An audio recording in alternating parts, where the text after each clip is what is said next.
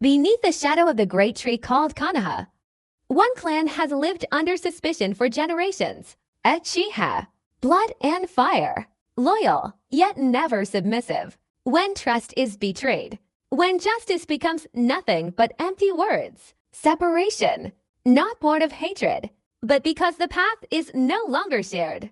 The Sharingan sees through every lie. The will of Uchiha does not bow to the Hokage. This is a story of choice, and the price paid for freedom.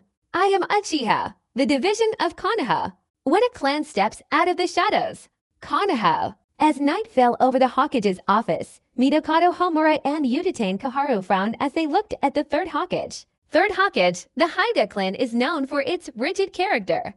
If we pressure them like this, they might actually hand over a corpse. From the very beginning, the Hyuga clan's intention was to strike a blow to make it clear to them that Konoha was under the Hokage's control.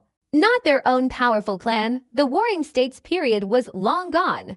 The third Hokage, Sarutobi Hiruzen, coldly exhaled a thick puff of smoke and weakly said, "These are turbulent times." The Hyuga clan, with their so-called noble dignity, still live in the Warring States period.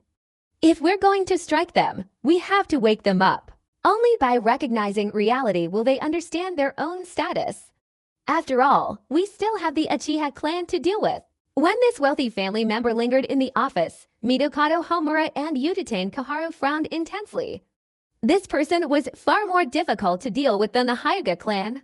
To put it bluntly, attacking the Hyuga clan is a politically motivated attack. They haven't done much in terms of their own interests. If the Hyuga clan were to truly cooperate with the Uchiha clan, they would be standing in political opposition, and what they would receive wouldn't be an attack, but a targeted response. The elders of the Hyuga clan weren't fools, and neither were the other major clans of Konoha. No one was willing to side with the Uchiha, only those commoners who didn't understand the power dynamics of the upper echelons would. The Uchiha clan isn't easy to deal with either. Uchiha Kaharu was very familiar with the inner workings of the Uchiha clan, so he became somewhat serious whenever the topic of the Uchiha came up. Sarutobi, the Uchiha clan surpasses the Hyuga clan in both internal strength and ninja numbers, especially the elite Uchiha who have awakened the Sharingan. They can even take on two opponents at once. We must be cautious. Having fought alongside each other for so many years, Uchiha Kaharu and Midokado Homura, both members of the Uchiha clan, had a long-standing relationship and were well aware of the terrifying power of this prestigious clan. Sarutobi Hiruzen, after hearing this, also took a deep breath, puffing out a thick cloud of smoke from his pipe. After the Hyuga clan's attack, the Uchiha clan is isolated and unable to receive reinforcements. Recently, intelligence from the Water Country suggests that a radical faction is preparing to cause trouble at the border. When that happens, we'll have to mobilize the Uchiha elite. The Uchiha clan needs to plan slowly. This is not the Hyuga clan. Upon hearing Sarutobi Hiruzen's seemingly sound plan, Midokado Homura and Uchiha Kaharu exchanged a sigh of relief. Since you, Sarutobi, have a plan, that's good. The Uchiha clan certainly needs to plan slowly. The Hyuga clan's territory, divided under the guise of clan meetings, summoned each of its separate jonin to assemble. This scene naturally did not escape the notice of the clan head, but the clan head chose to ignore it. In the eyes of the head of the family, how much trouble could Kago no Torai under his control cause? This time, at most, it would only be a matter of handing over responsibilities to Hyuga Hizashi, the head of the separated family. On this particular night, dark clouds obscured the moonlight, as if foreshadowing a major event to occur.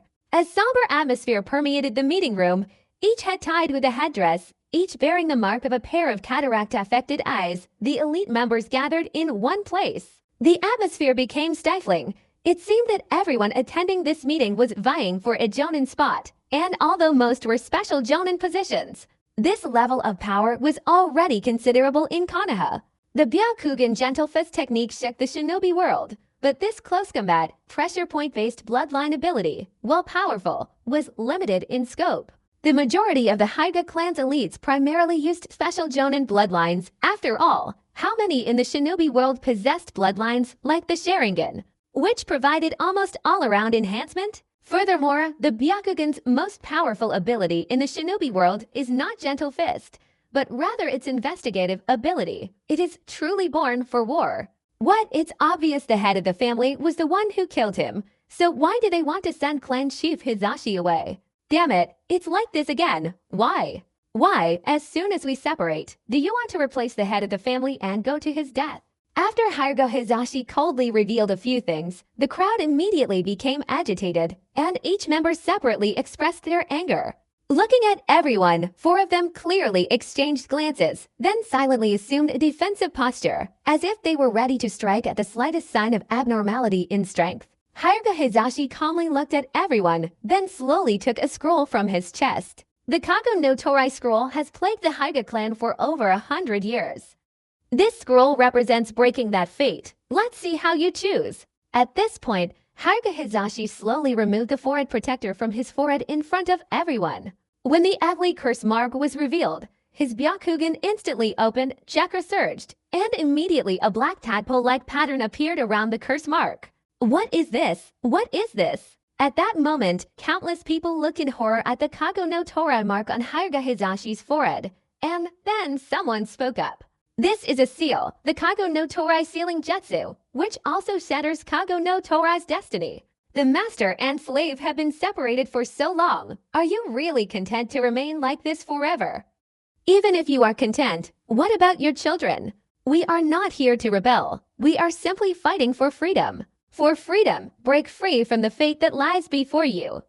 If you agree, we will join forces now to seal Kago no Torai for you. One by one, the jonin who had sought refuge with Hyuga Hizashi hurriedly removed their headbands. As their chakra intentionally moved downwards, the Kago no Torai seal's perimeter revealed its sealing traces. For a moment, each person who had been separated was filled with terror. How could this be? Had fate been shattered just like that?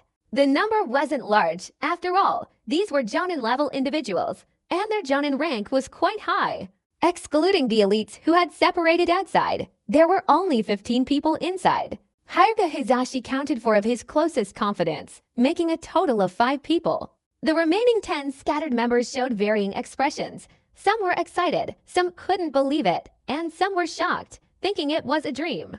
These complex emotions were a reflection of the feelings they had suppressed deep within their hearts for many years. Is this real? Even now, some people can hardly believe it. Among them, there are many who once thought of rebelling against Kago no Torai's fate, and perhaps none of them were anything less than utterly despairing. But now, suddenly, there is a glimmer of hope. All of this seems too unreal.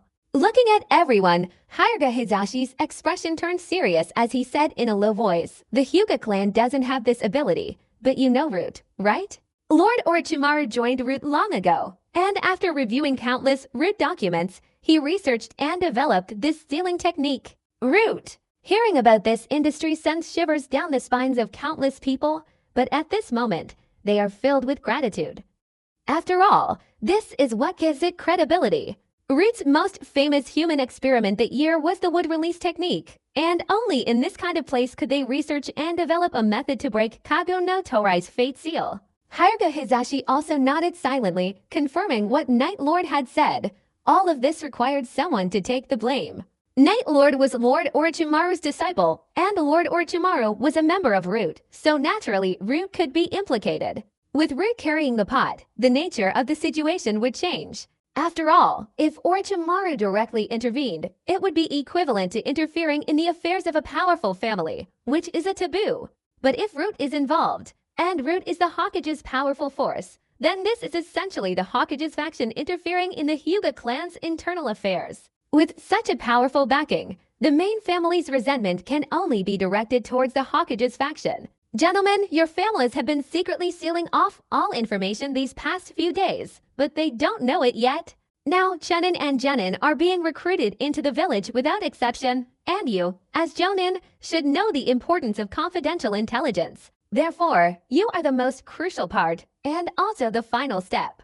After Hyuga Hizashi dragged them out of the Root clan's mansion, they were filled with excitement. In their understanding, this was already a matter of the Konoha high-ranking officials interfering in the Hyuga clan's affairs, and naturally, it wasn't their own clan that wanted to rebel. Clan leader Hizashi, I am willing. Sure enough, someone stepped forward. facing the opportunity to break Kago no Torai's fate. They were filled with excitement, and the first person to step forward excitedly revealed their forehead. Thus, Haruka Hizashi and his 4 trusted followers secretly observed the situation, and finally, without any major incident, they sealed Kago no Torai on everyone's foreheads. Under Yoru's protection, the Haruka clan enjoyed years of peace, causing the clan leader to lower his guard. Ultimately, no one ever imagined that something could happen within the village itself. Separated from the tribal territory, the elderly and children alike were awakened one after another. Each person emerged bewildered, not knowing what had happened, but certain it was a major event. A few young children, all gently lowered into the soft embrace of the new Quian technique, fell asleep. All of this happened quietly. Dark clouds obscured the moonlight. Even in the life or death moments of battle, Haruka Hizashi had never felt so tense. His palms were sweating profusely, and his entire back was drenched in cold sweat. Just then, a sudden noise came from behind, and Haruka Hizashi nervously turned around. Who is it? Suddenly, Haruka Hayashi's figure appeared behind the main gate.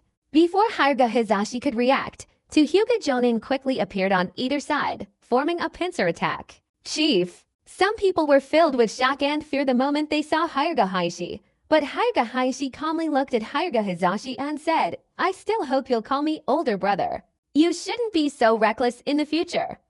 There are people who resist their fate and have desires, and similarly, there are people who have become enslaved by habit. Those people are fine. They've just fallen into a coma. A tranquil sound lingered beneath the Yoru screen. Haruka Hayashi, acting as if nothing had happened, slowly walked towards Haruka Hizashi. As the two brothers passed each other, Hayashi calmly said, "After leaving the Hyuga clan grounds, go straight to where you need to go. Don't stop, and don't stop even if the village finds you. Also, take care." After a moment of hesitation, Haruka Hayashi slowly disappeared into the solemn night, heading towards the main gate of the family mansion. While Haruka Hizashi gazed at his older brother's retreating figure with a complex expression. "Brother, you should take care of yourself in the future." Under the cover of night, Haruka Hizashi hastily gathered the remaining people and rushed towards the clan's territory. Fortunately, thanks to the Haruka clan's administrative system, they were separated on the periphery, while the head of the family could comfortably enjoy the protection provided by their separation. Beneath the Yoru curtain, hidden behind the tall walls of the clan's compound, Haruka Hayashi calmly gazed at the wall, the veins in his eyes bulging with ferocity. Only after watching his younger brother leave and disappear into the clan grounds did he let out a deep sigh and stand up.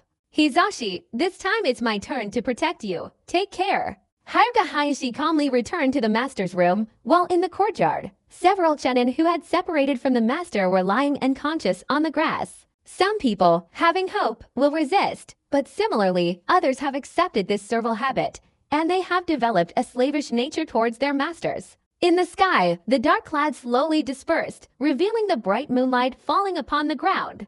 Under the tranquil veil of Yoru, no one noticed that the Hyuga clan's territory had become deserted, and even the sounds of ordinary people's breathing had almost completely disappeared.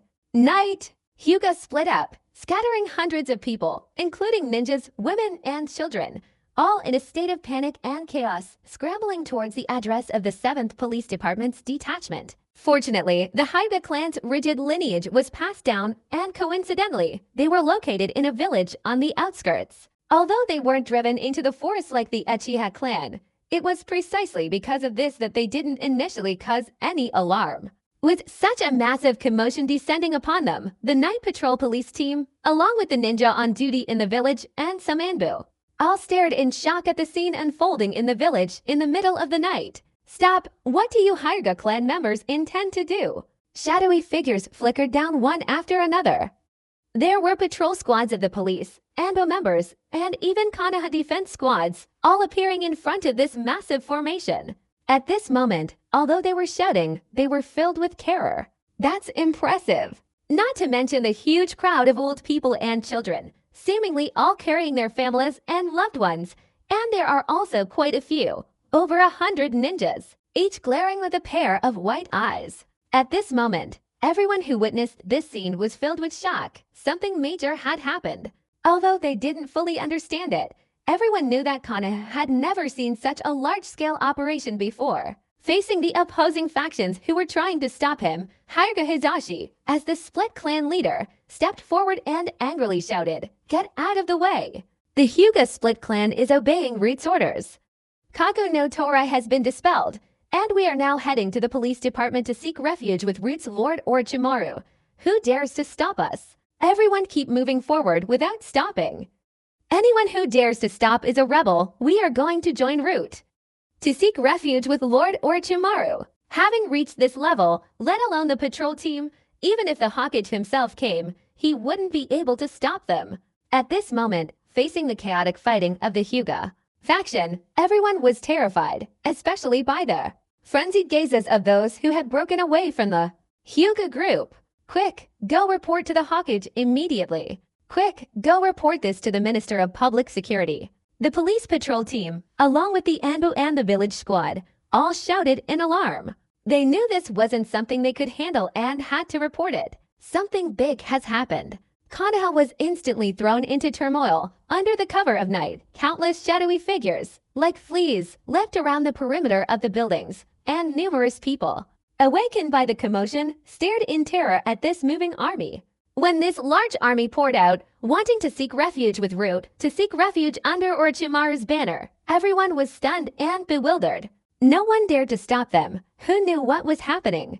They could only watch helplessly as everything unfolded. Fortunately, not long after the Ninetales Rebellion, Konoha began to pay more attention to how ordinary women and children could avoid danger in critical situations, and therefore started preparing for such projects. Ultimately, ninjas reacted very quickly, but civilians couldn't. The Ninetales suffered such heavy losses because Konoha had never experienced such a major upheaval within the village before. As a result, Hyuga split up and then used the Great Migration tonight, something nobody had anticipated. Even Hyuga Hizashi later felt fortunate because the village had strictly ordered everyone to learn how to handle the project.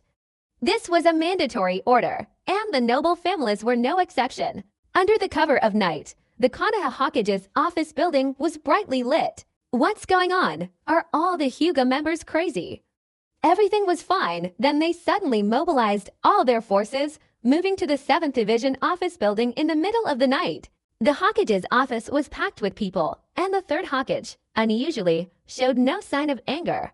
Good heavens! Such a major event had occurred right under his nose, and he hadn't even known about it.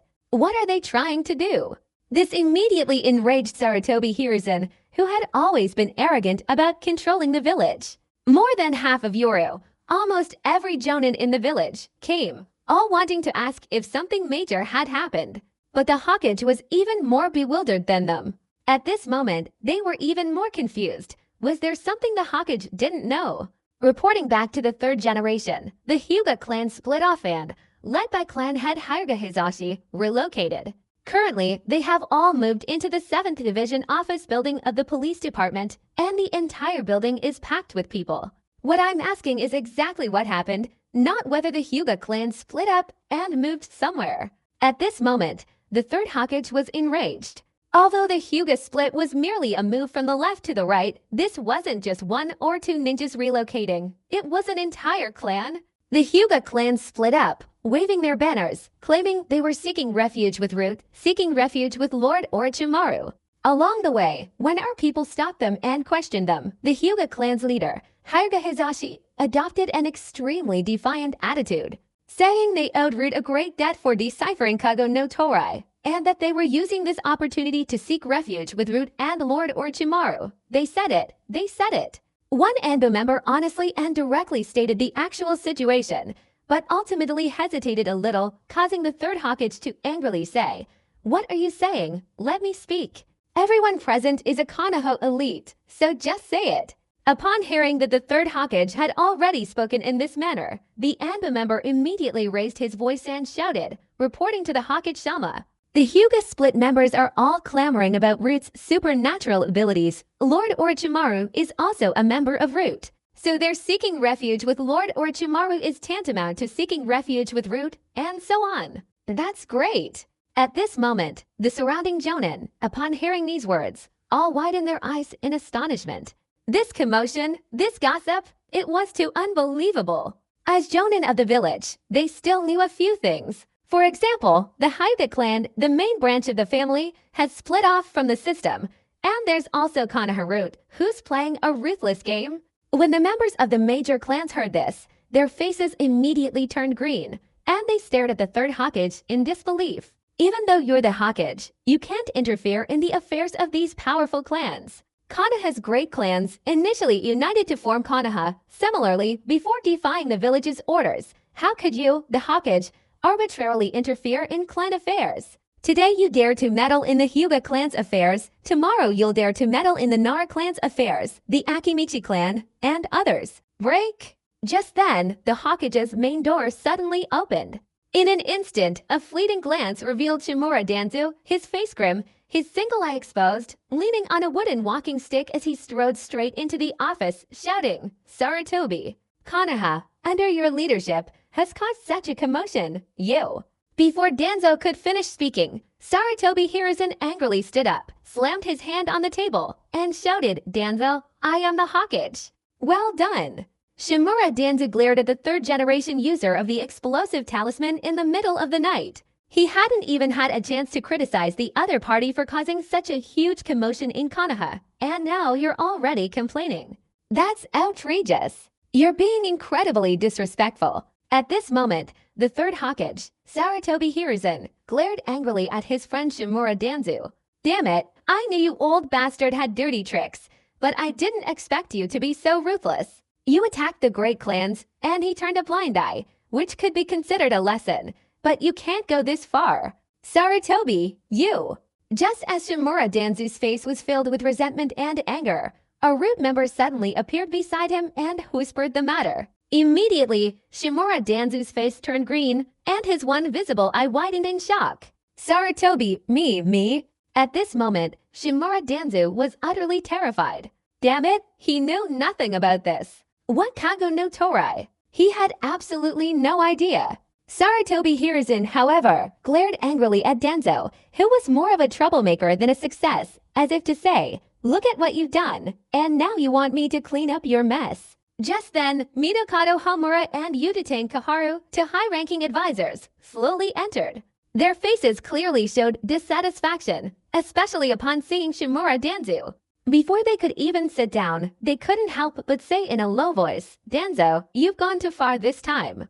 Danzo was called a recluse, his eyes wide with surprise. He wanted to retort, but how could he possibly refute this? It's very clear this is Orochimaru's doing.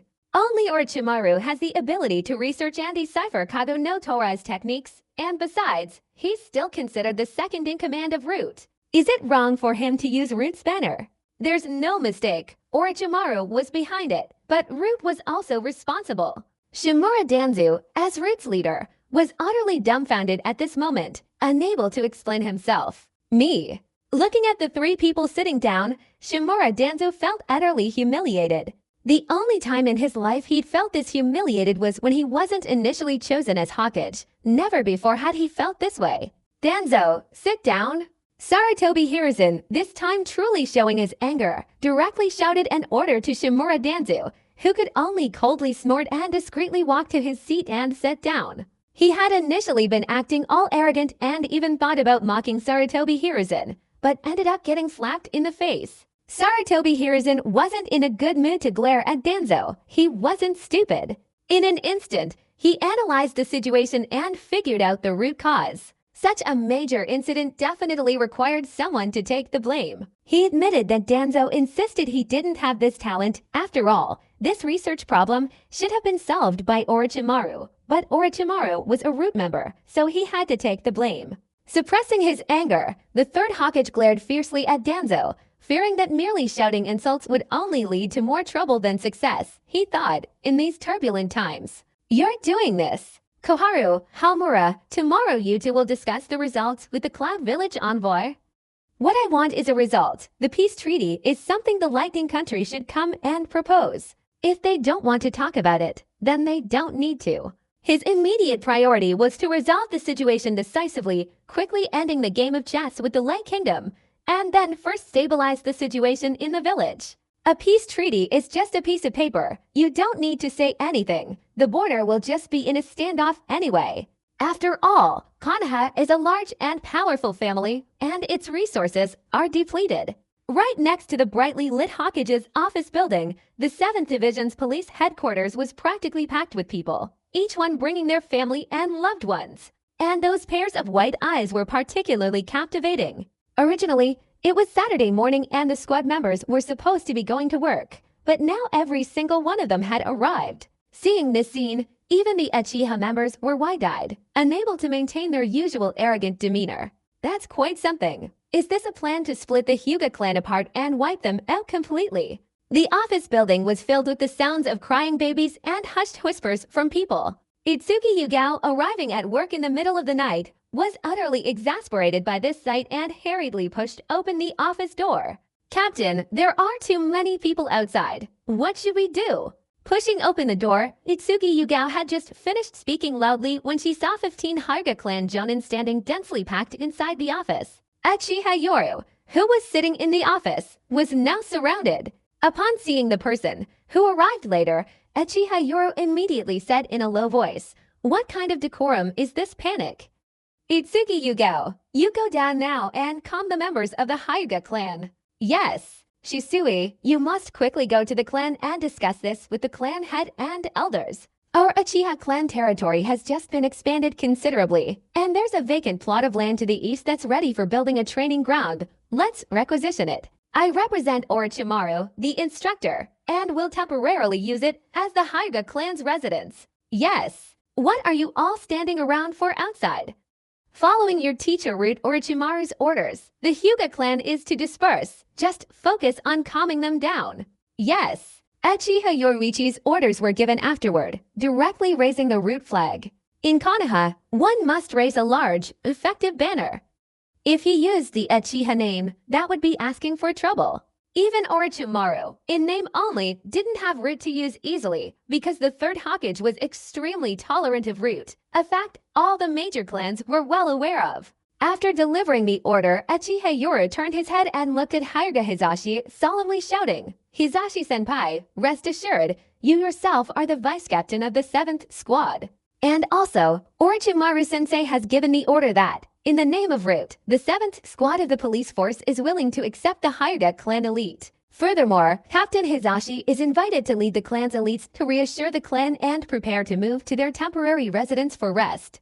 This loud voice, as if afraid others wouldn't hear, was carrying out Root's orders. Although he wasn't Root himself, he was a teacher, and he was obeying his teacher. Orochimaru was correct, reasonable, and legal. Meanwhile, the 7th Police Department's outer perimeter was teeming with people, and under the cover of night. The rooftops were filled with Konoha ninjas who had rushed there after hearing the news. At this moment, every ninja stared in astonishment at this scene. "Iruka, am I really seeing things? Are these all members of the Hyuga clan?" Where did the Hyuga clan move to in the middle of the night? Iruka, who had just graduated, also looked terrified at the pitch-black scene before him. It was the first time he had ever seen anything like this, and he couldn't help but shake his head, saying, It must be the Hyuga clan. Moving in the middle of the night seems a bit strange. After all, the mass relocation of the Uchiha clan hadn't happened too long ago. So when the Hyuga clan made another large-scale move, they didn't find it unbelievable. Only shocking that these two great clans of Konoha seem to be quite fond of relocating their clan territories. From the rooftop, the ninjas, peering through the moonlight at this scene, couldn't help but whisper softly to each other.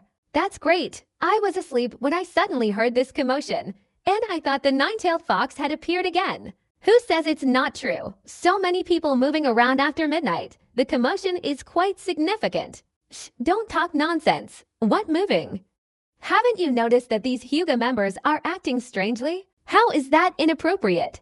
They're all separated." Separate? Most ordinary ninjas were skeptical. The Hyuga clan was so high and untouchable that they naturally didn't understand the distinction between the main clan and the separate clans. Only a select few ninjas knew a few things, and what they were mostly afraid of was fear.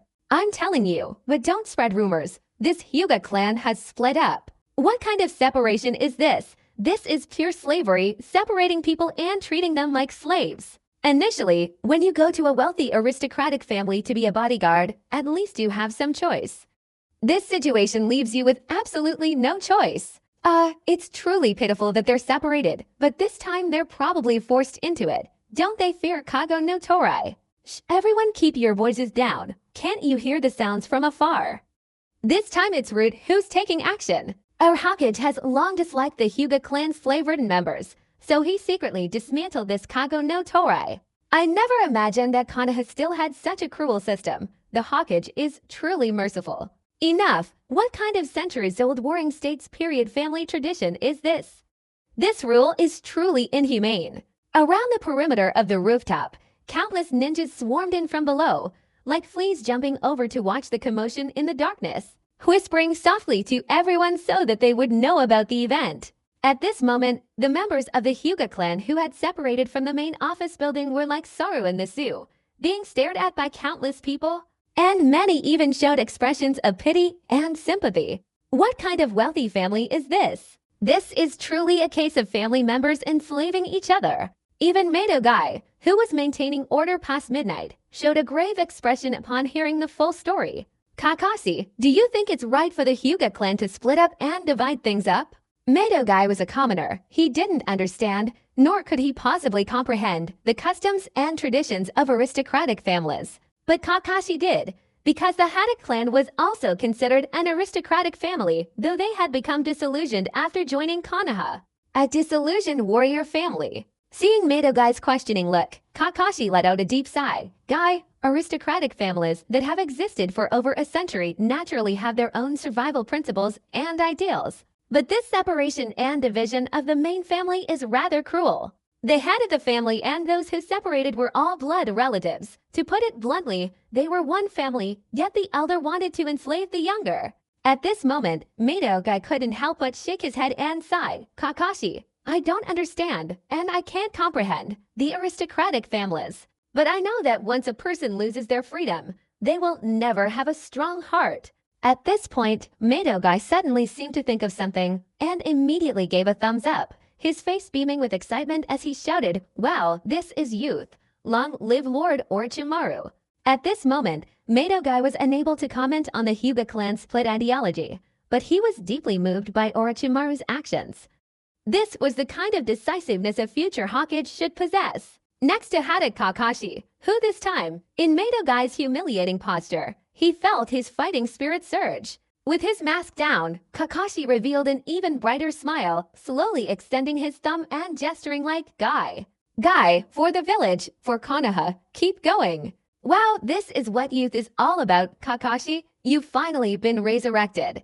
Mato Guy shouted excitedly, like someone with a problem. But at this moment, to those separated from him, there was not the slightest feeling of aversion, but rather a feeling of gratitude. Under the cover of Konoha night, the Hyuga clan's sleeping patriarchs were also disturbed. Countless patriarch ninjas were seen shouting in anger, their fury mixed with panic. Splitting up is out of control. Kago no Torai is useless. After so many years of enslavement, they are acutely aware of their resentment towards their master. If they were to split up, only one would survive. Master, separating a bunch of forgotten items and counting their belongings this time, we absolutely cannot miss the opportunity to separate them. By separating, have we forgotten our ancestral teachings? Have we forgotten the rules of the Hyuga clan? The entire Hyuga clan compound was filled with flickering figures, and Hyuga Hayashi, with a grave expression, glared at the clan's elites who had arrived and angrily shouted, at this point, don't you know the gravity of the situation? Hyuga's second Hokage, Mountain Man, you to quickly lead the elite members of the clan to bring all their family members to a safe haven. Clan head, this is the time to pursue and kill the Hyuga clan members. An elder roared angrily, while Hyuga Hayashi, his eyes blazing with resentment, retorted, the Hyuga clan are currently fleeing for refuge. If we pursue them now, and they launch a furious counterattack, what will you use to stop them? Do you want to become a sinner of the Hyuga clan? Hyuga Hayashi sternly shouted down, and in an instant, the elite members of the family who had rushed over upon hearing the news finally reacted, each of them breaking out in a cold sweat. Separated from the main family's feud, if they truly wanted to fight, it would be a fight to the death. Only one side could survive. I, Hyuga Hayashi, as the head of the clan, want to be responsible for the entire clan. I want to be responsible for the continuation of the Hyuga, not for momentary pleasure. Now, if the pursuit splits, and any of you are confident in your ability to completely annihilate each other, then I, Hyuga Hayashi, am willing to volunteer to lead the charge and follow your command. At this moment, Hyuga Hayashi had never displayed such an imposing aura before. He stood directly in the courtyard, his gaze sweeping over everyone. Each elder was intimidated by this imposing presence, shrinking back in fear, and some, after their initial anger subsided, were brought back to their senses by this cold shower. Yes, Hayashi is right. Separating to avoid Kago no Torai after this point, if we pursue them, will lead to civil war. It could even become the fuse that ignites the downfall and destruction of the Hyuga clan. One elder immediately thought of splitting up the fighting force. Their main clan had reserved some secret techniques to limit their splitting up, but similarly, those who split up were almost always on the most dangerous front lines, with combat experience far superior to that of the main clan. Regardless of the circumstances, both the main clan and those who split up belonged to the Hyuga clan, and once war broke out, they would be the ones to suffer the consequences. Quick, Hyuga clan, enter battle readiness. All non-combat personnel, move to shelter. All the Hyuga clan ninjas have entered a state of combat readiness and are simultaneously setting up defensive lines and traps within the clan territory. Be prepared for war at any moment. At this moment, Hyuga Hayashi displayed the demeanor of a true general, remaining calm in the face of danger and calmly giving orders to the main group of ninjas. This was the first time the Hyuga clan had encountered such a situation. No one had ever imagined that after separating, the entire clan would betray and flee. Panic gripped everyone, but fortunately, Hayashi was there. All the ninjas within the Hyuga clan compound began frantically preparing for war. Countless family members, including crying infants, were seen fleeing under the Yoro curtain, scrambling to find shelter. Explosive tags. Each Chunin is equipped with 100 explosive tags, Genin 50, and Jonin are all dried tofu. All members of the Hyuga clan enter a state of combat readiness. All Jonin of the clan head should prepare to lead their clan members to war at any time. Roar, roar. Following Hyuga Hayashi's influence, the atmosphere shifted dramatically, and for a moment, the Hyuga clan was completely the opposite of the outside world, practically a steel fortress, a war machine. The heavily sealed large chest was opened, and stacks of thick, heavy explosive charms began to be brought in, along with countless reserve armor, kunai, shuriken, and all sorts of weapons that the clan could use in war. In less than half an hour, the Hyuga clan had formed a defensive formation. At this moment, standing tall at the highest point of the Hyuga clan's territory, Hyuga Hayashi gazed solemnly at the first rays of the morning sun, his heart filled with unspoken thoughts. Hizashi, I have done my best to buy you time, but you must hurry.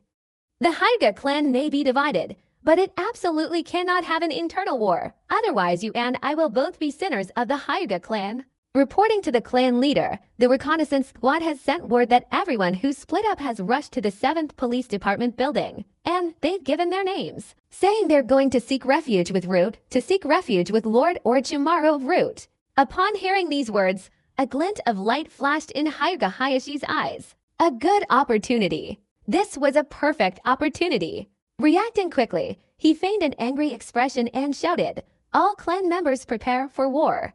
Convene all the Jonin elders in the clan for a council." Yes. Hyuga Hayashi, seemingly calm in the face of danger, maintained a demeanor befitting the Hyuga clan, disregarding any orders that seemed to be merely stalling for time, even if they were intended to be safe. In just a short while, the Hyuga clan's peak was reached, with the Hyuga clan elders and all the Jonin who could attend arriving. Hayashi, all the Jonin who could come have come, and those who couldn't are all preparing for war. Looking at the clan members, Hyuga Hayashi glanced around before his expression turned serious, his face becoming even more grim as he said, in a low voice, "Gentlemen, the Hyuga clan has reached a moment of life and death. What happened to the chieftain? Hayashi, what's going on here?" The events of that night were so dramatic that everyone was caught off guard. Hyuga Hayashi's sudden change of attitude shocked all the elders, causing their faces to contort in disbelief. Hyuga Hayashi merely glanced at everyone, then lowered his head and said in a low voice, "The information has been thoroughly investigated. This split is orchestrated by someone behind the scenes route. The entire group has been pursued to the 7th Division's office building. You should all know that's Orochimaru's territory, and Orochimaru is Root's vice chief. As Hyuga Hayashi's voice faded, the elders of the clan, who were usually extremely meticulous about their cultivation, now choked with anger and began cursing loudly. I knew it. After so many years apart, nothing like this happened, yet tonight it keeps happening again and again.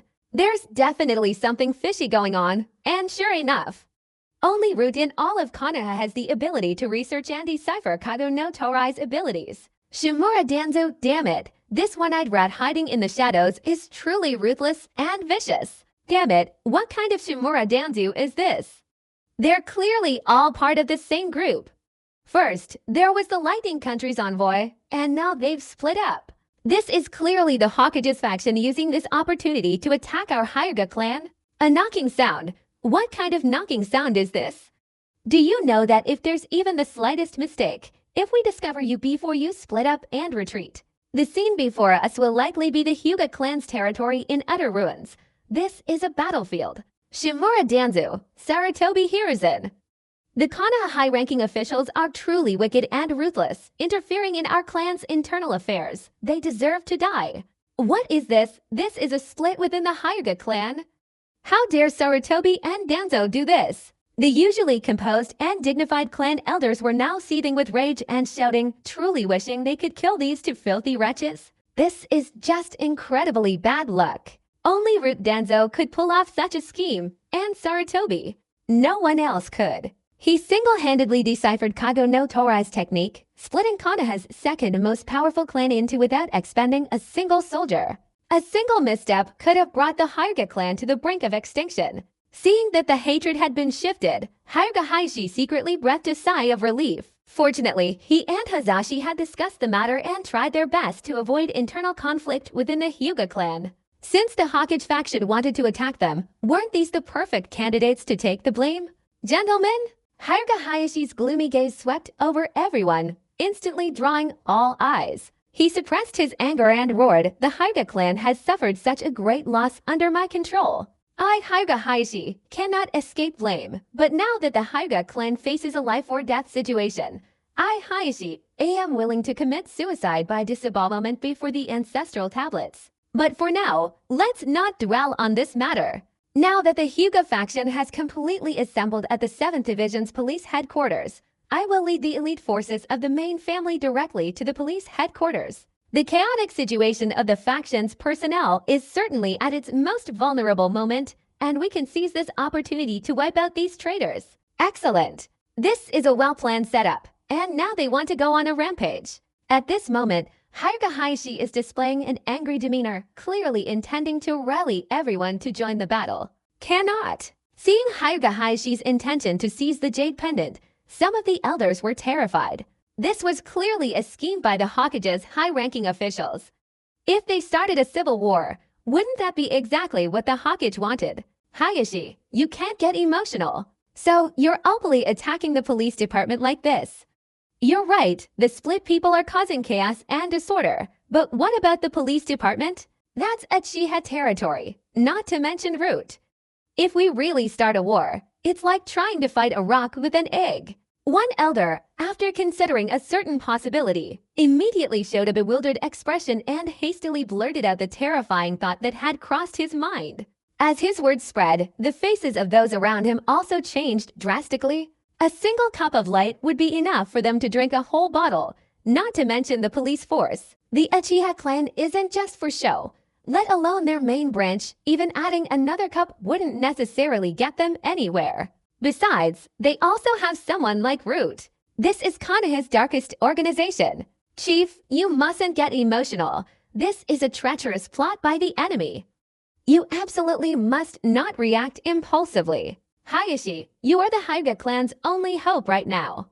If you make any mistakes, there will be no one left to take over the Hyuga clan's leadership. As the head of the family, how can you so easily mobilize troops? Do you know that once we split up and go to war, Root, the police department, and the existing animosity between us will all be ignored? It's not that we're afraid, but once war breaks out, only one of us, the head of the family or the split, can survive. Hayashi, shut your mouth. How can you be so emotional? Do you really think the glory of the Hyuga clan will be ruined in your hands? Each loud shout that followed, without exception, expressed a reluctance to engage in battle. Hayashi secretly breathed a sigh of relief, but a hint of resentment still lingered on his face. Elders, Shimura Danzu is being incredibly arrogant. The Hokage is being incredibly arrogant. That's impressive. This guy's vengeful manipulation is truly professional. As expected, everyone, without exception, showed anger after hearing Hayashi's resentful cries. Sarutobi Hiruzen is a master strategist. Without wasting a single soldier, he split our Hyuga clan into two factions. Excellent, he truly lives up to his reputation as the longest-reigning Hokage, and even more so for developing the Sarutobi clan into the third largest clan in Konoha. I admire him. One elder spoke through gritted teeth. The hatred in his eyes truly etched into his heart. What do you mean? Do you think we should go find Sarutobi Hiruzen? That old fox has probably already found someone suitable. Otherwise, how could this separated individual have raised the root banner? Shimura Danzu, well done. Sarutobi Hiruzen sings with a red face, Shimura Danzu sings with a black face. And then there's Midokado Homura and Uchiha Kaharu to balance things out. They've really pulled off some tricks. I was wondering 3 days ago how that old villain Sarutobi could be so kind. We thought a little beating would be enough, and we would just put up with it. We never imagined his ambition was so great. He's completely intent on overthrowing the Hyuga clan. Damn it, even if we go and settle the score with Sarutobi Hiruzen in the end, we'll still end up making Shimura Danzu take the blame. The Hyuga clan currently harbors complete resentment towards the high-ranking Hokage, even though, coincidentally, Sarutobi arrived 3 days ago to confront them, and before leaving, he even mentioned delaying things for a few days. This was clearly intended to make them lower their guard. Hayashi, this is absolutely not the time to split up and start a war. The oldest elder, suppressing his anger, gritted his teeth and said, "Go." Right now, unite the great clans and ask them why the Hokage is interfering in clan affairs. We want to threaten Sarutobi into giving us an answer. As he uttered these words, the great elder's heart was bleeding. This betrayal had completely shattered the backbone of his Hyuga clan. They were extremely proud of their century-old legacy, but now it's on the verge of collapse, and a slight misstep could make things even worse. Grand Elder. Hyuga Hayashi feigned a detached demeanor, but the Grand Elder, seeing this, became even more enraged, saying, "Hayashi, you are the clan head. At this time, you should be considering the clan's interests. Do you really want to ignite a war and lead the Hyuga clan to destruction? Moreover, this most renowned elder of the Hyuga clan glared at everyone, gritting his teeth as he said, "I hate it. But even if the separation is a huge disservice, we are still blood relatives of the same clan. Do we want to cause pain to our loved ones while our enemies rejoice? If we split up and start a war now, the police department and Root Konoha will all be watching the spectacle. At that time, the Hyuga clan of Konoha will decline and fall into obscurity amidst this great upheaval, becoming an insignificant minor clan, or even facing extinction." As the great elder's hoarse voice described the situation, everyone seemed to be infected by the same indignation, their faces filled with sorrow. Their Hyuga clan hadn't fallen apart in the war. Instead, they had been betrayed and destroyed within their own village. Ah, clan leader, the great elder is right. Even if the main branch of the family harbors great resentment, they are ultimately still of the same bloodline. Once war breaks out, it will only lead to the decline of the Hyuga clan. Following the Grand Elder's explanation, everyone realized the reality. It wasn't that they didn't want to separate and fight, but that once war broke out, they couldn't bear the consequences. Hyuga Hayashi glared at everyone, suppressing his anger and gritting his teeth as he said, "The Great Elder is right. Our main clan's enemy is not Danzo. We must ask the Hokage what he truly intends to do." Root has actually interfered with the Hyuga clan. As the conflict escalated, the Hyuga clan members were filled with anger. This was clearly a premeditated rebellion, and they absolutely could not tolerate those who had destroyed their clan's centuries-old heritage. As the sun rose and set early in the morning, the atmosphere in Konoha today felt somewhat unsettling.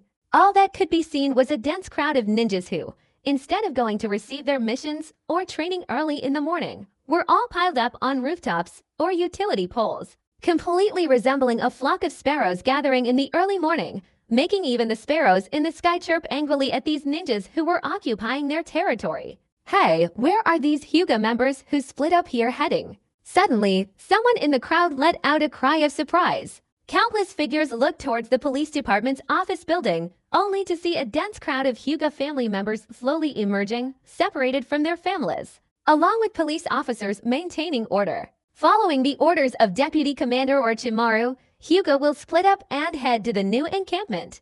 A large group of ninjas emerged from behind to maintain order, and they led this group of Hyuga members who had separated towards the Konoha border, while countless curious Konoha ninjas on both sides watched intently. After all, this is a major event. The shinobi world has never seen anything like this before. A powerful family is actually splitting up.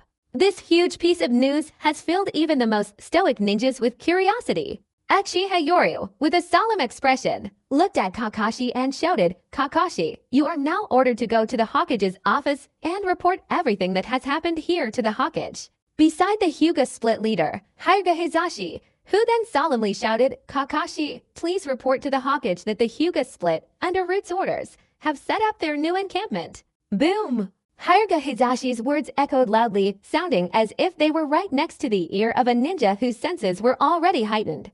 Countless people widened their eyes in disbelief. This was quite a spectacle. As expected, I knew there would be people who felt the Hyuga Kago no Tora clan was too cruel. Not bad, the Hokage-sama is still merciful. Countless ordinary ninjas, unaware of the seriousness of the situation, were still expressing their indignation on behalf of Hyuga Hizashi and marveling at the Hokage's mercy. However, they didn't know that Hyuga Hizashi's loud shout had caused some ninjas secretly listening to it to instantly change their expressions drastically. This is bad news. The Hyuga clan, separated by countless escorts and onlookers, along with the village ninjas, disembarked. Although they were embarrassed, compared to the freedom they felt, they could accept everything. In this way, they arrived at their new residence in half an hour. As the commotion spread, a group of Konoha ninjas, upon seeing Hyuga's new residence, were immediately filled with shock. Wasn't this the Uchiha clan's territory? At this moment, many people felt immense pity for the Uchiha.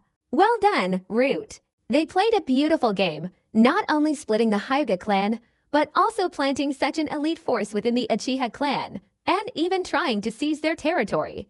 As expected, with such an incident occurring, many people witnessed the enraged Uchiha clan head, along with the elders, rushing straight to the Hokage's office in the main building. Seeing this bustling scene, Uchiha Yoru's eyes were filled with amusement, but he still solemnly shouted, "The 7th Squad, acting on the orders of the Root Vice Captain, is here to assist the Hyuga in their separation and relocation." The 7th Division of the police force was, arguably, largely comprised of Orochimaru's followers. There weren't many Uchiha ninjas, so each of them simply carried out their assigned missions. After all, they weren't occupying their own homes, so they didn't care. "Tich-nan, hurry up and buy some food. The Hyuga clan members are all very light. I'm afraid they'll run out of food today." Yes. At this moment, Utsugi Yuga was completely in a dream. She still couldn't understand what had happened, and not only her, but countless Konoha ninjas were also in a dream at this time. Hokage office building. Uchiha Fugaku, accompanied by the elder Uchiha, stormed into the Hokage's conference hall in a fit of rage. Before they even entered, they heard the elder's furious roar. "Shimura Danzu, you're being incredibly arrogant." At this moment, countless jonin were gathered in the meeting room, each one bowing their heads to watch this scene. Well done, this is a huge feast. They've been devouring it since last night and it's still not finished. Exciting. Facing the Uchiha clan leader who had just entered and started yelling, Shimura Danzu immediately stood up in anger, glaring at the one-eyed man and shouting, "How dare you? This is the Hokage's meeting room, not your Uchiha clan's territory. Danzo, stop spouting nonsense. Who do you think you are? When did you ever have the right to divide the Uchiha clan's territory and separate it from the Hyuga clan? That Uchiha Yoru directly took your Root's orders. You give me an explanation." At this moment, although the Uchiha clan elder was old, under his rage, countless jonin took a step back. This hot-tempered old man was clearly here to complain.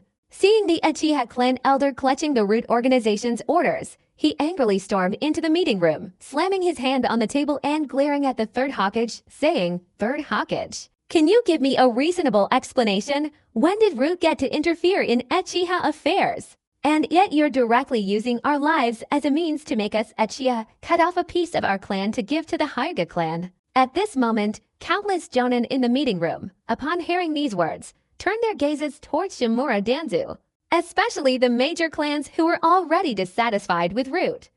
They immediately seized the opportunity to show their displeasure. Root has been wreaking havoc by taking advantage of them beyond their control. Now, they're acting so brazenly, first splitting the Hyuga clan, then turning around to take advantage of the Uchiha clan. This is truly killing two birds with one stone. This plan is truly Zetsu's. Danzo, why didn't I, as Hokage, know about this Root order? Just as Danzo was filled with resentment, the third Hokage, Sarutobi Hiruzen, upon seeing the order in Uchiha's hand, also became enraged and immediately turned to Shimura Danzu, unleashing a furious roar. "You, Sarutobi!" At this moment, Shimura Danzu had no way to deny it, because this order was real. Root's Vice Captain Orochimaru issued the order. Wasn't it also from you, Root? How could you possibly escape responsibility? How reclusive. When did Shimura Danzu ever become so reclusive? Even when he was on equal footing with the third Hokage, he was nothing more than this. Even the third Hokage was furious. "Danzo, you should have mentioned the Hyuga split earlier. Why did you make such a fuss? The Lightning Country envoy was nothing. He never took them seriously. They were just petty tricks and gimmicks. He was merely using this as a pretext to secretly attack the Hyuga clan." In the comics, the Raikage mentioned Konoha's extreme dominance over the Hyuga clan. Midokado Homura and Yutitane Koharu also glared at Danzo with dissatisfaction. They weren't fools. All of this was Orochimaru's doing. But who made Orochimaru a Root member now? If Danzo didn't take the blame, who would? Orochimaru wasn't even in the village right now. "Elder Shanna, I will definitely give you a satisfactory price for this matter. Do you agree?" After reprimanding Danzo, Sarutobi Hiruzen turned his head and looked at the Uchiha elder, his face filled with sincerity. This one sentence directly shifted the blame onto Danzo, making him the good guy. The Uchiha clan elder naturally understood that these high-ranking Afro members were closely related, but for now, he could only snore coldly. To express his dissatisfaction, he directly stepped back and sat cross-legged on the ground. "Fine, today I hope that Lord Hokage can have Shimura Danzu Root give the Uchiha a satisfactory answer." At this moment, Uchiha Fugaku also stepped forward. Compared to the elder's momentary rage, he maintained a calm demeanor. "Hokage-sama, Uchiha Yoru directly delivered this order to me, and even stated emphatically that it was an order, not a negotiation." The Uchiha clan was completely unaware of this. But for the sake of the village's stability, the Uchiha could only watch helplessly as the Hyuga clan split in and settled there. The Uchiha clan is Konoha. The Hyuga clan is also Konoha, but this kind of major event involves a part of our clan. It was clear that Uchiha Fugaku was also expressing his intense dissatisfaction, and Sarutobi Hiruzen was extremely troubled at this moment, glaring angrily at Danzo in frustration. "You never fail when it comes to success. Lord Hokage, the Hyuga clan's territory is now in a state of war readiness. This situation has reached an extremely dangerous point. One wrong move could lead to an internal conflict within the Konoha Hyuga clan. Not bad. The separation of the Hyuga clan head and the Hyuga clan itself is a family matter, and we shouldn't get involved. But for now." The members of the major clans clamored to express their dissatisfaction. This time, even Ino Shikacho subtly hinted at his displeasure. After all, Root dared to plot the division of the Hyuga clan, and in Konoha apart from the Uchiha, no other clan dared to claim they could compare to the Hyuga. If Root did this a few more times, how many clans could withstand it? Just then, the main door suddenly burst open again. This time, the force with which the Uchiha fought was even more intense than before, causing the door to slam directly against the wall with a loud bang. Everyone turned their eyes and saw Hyuga Hayashi and the Hyuga elder entering with grim and angry expressions. At that moment, everyone fell silent. The main culprits are all here. This is going to cause quite a stir. Lord Hokage, the Lightning Country's envoy, wants the Hyuga clan's bloodline, doesn't he? Right now, I and the Hyuga clan head are here. Hand us over. If that's not enough, we still have many Hyuga clan members. Then let us Konoha's Danzo high-ranking officials hand over those who are separated as well, so we don't get falsely accused of bringing them here after the war starts. That's great. It starts with a violent attack. Now that the Hyuga clan is like this, what does his great elder care about? He went behind the open door and glared at the third Hokage and Danzo with resentment. At that moment, the Uchiha clan elder, upon seeing the Hyuga elder, immediately felt a surge of anger, but feigned a furious expression. Glaring and shouting, "You Hyuga clan members couldn't even manage your own split, allowing yourselves to seize our territory. This time, you Hyuga clan members must give me an explanation." With their stomachs full of anger, the two old men instantly clashed. The Hyuga clan's great elder, a truly formidable figure, had his mental state completely shattered, directly shouting insults. At this moment, the century-old Hyuga lineage's dignified bearing was utterly destroyed. Separating the matter has nothing to do with me. If I could manage the separation, I would have sent them to the Shimura clan right now, to the Sarutobi clan. If you have the guts to go cause trouble for Danzo, stop being so arrogant and bossy with me, Danzo. You're insane. You've gone to such lengths to decipher our Hyuga clan's Kago no Torai. You're amazing. I admire you. After complaining, Elder Uchiha Hyuga turned his head to look at Shimura Danzo, his face full of anger as he gestured with a thumbs up. Our Hyuga clan, with its centuries-old legacy, has perished at my hands today. Haha, Shimura Danzo, you just wanted to attack our Hyuga clan, didn't you? Tell me, how many ninjas does Root lack? Come on, if I haggle with you today, I'll jump off this Hokage tower. You, Danzo, just say the word, whether your Root wants money or people. Rest assured, this time the Hyuga clan will finally be without Kago no Torai. Go to your Root and cast your cursed seals however you like. If you still feel it's not enough, I and Hayashi of the Hyuga clan can join in. Isn't that just becoming your Danzo's loyal soldiers? Just say so. The Hyuga clan elder unleashed his full fury, almost all his anger directed outwards. At this moment, Midokado Homura and Uchiha Kaharo both chose to remain silent. After all, a prestigious clan had fallen. Couldn't they be allowed to vent their anger? All the jonin present looked at Danzo with apprehension, even though they had long known that Root would stop at nothing. But this time it was too cruel. At the same time, they looked at the Hyuga clan, their eyes filled with pity and sympathy. This is the worst part, they couldn't separate, and almost all of them made their way into the clan war.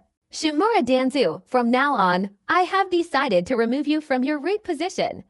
Root will be temporarily supervised by the Anbu. Seeing Elder Hyuga finish venting his anger, the third Hokage, Sarutobi Hiruzen, also displayed a furious and enraged demeanor. He stood up and slammed his hand on the table. He didn't know how many times he'd slammed it today, directly unleashing his tirade on Danzo.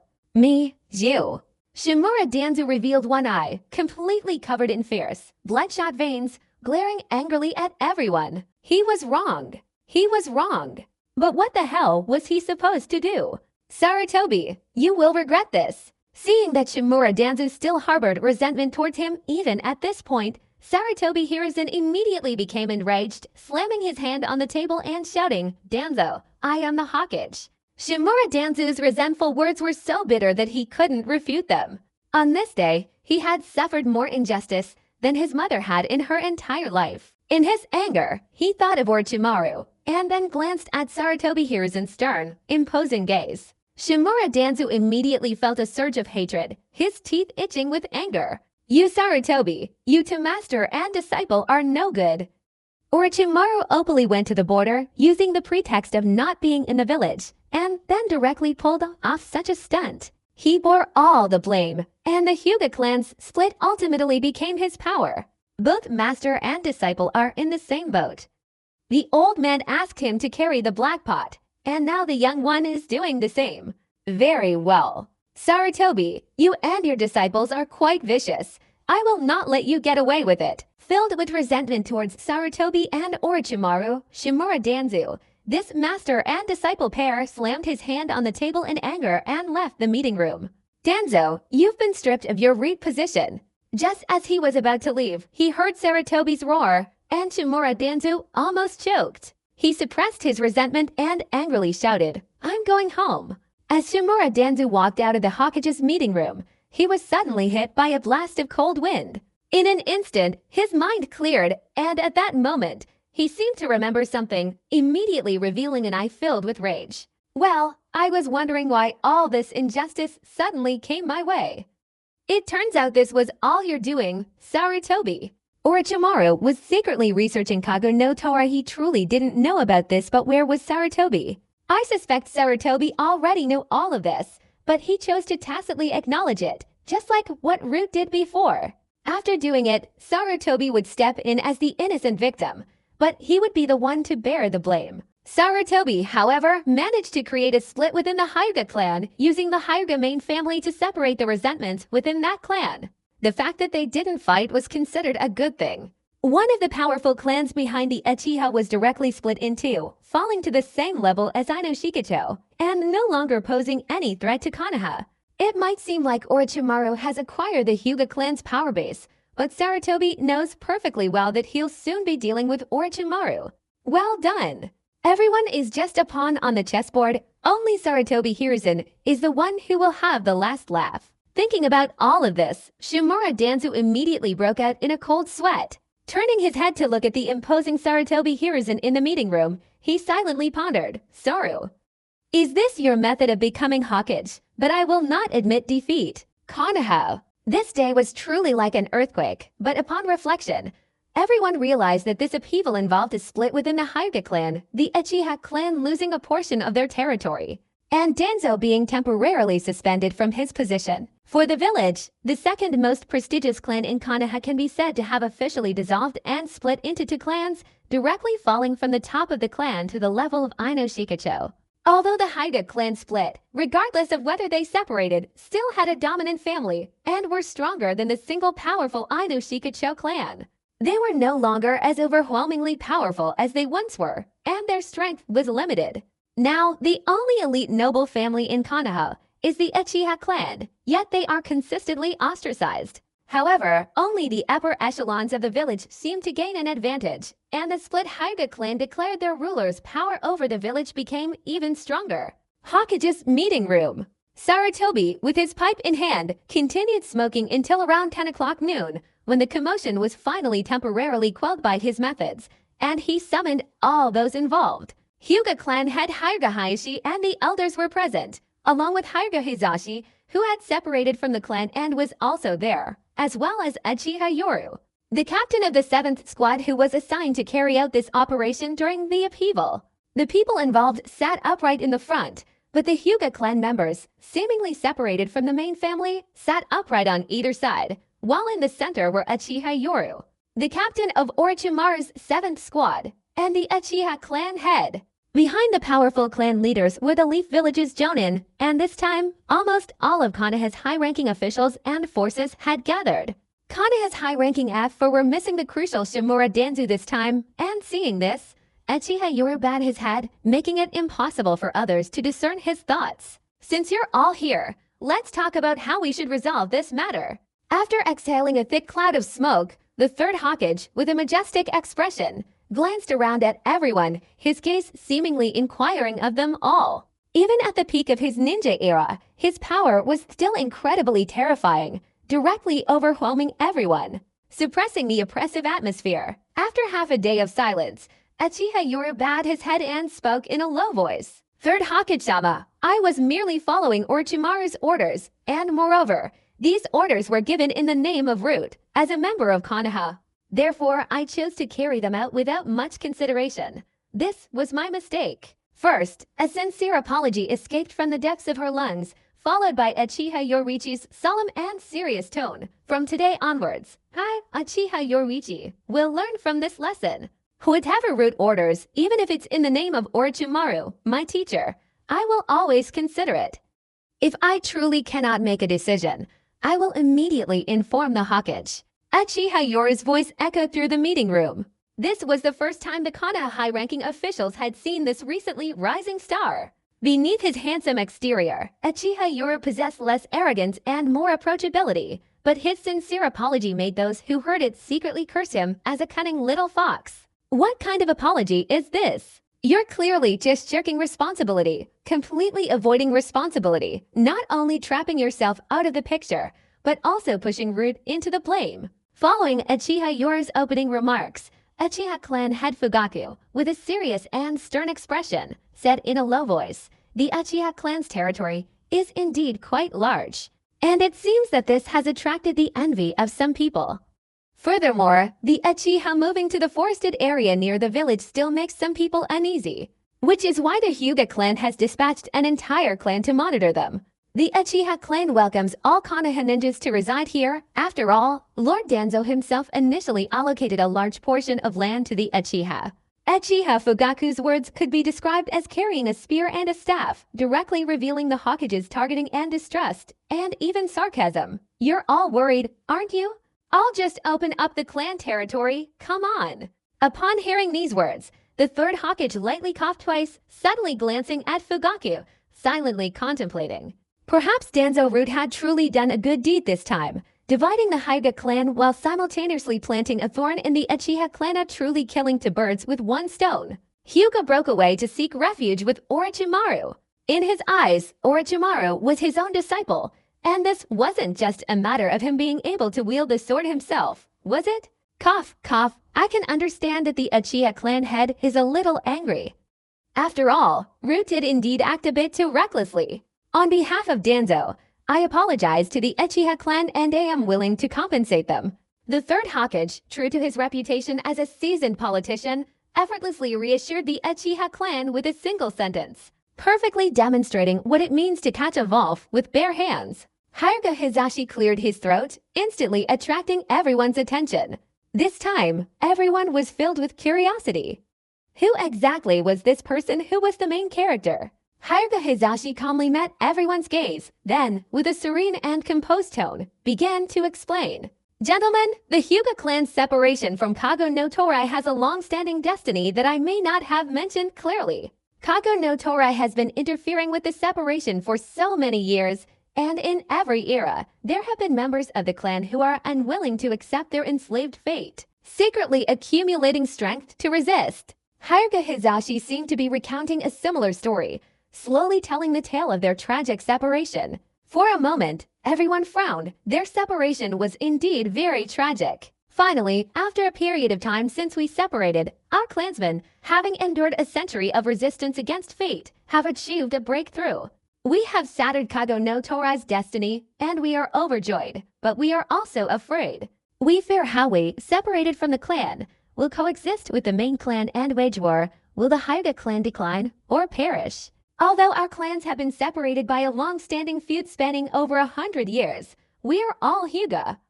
We are all of the same bloodline, so we chose to escape our confinement. For survival, we sought help from Root, and as you all know, the subsequent events led to the arrival of Orochimaru, the vice-captain of Root, who inherited the will of fire, assisting us." Seeing Hyuga Hizashi's grateful expression, everyone inwardly cursed him, thinking, "What do you mean by I like helping you?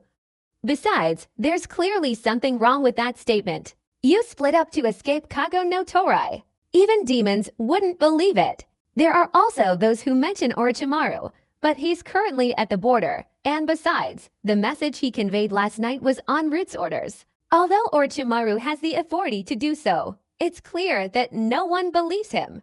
Even a few intelligent people listened to Hyuga Hizashi's explanation, each of them narrowing their eyes, as if they were piecing things together in their minds. Root deciphered Kago no Torai, then used the main family to directly split the Hyuga clan and their grievances. As for Orochimaru, it's likely that in this tumultuous period, Orochimaru was at most just someone researching Kago no Torai, splitting the Hyuga clan, causing them to turn around and seize the Uchiha clan's advantage, and creating a perfect spy to TSK. This tactic is clearly something only Danzo could have devised.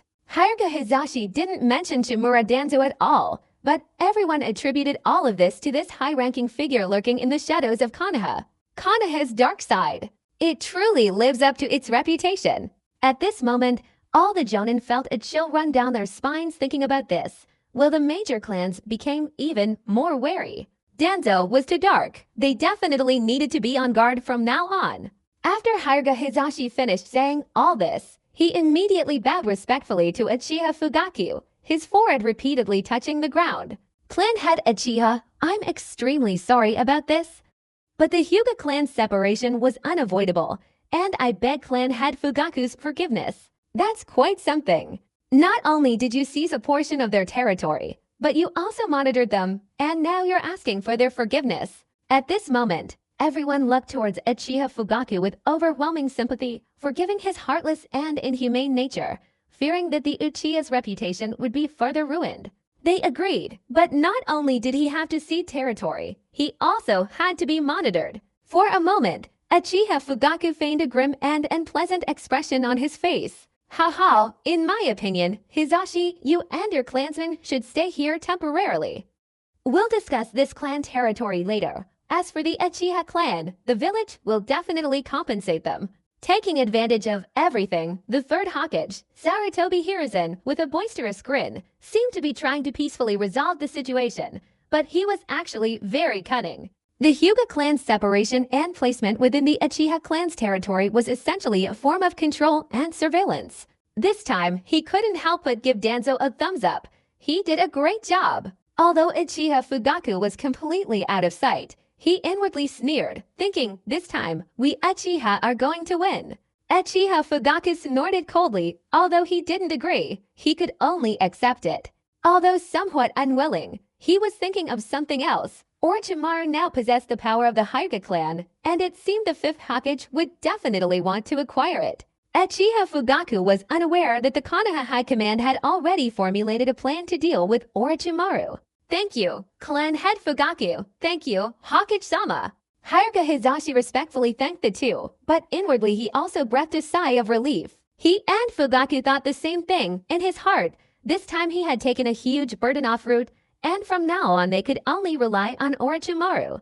Everyone was plotting. The Uchiha and Hyuga factions were united in their intentions, both hoping Orochimaru would rise to power.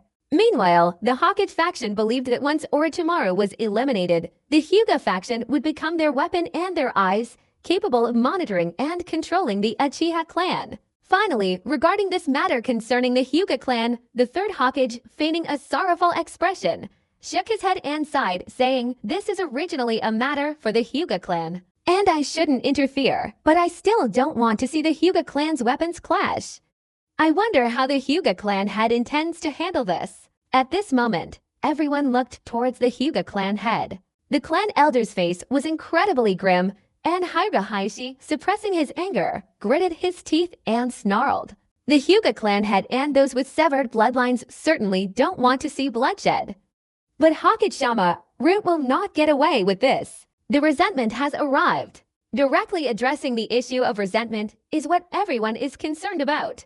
The major clans want to know the answer, whether the Konoha high-ranking officials truly intend to interfere in clan affairs. If there's one such incident, there will be two. Each clan silently gazed towards the third clan. If they weren't given a satisfactory answer this time, they feared that in the future, when the major clans faced certain tactics from Konoha's high-ranking officials, such as Root withdrawing its members, they would huddle together for warmth. At this moment, the third Hokage Sarutobi Hiruzen's expression hardened, revealing a solemn look as he looked at everyone and said in a deep voice, gentlemen, I truly knew nothing about this matter concerning the Hyuga clan, and even less did I know that Akatsuki Root was involved. As soon as I found out, I immediately suspended Shimura Danzu from his position for investigation. And didn't Hizashi just say that the Konoha high-ranking officials have never interfered in the Kago no Torai affair? I can guarantee that. At this point, Sarutobi Hiruzen, who had been making up lies with his eyes wide open, stood up solemnly and bowed deeply to the head of the clan. Expressing his apologies regarding Root's secret plot to split the Hyuga clan, I will definitely investigate thoroughly and make sure Danzo gives the Hyuga clan an answer. That's quite something. Sarutobi's tactics are truly a case of running away and taking the blame. Danzo is the one bearing all the blame, while he himself puts on a show of being magnanimous and upright. Here, I solemnly declare. At this moment, Sarutobi Hiruzen revealed his formidable ninja aura, a powerful chakra pressure sweeping through the entire meeting room. He declared in a resolute, deep voice, even without my Hokage title, I am still the head of the Sarutobi clan. Konoha's rules are inviolable. Until any clan violates the village's regulations, no one may interfere in the internal affairs of the great clans, not even me. This time, it can be said that the third Hokage, Saratobi Hiruzen, solemnly declared that this matter ends here and will absolutely not be repeated. Everything is transparent. This is a guarantee. If the higher echelons dare to interfere, they will face a threat to the trust of the major families. The third Hokage, Saratobi Hiruzen, led Konoha to consecutive victories in the Great Ninja War. Although they suffered 3 defeats, being pushed into the Land of Fire's territory, and were subsequently dismissed once for taking responsibility. It must be said that no one in Konoha has yet been able to match the third Hokage's high prestige. This is solemnly guaranteed to be trustworthy. For a moment, all the clan representatives fell silent. In their judgment, even if the Hyuga clan's affairs weren't handled by Konoha's high-ranking officials, the Hokage would likely choose to remain silent. Ultimately, Danzo took the blame, and the third Hokage's stance was something they could reluctantly accept.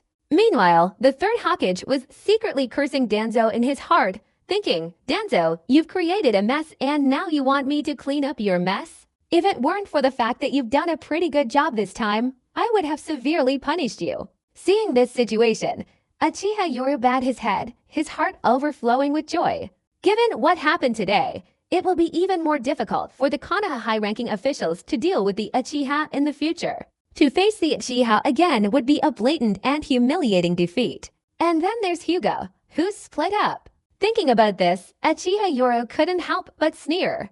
This sword wasn't prepared for you Konoha high-ranking officials, but for himself. The Hyuga clan, being the main branch of the family, were constantly at a disadvantage, and they were the ones who suffered the most. Hizashi even claimed that they had split up to decipher Kago no Torai, and although they knew it was nonsense, what could they do?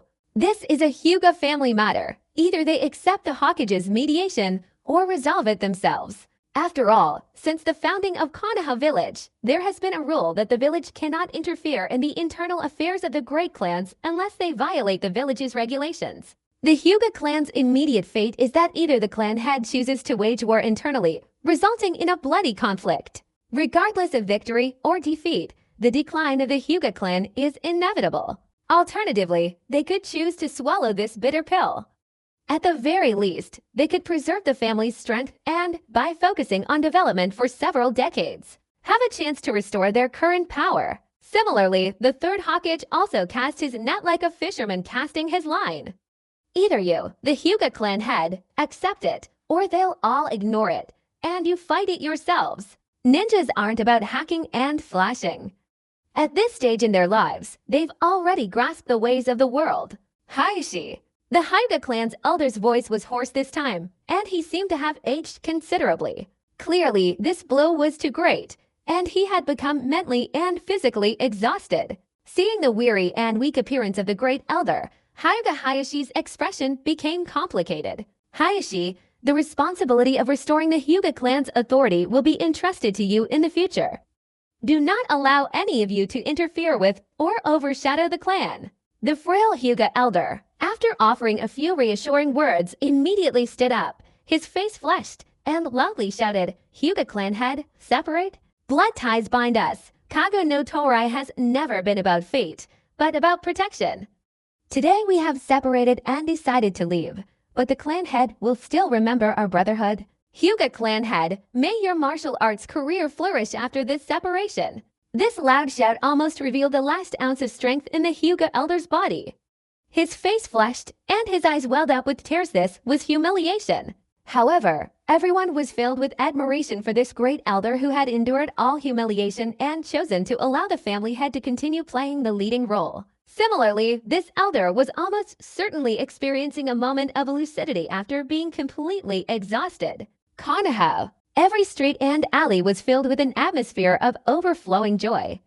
One reason was that the Land of Lightning and Konoha had finally signed a peace treaty.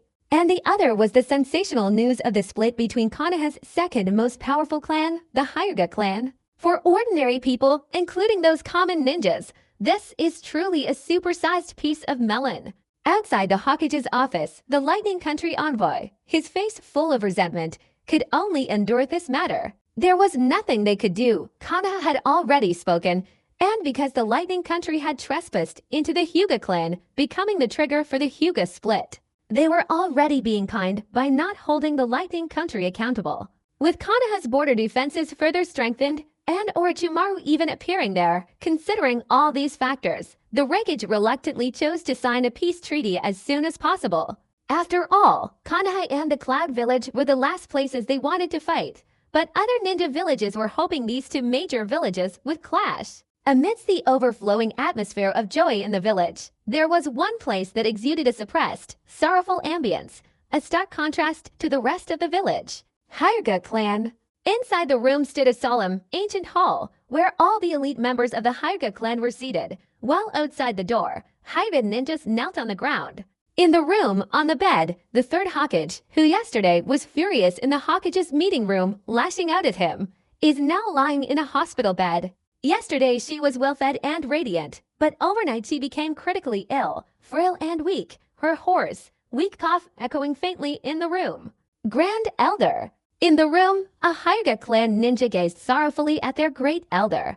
This was the ancestor who had existed since the founding of Konoha Village. It was unthinkable that after surviving 3 great ninja wars and experiencing so much, he would fall like this. Lying on his sickbed, the great elder looked weakly at the family members, his face showing a frail and sorrowful expression. Gentlemen, I fear I cannot make it this time. I have disgraced my ancestors, having watched the Hyuga clan descend to this point.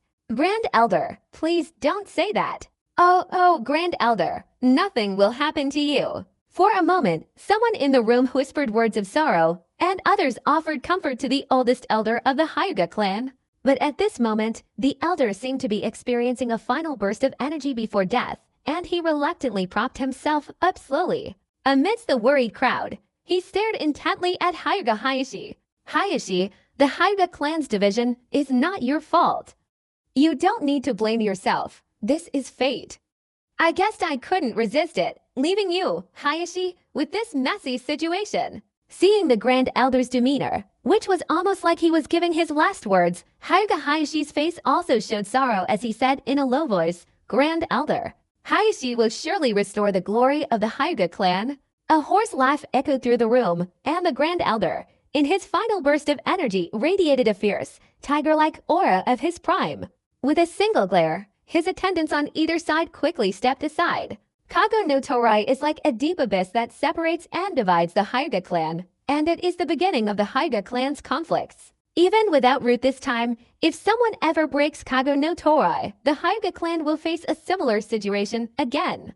I am fortunate. Do you know why? At this moment, the great elder glanced at everyone, and 2 streams of tears flowed down his cloudy eyes. I have been living in fear and worrying for countless days and nights, wondering what would become of the Hyuga clan if Kago no Torai were to disappear one day. Blood flows like a river. Countless times I've woken up from nightmares only to see the Hyuga clan's territory drenched in blood.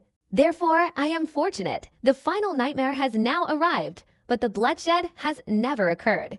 At this point, the Grand Elder looked at everyone, his voice hoarse and deep, saying, You must remember. Since Kago no Torai has disappeared, the hatred between the main clan and the split must be resolved in your generation. Never pass it on to the next generation.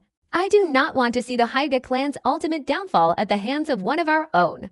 Master, separate. We are all our Hyuga brothers, blood relatives. Seeing that the Grand Elder was still worrying about the future of the Hyuga clan, Hyuga Hayashi showed a sorrowful expression and stepped forward to support the Grand Elder. Grand Elder, rest assured, I will definitely revitalize the Hyuga clan in the future, and I will definitely not repeat the mistakes of the past. Looking at Hyuga Hayashi, the young clan leader, the great elder's face showed a smile, but then he looked at everyone, his eyes filled with worrying. It was clear that there was still much animosity within the main family, and their hatred had split, leading to the decline of the clan. Remember this well, the split within the Hyuga clan wasn't caused by separation, but by that old villain Shimura Danza's machinations against our Hyuga clan. You're splitting in hatred. If war breaks out, how many members of the Hyuga clan will be left? If any of you continue to split in hatred in the future, you will be a sinner against the Hyuga clan. Only by strengthening and revitalizing the Hyuga clan can you truly defeat Shimura Danzu. You are the ones plotting against us Hyuga clan members behind our backs. The Grand Elder's furious were echoed from below, clearly audible even to the family disciples outside, filled with deep-seated hatred. Master of the house, Hyuga Hizashi has arrived. What? At that moment, a worried and grim-faced person reported down, causing a collective gasp of surprise from everyone. And at the same time, anger welled up in countless eyes, all because of the separation that had led to this. Shut up! At this moment, seemingly disheartened, the frail Grand Elder roared at everyone. After the lingering tiger-like aura intimidated them, he weakly raised his hand towards the door and said, "Hizashi was invited by me. Let him in. Let Hizashi come in." Knock knock. Suppressing the oppressive atmosphere, a figure slowly appeared in the eyes of everyone present. Countless gazes, filled with hatred, anger, resentment, and helplessness, all sorts of complex emotions gazed at him as Hyuga Hizashi calmly and slowly walked into the room. "Greetings, Grand Elder." Approaching the elder, Hyuga Hizashi respectfully bowed and performed a grand ceremony, while the frail body of the great elder, supported by the armrests of the bed, showed no anger in the eyes of everyone present, but instead displayed a smile. "Hizashi, you've arrived, haha, good, good, come over." With a faint sound, Hyuga Hizashi respectfully approached, and together with Hayashi, they appeared beside the great elder, one on each side. "Haha, Hizashi, this isn't your fault. If it were me, I probably wouldn't have done as well as you. Even though you've separated and gone your own way, you're still a Hyuga. Don't let the Hyuga clan's prestige be tarnished in the future." At this moment, the Grand Elder seemed like a kind old man, his frail face breaking into a smile, and he even took Hizashi's hand, placing them both together. "Hayashi, Hizashi, before the separation of the main family, I hope you will remember that you are still blood relatives. I hope the hatred between the main family and the separation can be brought to an end in your generation." Under the expectant gaze of the Grand Elder, Hyuga Hizashi and the Hayashi brothers were moved, and both finally nodded solemnly. "Haha, excellent. Even though the Hyuga clan has been divided under my control, we are still one family." With a hoarse, forced smile, the Hyuga clan's great elder slowly took a scroll from his chest and, trembling, handed it to Hizashi in front of everyone. "Hizashi, I have no right to judge the right and wrong between the clan head and the split. This is the clan head's gentle fist secret technique. Today, I will personally teach it to you all. I hope you will remember that we all have Hyuga blood flowing in our veins, and you must never bring shame to the Hyuga clan."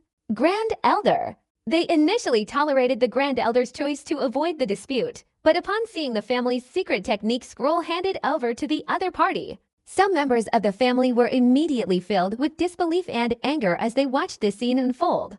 In contrast, the Grand Elder paid no heed to their anger. Turning around, he took out the token representing his position as Grand Elder from his chest and placed it in Hayashi's hand, saying in a hoarse, weak voice, "Hayashi, I have left you a chaotic situation. From now on, the Hyuga clan will be entrusted to you.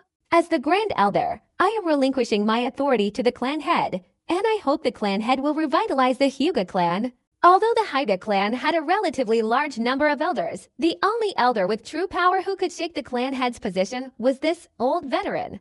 However, when this position was suddenly handed over to Hyuga Hayashi, the Hyuga clan was truly under Hayashi's control. Grand Elder. Hyuga Hizashi clutched the scroll in his hand, tears welling up in his eyes. After casting aside his hatred, he realized they were indeed connected by blood. A mournful cry echoed through the Hyuga clan. The Grand Elder, this Hyuga tiger, gradually grew old and finally came to an end. His remarkable life drew a perfect circle, and although it wasn't entirely fulfilling, he had accomplished everything within his capabilities. While the Great Elder, resting his head on Hyuga Hayashi's shoulder with his eyes closed, perhaps harbored regrets in his final moments, Hyuga Hayashi's face beside him was filled with terror. At the very last moment, the Great Elder whispered something in his ear. "The Hyuga cannot tolerate internal conflict. You did very well. Remember that. Before you have absolute power, you should absolutely not attack the separated factions. It's clear that this old tiger isn't as benevolent as imagined. If it were possible to eliminate them without causing serious harm, he would have acted ruthlessly. But precisely because it would result in mutual destruction, He chose to restrain himself, and this also led to Hyuga's future self-restraint. Waiting for the day the family head rises to power will be the moment of destruction and separation. This elderly tiger, before departing, took upon himself the blame for the Hyuga split, and at the same time did his best to transfer the hatred of the main clan onto Shimura Danzu. Perhaps it wasn't a perfect ending, but it certainly marked a complete conclusion to his life. Hyuga Hizashi, under the watchful eyes of countless household heads, left with the gentle fist secret technique scroll clutch to his chest. Hokage Office Building. The Hyuga clan's elder has left. The third Hokage, Saratobi Hiruzen, gazed out the window at the distant direction of the Hyuga clan and slowly exhaled a thick puff of smoke. He's gone, and now I have one less old friend. A flicker of loneliness crossed the depths of his eyes, but Saratobi Hiruzen still managed to compose himself, turning his head to look at the weary Midokado Homura and Uchiha Kaharu, sighing. You've both worked hard. The two closest people are still busy with diplomatic envoys from the Lake Kingdom. Don't be fooled by the fact that this isn't a battle of bloodshed. It's certainly a very busy affair. They were both old comrades, and the two shook their heads in unison. Uchiha Kaharu couldn't help but frown and say, this time Danzo has really gone too far. He's interfering in the affairs of the great clans. Root's previous threats to extract ninja from the great clans had already caused some dissatisfaction, and this time it's really overstepped. Upon hearing this, Midokado Homura nodded in agreement. That's right. If this isn't handled properly, it could lead to a civil war within the Hyuga clan, and the village might even lose a major clan because of it. Danzo's actions this time are too dangerous. Luckily, Shimura Danzu wasn't there, otherwise he would have been utterly frustrated. It had nothing to do with him, so why couldn't this stain be washed away? However, he was also resentful, blaming everything on Orochimaru. Meanwhile, Orochimaru, who had received the news and was preparing to return from the border, merely scoffed disdainfully. He was ready to sever all ties with Konoha, and as for his disciples' actions, he didn't care at all about exploiting his own name. In his office, Hokage Saratobi Hiruzen looked at his two close friends and nodded in agreement, saying, not bad. This time, Danzo was too audacious. If it wasn't handled properly, it would have resulted in a great loss for the village. This time, we must give Danzo a good warning. Now there are only 3 people in the office, but they have a close relationship, having been colleagues for many years, so they naturally understand each other's ideas. Uchiha Kaharu frowned and said in a low voice, although Danzo was wrong, let's put those matters aside for now. Hiruzen, how do you plan to deal with the Hyuga split? Not bad. The split of the Hyuga clan is actually a good thing for the village. After all, this kind of super large clan is a good source of strength for the village. But it's also a double-edged sword. Midokado Homura also spoke objectively about this point. Although Konoha doesn't have many clans, it's not small either. For example, the Aino Shikacho clans, while powerful, are at least within the village's control. However, the presence of 2 such clans within the village truly overshadows all other clans, even overriding Konoha's rules. These 2 clans, the Uchiha and the Hyuga, are essentially villages within villages. Konoha has its own rules, but upon returning to the ancestral lands of these 2 clans, one must abide by their respective clan rules, even if they are outsiders. Even though these 2 clans held extremely high status, a few ninja who made mistakes were interrogated according to their respective clan rules, not Konoha's. Although Danzo overstepped his boundaries a bit, it must be said that the split of the Hyuga clan was a very good weapon. Not only did it weaken the Hyuga clan, but it could also become a sharp point, even a formidable weapon, embedded within the Uchiha clan's territory. After Saratobi Hiruzen finished speaking, exhaling a puff of smoke, Midokado Homura and Uchiha Kaharu, who knew him, nodded in agreement. Since things had come to this point, it was best to use their split to help them deal with the Uchiha. If that's the case, then Danzo will have to suffer even more. Uchiha Kaharu blurted out this sentence instantly. They were all for the sake of the village, and Saratobi Hiruzen, upon hearing this, lowered his Hokage's hat and weakly said, that's right. Since we've separated and are all stationed in the Uchiha clan's territory under Root's orders, then Danzo will have to suffer even more. Clearly, Danzo wanted to take the blame again. They were determined to separate the Hyuga clan and keep them in the Uchiha clan's territory, so naturally, someone had to take the scapegoat, and that naturally led them to Danzo. Konoha, the gloomy root base. Even though Shimura Danzo had been dismissed from his position, he didn't go home. He remained as aloof as ever, sitting upright at the root base. He was still in charge of Root's existence. It's undeniable that Sarutobi Hiruzen was incredibly biased towards Shimura Danzo. Even for such a major issue, he only offered a verbal reprimand. Lord Danzo, this counterattack by the Cold Army is truly formidable. Sitting opposite him was the current Enbo minister, also the third Hokage's eldest daughter-in-law, who weakly said to be able to stir up Konoha from 1,000 miles away. Truly worthy of the title of Cold Army Commander. Using the power of one person to directly drag all the great clans of Konoha down, causing the Hyuga clan to split into factions. But this infamous reputation is now borne by Root. No one will believe this was the power of Orochimaru alone, wouldn't you agree, Lord Danzo?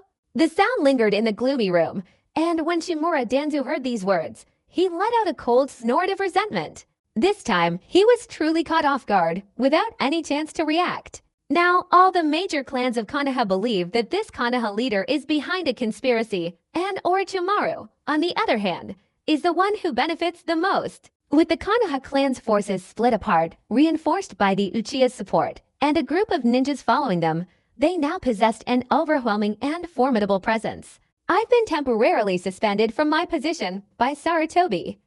Right now, I'm just returning to gather my belongings and arrange things for Root. From now on, Root will be temporarily managed by the Anbu chief. Shimura Danzo, with a bitter undertone, said sarcastically, while the Anbu chief, upon hearing this, merely shook his head and chuckled, saying, Elder Danzo is joking. Although the third Hokage has temporarily suspended you, the Hokage order hasn't been issued yet. Root will naturally remain under Elder Danzo's command until the official Hokage order is issued. Having spent his life plotting and scheming, Shimura Danzo certainly knew what the other party wanted. He inwardly sneered, but outwardly feigned ignorance, his voice cold as he said, What do you want me to do? The Anbu chief chuckled softly, Elder Danzo, what was I thinking? Wasn't it something you and I have always wanted to do?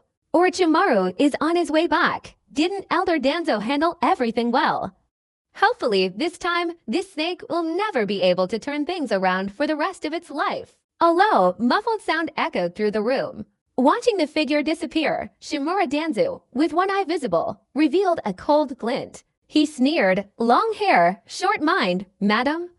You've already left a weakness here at Root today. This time, I want to see how Sarutobi will make me bear the blame again. This is exactly what your Sarutobi clan is eager to see. This snake will never be able to rise again. Orochimaru, blame yourself for being so uncontrollable. Shimura Danzo's voice deepened, and he had already begun making some secret arrangements. The Land of Lightning signed a peace treaty, so the so-called use of war to pressure the demand for Hyuga's body was merely a despicable political tactic, and also a way for Konoha to strike a blow against Hyuga. If the third Hokage were to submit, the reputation of the world's greatest village would be lost, and it would be a fatal blow to his own reputation. Currently, the Hyuga clan is divided, so naturally there's no need to continue attacking them. Through diplomatic means, the chaos in the Land of Lightning has ended, the border seems to be stable again, and Orochimaru, this cage-level threat, has also returned from the front lines. The once joyful and prosperous Konoha is now brewing another storm. After handling the lawsuit, the Hyuga clan had immediately quieted down, seemingly choosing to rest and recuperate. After all of the Hyuga's businesses were still in his hands, and a large amount of resources had been poured in, helping to quickly restore his strength. The Hyuga split seemed to be coming to an end. The Uchiha clan had many more secrets, but the two high-ranking Hokage advisors dragged things out, eventually reaching some kind of compromise. This separation of Hyuga can be seen as a complete integration into the Uchiha clan's Ichikaku, and the high-ranking officials have given this powerful force the green light. As this separation can be considered a complete departure from the family, the Uchiha 7th Division's jurisdiction includes the prison. With a hurried demeanor and a serious expression, Uchiha Itachi rushed out, his figure quickly surpassing the other genin, Brother Shisui.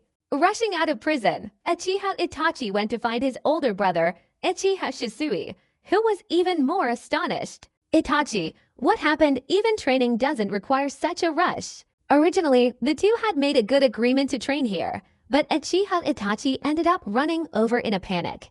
After all, at nearly 7 years old, having just graduated, he still lacked the maturity and composure needed for later training. Brother Shisui, what happened to those teenagers imprisoned in the jail?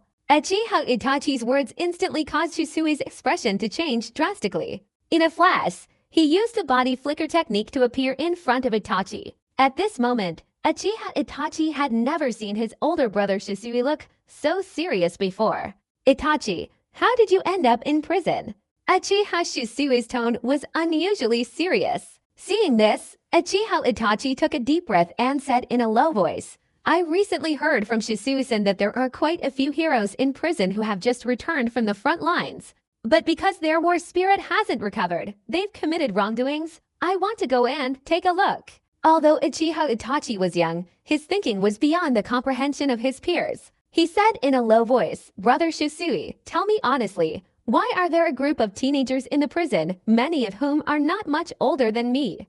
They're incapable of committing crimes, aren't they? Moreover, they're being held under solitary surveillance in a separate prison. Shisui-san, what exactly are you guys doing? Facing Itachi's disbelief and his desire to uncover the truth, Uchiha Shisui breathed a sigh of relief. But at the same time, a forced, self-deprecating smile appeared on his face. Itachi, perhaps Brother Ya is right. As the son of the clan head, you should bear all the responsibilities yourself. I shouldn't treat you like a child. With the 3 Tamil appearing in his eye sockets, Uchiha Shisui calmly scanned the surroundings. After confirming that no one was eavesdropping, he said in a low voice, Go to the waterfall over there. I will tell you a few things. Itachi, you will also have to take responsibility for your actions. Shisui remained cautious. The sound of the waterfall could easily interfere with any kind of eavesdropping. The two transformed into shadowy figures, flickering through the forest, and in an instant arrived not far from the Uchiha clan's territory. Near the waterfall, the very place where Shisui's original timeline ended. The sound of the waterfalls roared and echoed throughout the land. It's undeniable that Konoha's prosperity truly made the 4 great ninja villages envious. At the waterfall, Shisui, with a serious expression, confided some secrets he had kept to himself in Uchiha Itachi, perhaps secrets he had suppressed for too long. Or perhaps he simply wanted to find someone to confide in. Itachi, you know, all of this is for Konoha. Although I, along with Lord Knight and Lord Orochimaru, have disobeyed some of the village's orders, we have no regrets. After all, those children are all living beings. After Uchiha Shisui revealed all the secrets in his heart, it was as if he had found a like-minded comrade to fight alongside him. At this moment, he felt incredibly relieved, and at the same time, a look of pride appeared on his face. They had disobeyed some of Root's orders, secretly hiding these children, but he had a clear conscience. But when Uchiha Itachi heard these words, his face turned extremely pale, and a look of shock appeared on his face. Seeing this, Shisui just smiled and shook his head, saying, Itachi, perhaps all of this is beyond your imagination, but you must know, we are all doing this for the village. No.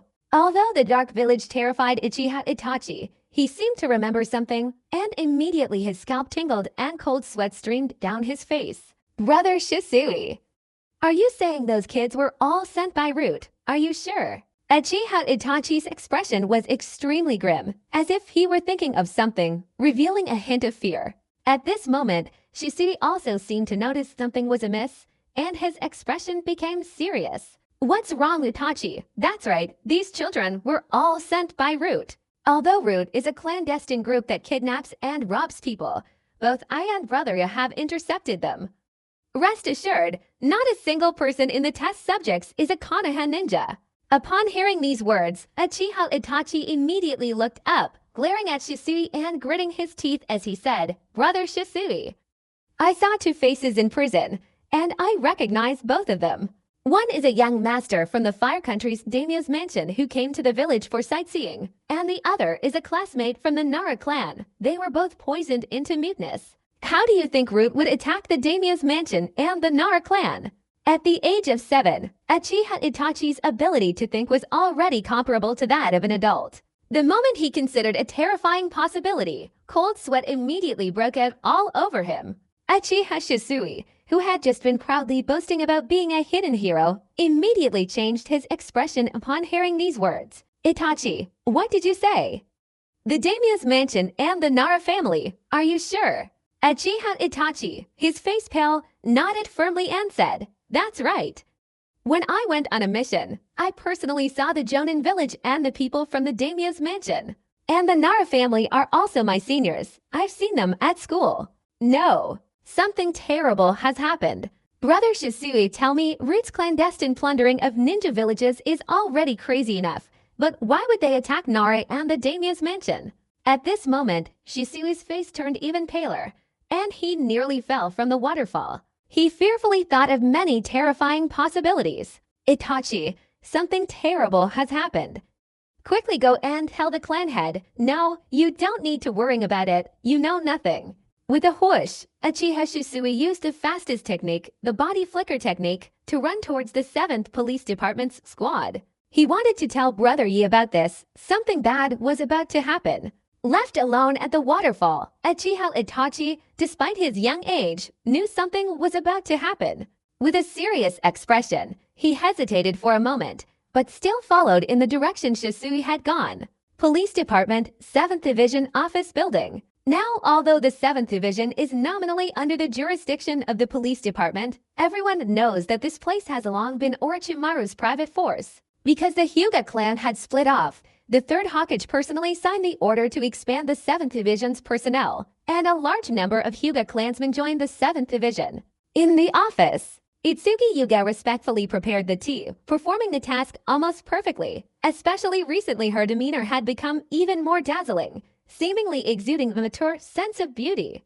Kakashi, take a look at Guy's spirit, and then look at yourself. In the office, Uchiha Yoru, carrying a cup of hot tea, chuckled teasingly, while Kakashi, as usual, maintained that same cold, lifeless gaze, completely devoid of any enthusiasm.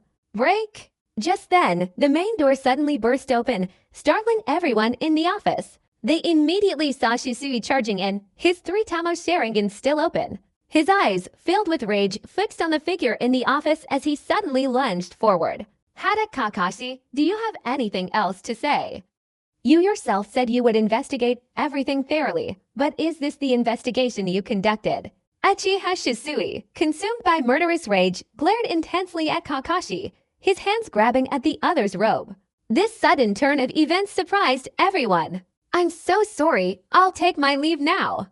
The first to react wasn't anyone else, but Itsuki Yugao, her assistant. Although her expression showed a hint of panic, she quickly and instinctively responded in the most appropriate way. With a click, the office door closed, and at that moment, the only sounds in the quiet office were the breathing of the 3 individuals. Sitting upright in his office, Uchiha Yoru, without showing any anger, exuded an air of authority. Shisui, I need an explanation.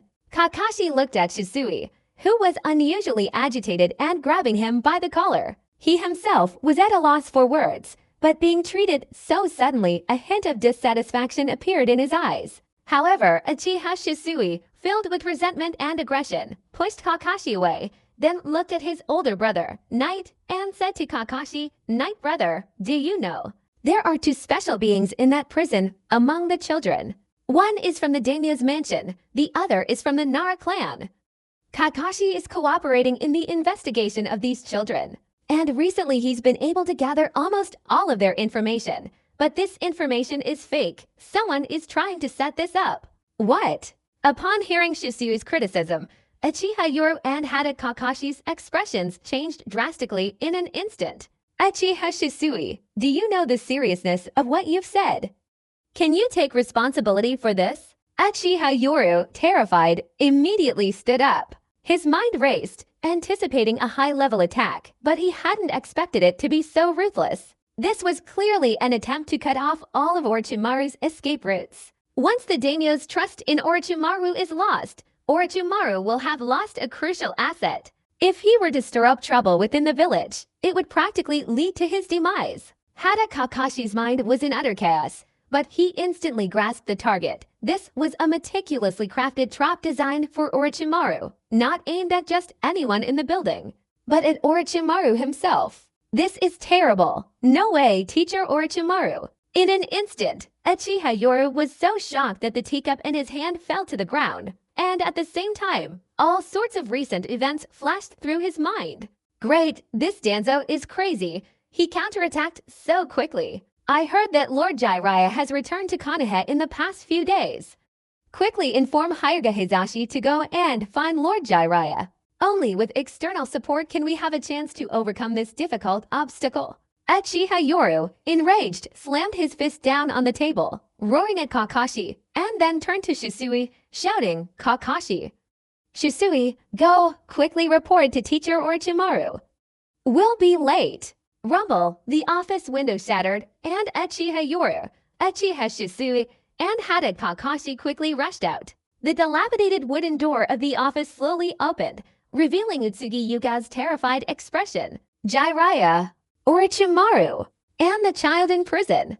The daimyo's mansion. The Nara clan. These intelligence reports were swirling in her mind like a jumble.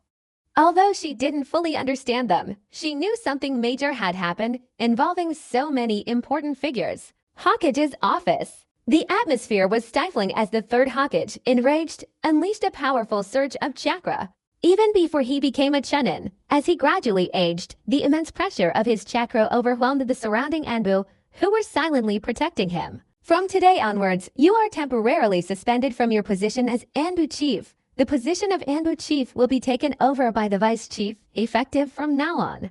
The third Hokage's furious roar echoed through the office, and he angrily lifted his Hokage robe, revealing the tight-fitting black combat uniform underneath. For the first time, the third Hokage, in a fit of rage, violently threw his Hokage hat onto the table, then put on his double-layered green combat uniform hat, which had two extremely long protective straps at the back. The combat uniform features silver protective gear on both shoulders and a back panel, with the word fire written on the back. Two vertical ring-shaped holsters are attached to the back, along with a purple silk cord corset and mesh wrist guards on both arms and calves. The third Hokage, Sarutobi Hiruzen, once again donned his battle armor after the Nine-Tails attack, and the person he was loudly reprimanding in his office was the Anbu minister, who was also his eldest daughter-in-law.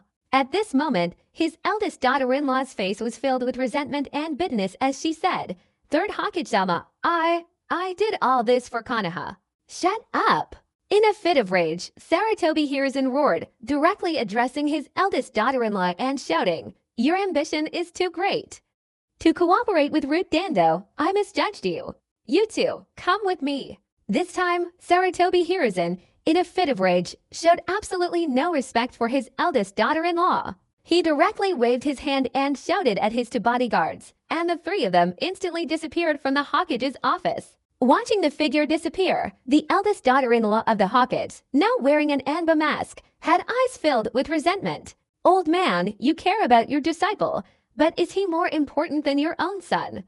I'll destroy your disciple this time. Let's see how you can be so unfair then." Jealousy drives people mad. The third Hokage's favoritism towards Orochimaru filled her with jealousy. Instead of resolving the situation peacefully, she turned to her trusted subordinates and said in a low voice, "Go. Expose the information that Orochimaru is secretly kidnapping and robbing ninja villages to use as human test subjects, and also the location of Orochimaru's base." Even the third Hokage Sarutobi Hiruzen, upon leaving, probably wouldn't have anticipated this turn of events, which unfolded beyond his expectations and surpassed everyone's control. In the gloomy underground headquarters, looking through the wooden main door, three figures briefly appeared outside the secret chamber.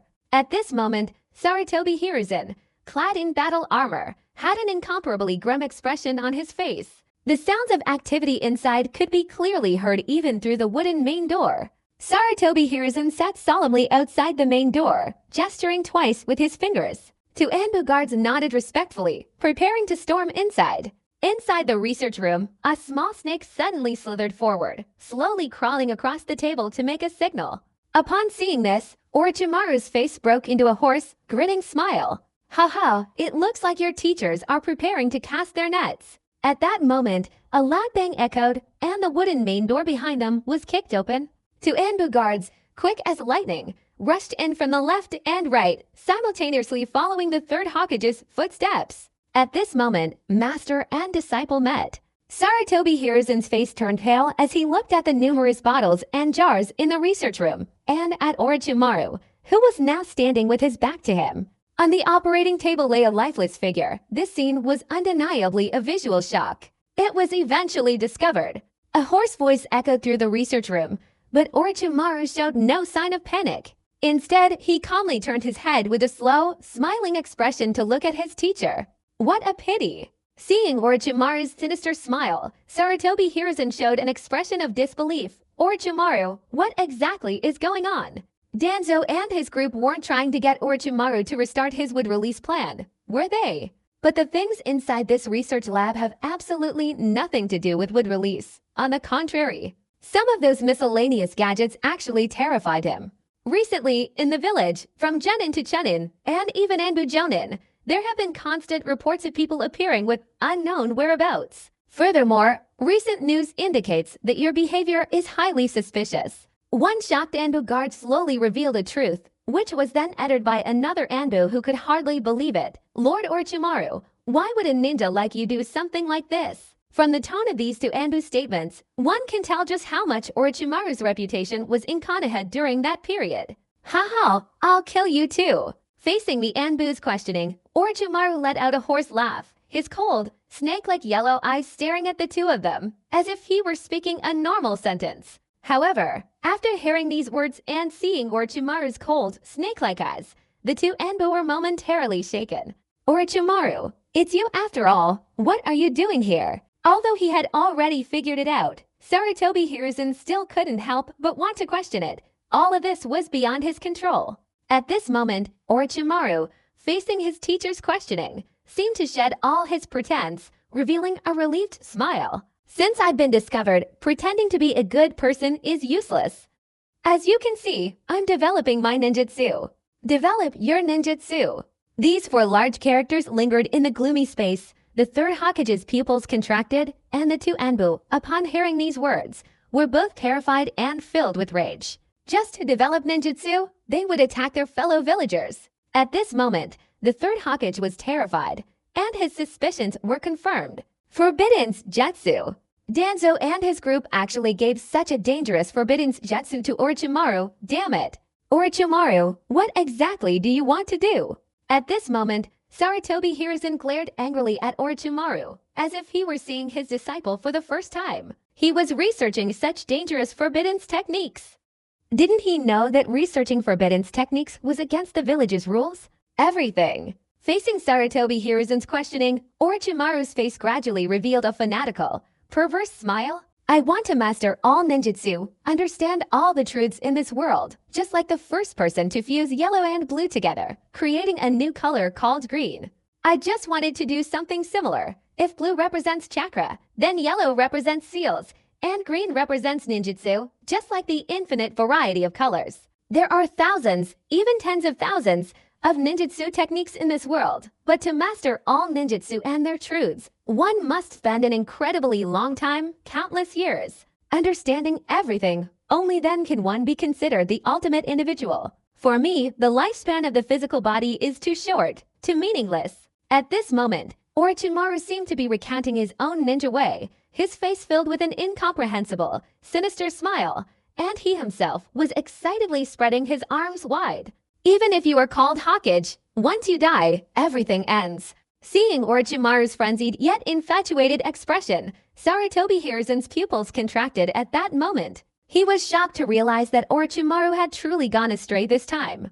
Haha, you guessed right, it's the technique of immortality. Looking at Saratobi Hiruzen's expression, Orochimaru's voice this time became even more horrifying, his eyes welling up with tears. Isn't this what you wanted to see? Isn't it true that you all, just to find a reason, like White Fang, completely lost your Hokage qualification after your reputation was damaged, thus achieving your goal of peace in the village? Seeing Orochimaru heading in such a frenzied direction, Saratobi Hiruzen was filled with rage, and boundless anger at that. How could this be? How could such a delusional thought even exist? Orochimaru, you have descended into darkness. This is fundamentally impossible to accomplish with ninjutsu. Saratobi Hiruzen let out a roar, his hands swiftly forming a series of hand seals. In an instant, a burst of white Kuchiosi smoke flashed, and the Monkey King Enma appeared on the stage. In Sarutobi Hiruzen's heart, the idea of immortality and eternal youth was baseless, impossible, merely a dark and seductive art. If such a technique truly existed, how could even Rikudo Sennin have disappeared? And the god of ninjas, he had personally witnessed the existence of such power, yet even such a powerful being was eroded by time. Although Sarutobi Hiruzen was the Hokage of the 5 great ninja villages, his knowledge was always limited to what he already knew. Just as Orochimaru said, the color green, formed by the fusion of yellow and blue, is only accepted by people after it appears. Even without this color of the jutsu, no one would believe it existed. Orochimaru's ninja way was a creation from nothingness, completely surpassing what the normal ninja world could accept. Teacher Sarutobi, do you intend to stop me? Orochimaru let out a maniacal laugh, his hands quickly forming hand seals. In an instant, an invisible wine blade wreaked havoc in the secret chamber, shattering all the bottles and jars inside and splattering blood onto the walls. In the gloomy secret chamber, Sarutobi Hiruzen struggled, his face contorted with anguish. This was all because he had indulged Orochimaru and Danzo, leading to this situation. He watched in agony as Orochimaru mercilessly murdered two Anba members. At that moment, Orochimaru appeared behind Sarutobi Hiruzen, the two of them leaning back to back, neither looking at the other. The snake-like yellow eyes turned towards him, giving his teacher a malevolent stare, a single tear of unknown origin sliding down his cheek. Teacher Sarutobi, isn't this all your tacit approval? At this moment, Orochimaru seemed to have severed his last remaining trace of his presence in Konoha. Following him, this man, clad in a Konoha Jonin vest and wearing a Sannin headband, disappeared into the gloomy tunnel without looking back. Meanwhile, the third Hokage, Sarutobi Hiruzen, closed his eyes in agony, while Enma, standing beside him, angrily shouted, "Sarutobi, you will regret letting Orochimaru escape like this." Upon hearing these words, Sarutobi Hiruzen trembled and slowly opened his eyes. Taking a deep breath, he looked at the cruel laboratory and muttered to himself, "Orochimaru, you have descended into darkness, yet you dare to lay hands on a fellow villager. This is unforgivable." From the moment Orochimaru unleashed his jutsu, directly killing two Anba right in front of him, he knew Orochimaru wouldn't be coming back. This had completely severed their master-disciple relationship. From the very beginning of the plan, it was merely to tarnish Orochimaru's reputation, just like White Fang did. But how did it escalate to this point? Orochimaru, in pursuit of this evil jutsu, actually severed all ties. He chose to betray and flee. Orochimaru has just made everything clear. He chose not to resist the teacher-student relationship. You high-ranking officials ordered me to research, so I will research. I will bear the stigma of not being able to do anything, nor will I compete for the title of Hokage. Similarly, I will sever all ties to Konoha. At that moment, Sarutobi Hiruzen, overwhelmed with grief, shouted, "Danzo!" All of this was his doing. Danzo and his group were behind the scenes, completely beyond his control. Deep within the jungle lay a large pit, the sound of hurried footsteps echoing downwards. Orochimaru emerged directly from the underground tunnel, now wearing a green Jonin vest and a headband, with several drops of fresh blood on his face. Just as Orochimaru was escaping from the underground tunnel, his body suddenly stopped. Looking at the 4 figures that had appeared in the gloomy forest before him, an evil smile appeared on his face. Big Teacher Orochimaru, Uchiha Yoru, Uchiha Shisui, Hada Kakashi, and Mato Guy rushed over, and at this moment, the 4 of them stared in horror at Orochimaru's panicked escape. This moment truly overturned their understanding of the world. Haha, so you're my students and subordinates too. Do you also intend to ambush and kill me? Orochimaru, with his evil grin, revealed a hint of madness in his snake-like eyes. Having experienced something like this, his emotions had also reached their peak. The term subordinates isn't wrong either. Shisui, Kakashi, and Mato Guy are all serving in the 7th Division, so they can naturally be considered Orochimaru's subordinates. Teacher, why is it like this? Uchiha Yoru, arriving late, revealed an expression of disbelief and shock, while Orochimaru let out a hoarse, evil laugh. Why is it like this? Shouldn't it be? From the very beginning, the outcome was predetermined, just like White Fang. Those who are uncontrollable yet possess immense power must naturally be restrained. White Fang! The name echoed in Kakashi and Maidogai's ears, filling them with fear and disbelief. Why? They were perfectly aware that although Lord Orochimaru's research was cruel, it was also carried out under orders. Why would he do that? Holding a kunai, Orochimaru, with his snake-like eyes glaring down at the four people, exuded an aura of danger.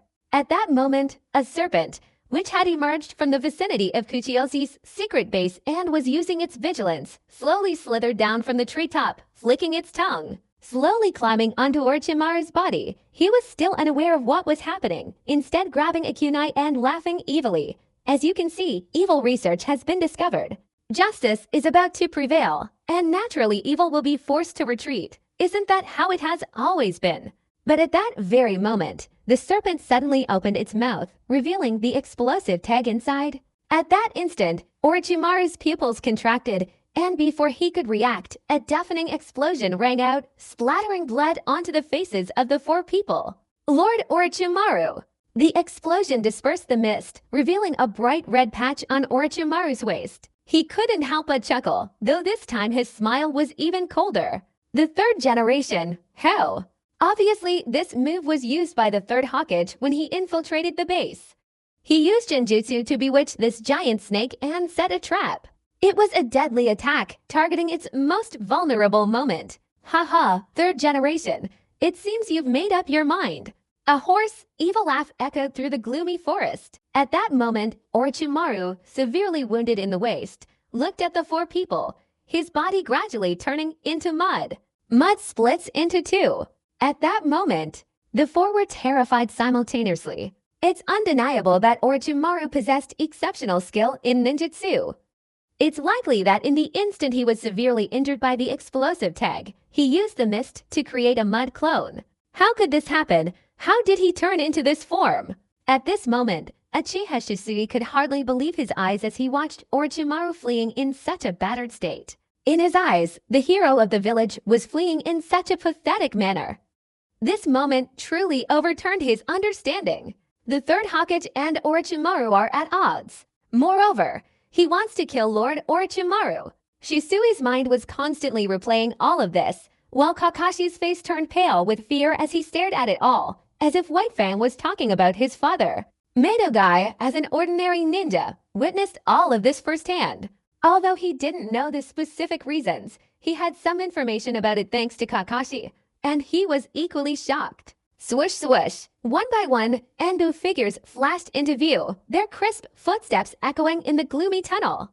Then, the third Hokage, clad in battle armor, slowly emerged from the shadows. The Anbu are hunting down Orochimaru. The third Hokage's hoarse voice echoed through the gloomy forest, filling everyone with terror. Even the newly arrived Anbu showed expressions of disbelief.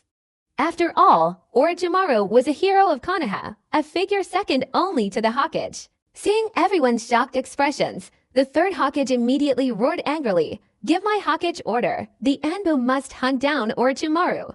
No, I don't believe it. Uchiha Shisui stared in horror at all of this, filled with disbelief. But seeing the enraged Hokage's condition, the Anbu could only reflexively accept the order.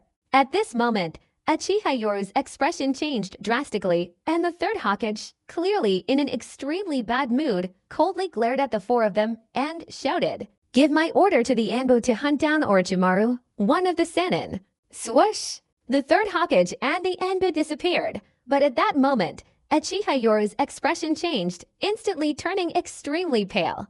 No, there's still a chance. At this moment, Uchiha Yoru seemed to be grasping at the last straw, turning his head to look at Shisui, Maidogei, and Kakashi, angrily shouting, "Quick, you three go to the prison. Protect those children well, and at the same time, dispatch all members of the 7th Division of the Police Department to drop all their current missions. Everyone gather at the prison. As long as these children are unharmed, there's still a chance. I issue this order in the name of the 7th Squad's captain. All members of the 7th Squad must defend the prison at all costs. Absolutely nothing must happen to these children." At that moment, the three suddenly snapped back to reality. Kakashi, the quickest to react, hurriedly said to them, "Quick. Guy, go to the 7th Squad and relay the order. Everyone abandon your current mission and assemble at the prison." At that moment, Uchiha Shisui seemed to be grasping at his last straw. His expression was one of utter panic. He seemed to have lost all sense of direction. Hearing Kakashi's words, he immediately nodded frantically, saying, "Yes, yes, quick, let's go protect the imprisoned child. This is our last chance." At this moment, the darkness in Konoha had plunged him into utter despair. If even the village's hero, Orochimaru, could treat them like this, what about those children? Once the news leaked, someone would surely try to harm them as well. A mournful eagle suddenly circled in the sky above Konoha. At that moment, in their homes, on the training grounds, or preparing for missions, every ninja in the village suddenly looked up, gazing at the black eagle circling above their heads, their faces instantly turning pale with extreme fear. Something big has happened. Such a grand spectacle brought back memories for them of that night when the nine-tailed fox appeared, and countless people were terrified, as if reliving that night, wondering how long it had been since then. As the beautiful sunlight streamed down, the houses within the Hidden Leaf Village were filled with glittering black dots. These were the ninjas swiftly darting about. At the same time, the village issued a signal, causing every Konoha ninja to quickly enter a first-level state of alert, and all ninjas swiftly took their positions, hunting down Sanin, one of Orochimaru's men. This was the Anbu directly issuing the order, and Sarutobi Hiruzen, who was just about to return, saw this scene and his eyes immediately bulged with anger as he shouted, "Who gave this wretched slut such audacity?" If what he just ordered was for the Anbu to hunt down Orochimaru, and this was all done secretly, at the very least it wouldn't be known to everyone.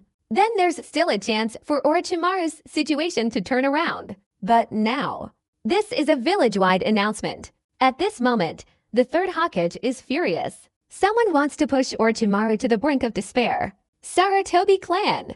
Sarutobi Sun and Moon, your relationship with Orochimaru's forces is practically inextricably linked. You should know your own surname. Upon returning to the clan, the eldest daughter-in-law of the third Hokage was anything but calm. Instead, she coldly glared at the jonin in her clan. Upon hearing this, Sarutobi Higashimetsu immediately gritted his teeth and said in a low voice, "Yes, I know what to do." At the same time, seated in the room were many elders of the Sarutobi clan, each with eyes filled with ambition. Go ahead and do it boldly. This time, since we've already made our move, we can't hold back. If Orochimaru isn't completely defeated and instead takes that position, you should know that the Sarutobi clan will face the full force of the future Hokage's attack. Not bad, the Sarutobi clan has thoroughly alienated Orochimaru. To put it bluntly, even if someone else were to become Hokage, it wouldn't allow Orochimaru to ascend to the throne. I've leaked the information about Orochimaru using the village's ninjas as human test subjects.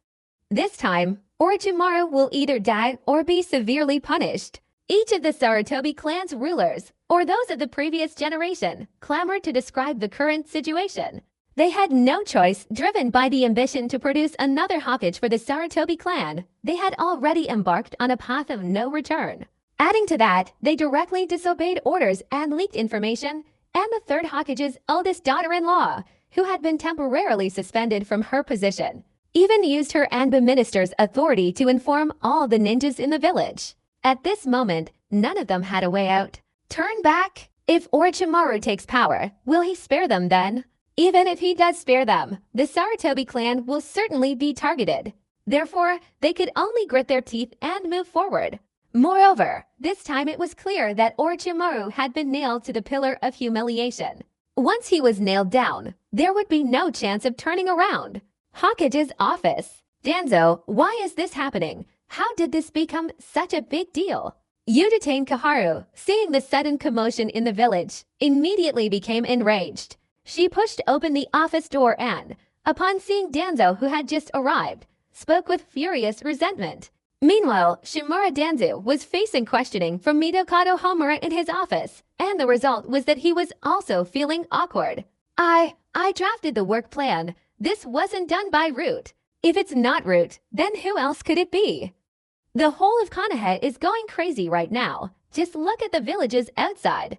Looking through the window, all I could see inside Konoha was a swarm of black fleas. No, it was more like a chaotic scene of frenzied ninjas jumping from the rooftops, practically a hive of chaos. Me. Shimura Danzo stammered, his voice choked with shock as he stared at the scene outside the window. Impossible. Who is it? Damn it, didn't we agree to keep the news under wraps? If it had leaked even a little bit, look how the whole village knows about it now. Do you really want to drive Orochimaru to his death? Do you really want Orochimaru to follow the same path as the White Fang?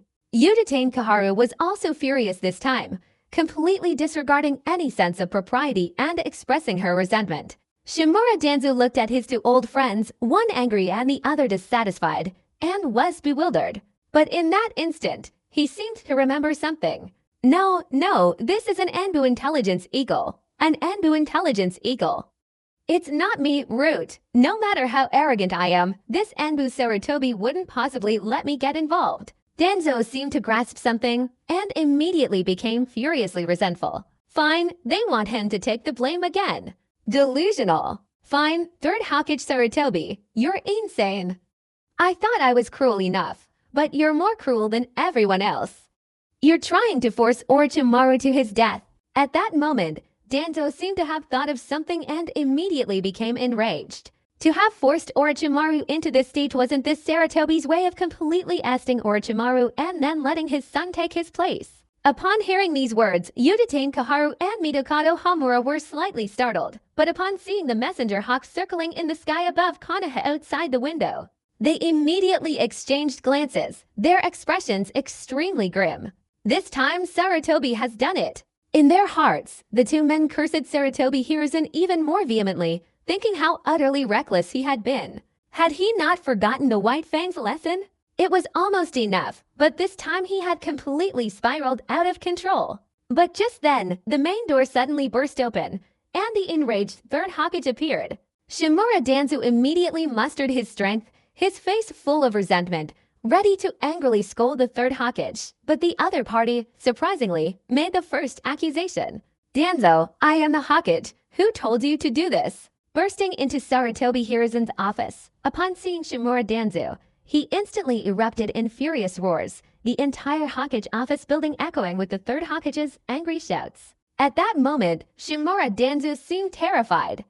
He had never seen Sarutobi so angry before, and his predatory gaze was so frightening that he momentarily forgot to retort. Danzo, I warn you already, your position has been temporarily suspended, and you've gone too far this time. Have you forgotten the White Fang? Do you really want to cause chaos and unrest in Konoha before you give up hope? Sarutobi Hiruzen, clad in battle armor, exuded an overwhelming aura. He charged forward in a furious rage, grabbing Danzo by the collar and spitting saliva all over Danzo's face. At this moment, Danzo was dreaming, but when his anger subsided, his face contorted with rage, revealing a single eye covered in ferocious blood vessels, and the anger in his chest erupted. Sarutobi Hiruzen, you old sorrow, this time I won't take the blame. Shimura Danzo was once again feeling wronged. Mother, what did I do that you don't know about? This time, I sent Root to report to you, and you nodded in agreement, and now I'm being blamed for everything. What kind of justice is this? All the bad things are my fault. Danzo, I told you all to restrain yourselves. Restrain yourselves. Don't repeat the mistakes of the past, and that's exactly what you've done. Seeing the third Hokage about to burst, he roared and grabbed Shimura Danzo by the collar, while Uchiha Kaharu and Midokado Homura also rushed forward to try and stop him. Although this scene hadn't been seen in countless years, and even brought back nostalgic memories for both of them, they knew it wasn't the right time and quickly pulled the enraged Sarutobi Hiruzen away. At this moment, Shimura Danzo looked at Sarutobi Hiruzen's greedy gaze and said resentfully, Fine, you Sarutobi, you get to do all the good things, you enjoy the sunshine of Konoha, while I'm just a rotten root in the ground, right? But even I wouldn't treat people like this. Danzo, how dare you say that? Sarutobi Hiruzen glared angrily at Danzo, while Uchiha Kaharu and Midokado Homura quickly pulled the third Hokage back, simultaneously shouting angrily at Danzo, What time is it now? You two should have said less. Now, take this opportunity to think about how to make amends. Outside, the Anbu had practically sealed off the Hokage's office, even setting up soundproof barriers. Even though Sarutobi Hiruzen was advised against it in the office, his rage remained unquenchable, and Danzo, after so many years, had never experienced such humiliation before. It was utterly infuriating. Sarutobi, we're all family here. What's with this pretensive superiority?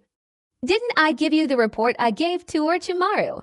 You agreed to it yourself, and now that something has happened, you're blaming me. At this moment, Danzo was extremely angry, and the more wronged he felt, the more he pointed at Midokado Homura and Uchiha Kaharu. They were also involved, and they clearly knew everything. So why didn't you say anything to them? You only targeted me as soon as you entered the village. Even though it's a dark village, you shouldn't trample on it like this. Furthermore, what does this commotion have to do with us Yamato? At this point, Shimura Danzu became even more enraged. He was furious. Orochimaru was a cage-level strong man from the village. Strongmen of this caliber were as threatening as Biju, so who would be foolish enough to betray and flee? It's you, the Sarutobi clan. You, the Sarutobi clan, wanted to seize control of the world, wanted to make Hawkage Village your own home, and now you're telling me to blame me. Without your tacit approval, how could you dare? Without your tacit approval, how could your Sarutobi clan be so reckless? Now that your Sarutobi clan has blown things out of proportion, making it impossible to resolve, what do you say? Does it become my business? Shimura Danzu had never felt so exhilarated before, freely venting his anger. Sarutobi Hiruzen, upon hearing this, became even more furious. When did you send me a report? That's enough. Seeing Sarutobi Hiruzen's clueless expression, Shimura Danzu's face immediately turned green with anger, his nose crooked, his eyes wide with rage, and he nearly died of anger. Excellent, you, Sarutobi Hiruzen, are truly worthy of being called a leaf under the sun. I, on the other hand, reek of rottenness. If it weren't for Midokado Homura, Uchiha Kaharu, and your daughter-in-law being there last time, I wouldn't be able to wash myself clean even if I jumped into the ocean. Hawkage's office. The third-generation Sarutobi Hiruzen stared in horror at Shimura Danzo, while Midokado Homura and Uchiha Kaharu nodded in embarrassment. He nearly spat out a mouthful of blood. Danzo, you! This time, Shimura Danzu also felt a surge of pride, gritting his teeth as he pulled a scroll from his chest and directly threw it at the third Hawkage. Open your eyes wide and examine this scroll carefully. Is it true that I, Root, brought it to you, and then you had Root's men take it back to me? Look closely. When did I ever plot something that everyone knows about?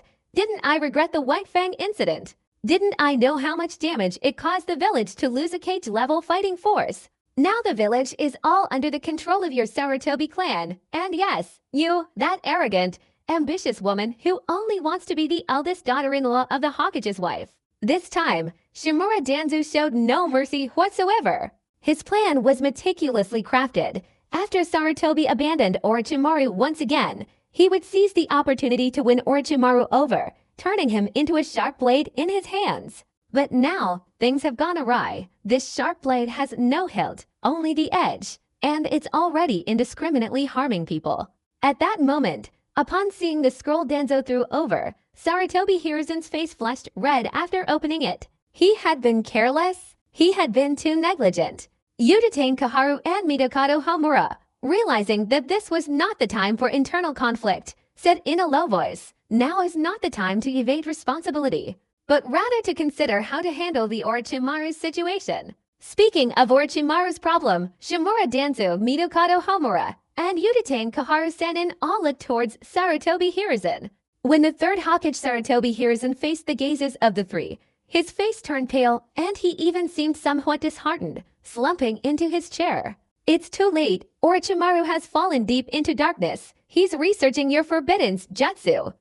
He wants to create immortal ninjutsu. He even attacked me, an Anbo member. What? The three were shocked, but seeing Sarutobi Hiruzen's stunned expression, they knew this time the matter was really going to be big. Immediately, all three felt a chill run down their spines. Shimura Danzu, even more furious, cursed loudly, "Damn it! Orochimaru betrayed us and fled. The Hawkage candidate betrayed us and fled. There's no way this is happening in the village. Find Orochimaru and bring him back immediately. How can we find them?" Upon hearing this, Uchiha Kaharu stomped her foot in indignation. This is too hasty. If Orochimaru betrays and flees, it's no laughing matter.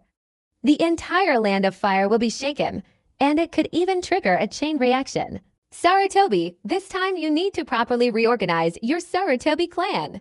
All three spoke up. According to their plan, they intended to suppress Orochimaru and manipulate his reputation. The third Hokage was particularly distressed, having been careless and never expecting Orochimaru to fall so deeply into this dark ninjutsu. Ultimately, in the minds of ninjas, immortal ninjutsu is impossible. To truly achieve immortality, one must be a god. Even the entire shinobi world acknowledged that Orochimaru's extraordinary talent had surpassed everyone's expectations, plunging him headfirst into a situation from which there was no escape. Adding another woman to the ranks of those with ulterior motives and making the whole city aware of this matter completely leaves Orochimaru with no way out. Once the truth became roughly clear, the third Hokage quickly regained his composure, realizing that the entire village was on the verge of significant change. Give the order, Anbu deployed to squads to hunt down Orochimaru. With Root's unconditional cooperation, Orochimaru, despite being injured, is absolutely not an easy opponent. Danzo, you cannot escape responsibility this time. After glaring fiercely at Danzo, the third Hokage Sarutobi Hiruzen temporarily suppressed all his emotions and looked at the three men, saying in a low voice, "If the Hokage candidate betrays and flees, the consequences are unbearable for us and for all of Konoha. Issue an order to hunt down Orochimaru within the Land of Fire." At this point, there was no turning back, so he could only make a firm decision. Either capture Orochimaru and bring him back, or keep him within the borders of the Land of Fire. Only then could he minimize the damage. A potential betrayal and escape within the shinobi world by Orochimaru would be a devastating blow to Konoha. Upon hearing this, Shimura Danzu snorted coldly. He was secretly calculating his options. This was clearly the work of your Sarutobi clan. If Orochimaru successfully betrayed and escaped, it would be perfect to damage your reputation, and then it seemed he would have a chance. Even Sarutobi Shinosuke. That's typical of a woman's perspective. This matter has escalated so much, but he understands the third Hokage perfectly. The third Hokage would absolutely not tolerate someone who, for the sake of the Hokage position, caused such great harm to the village and yet still holds a high position. Suddenly, Danzo felt that this was actually something beneficial to him, and immediately a cold smile formed in his heart. Sarutobi, this time it's your fault. Don't blame me.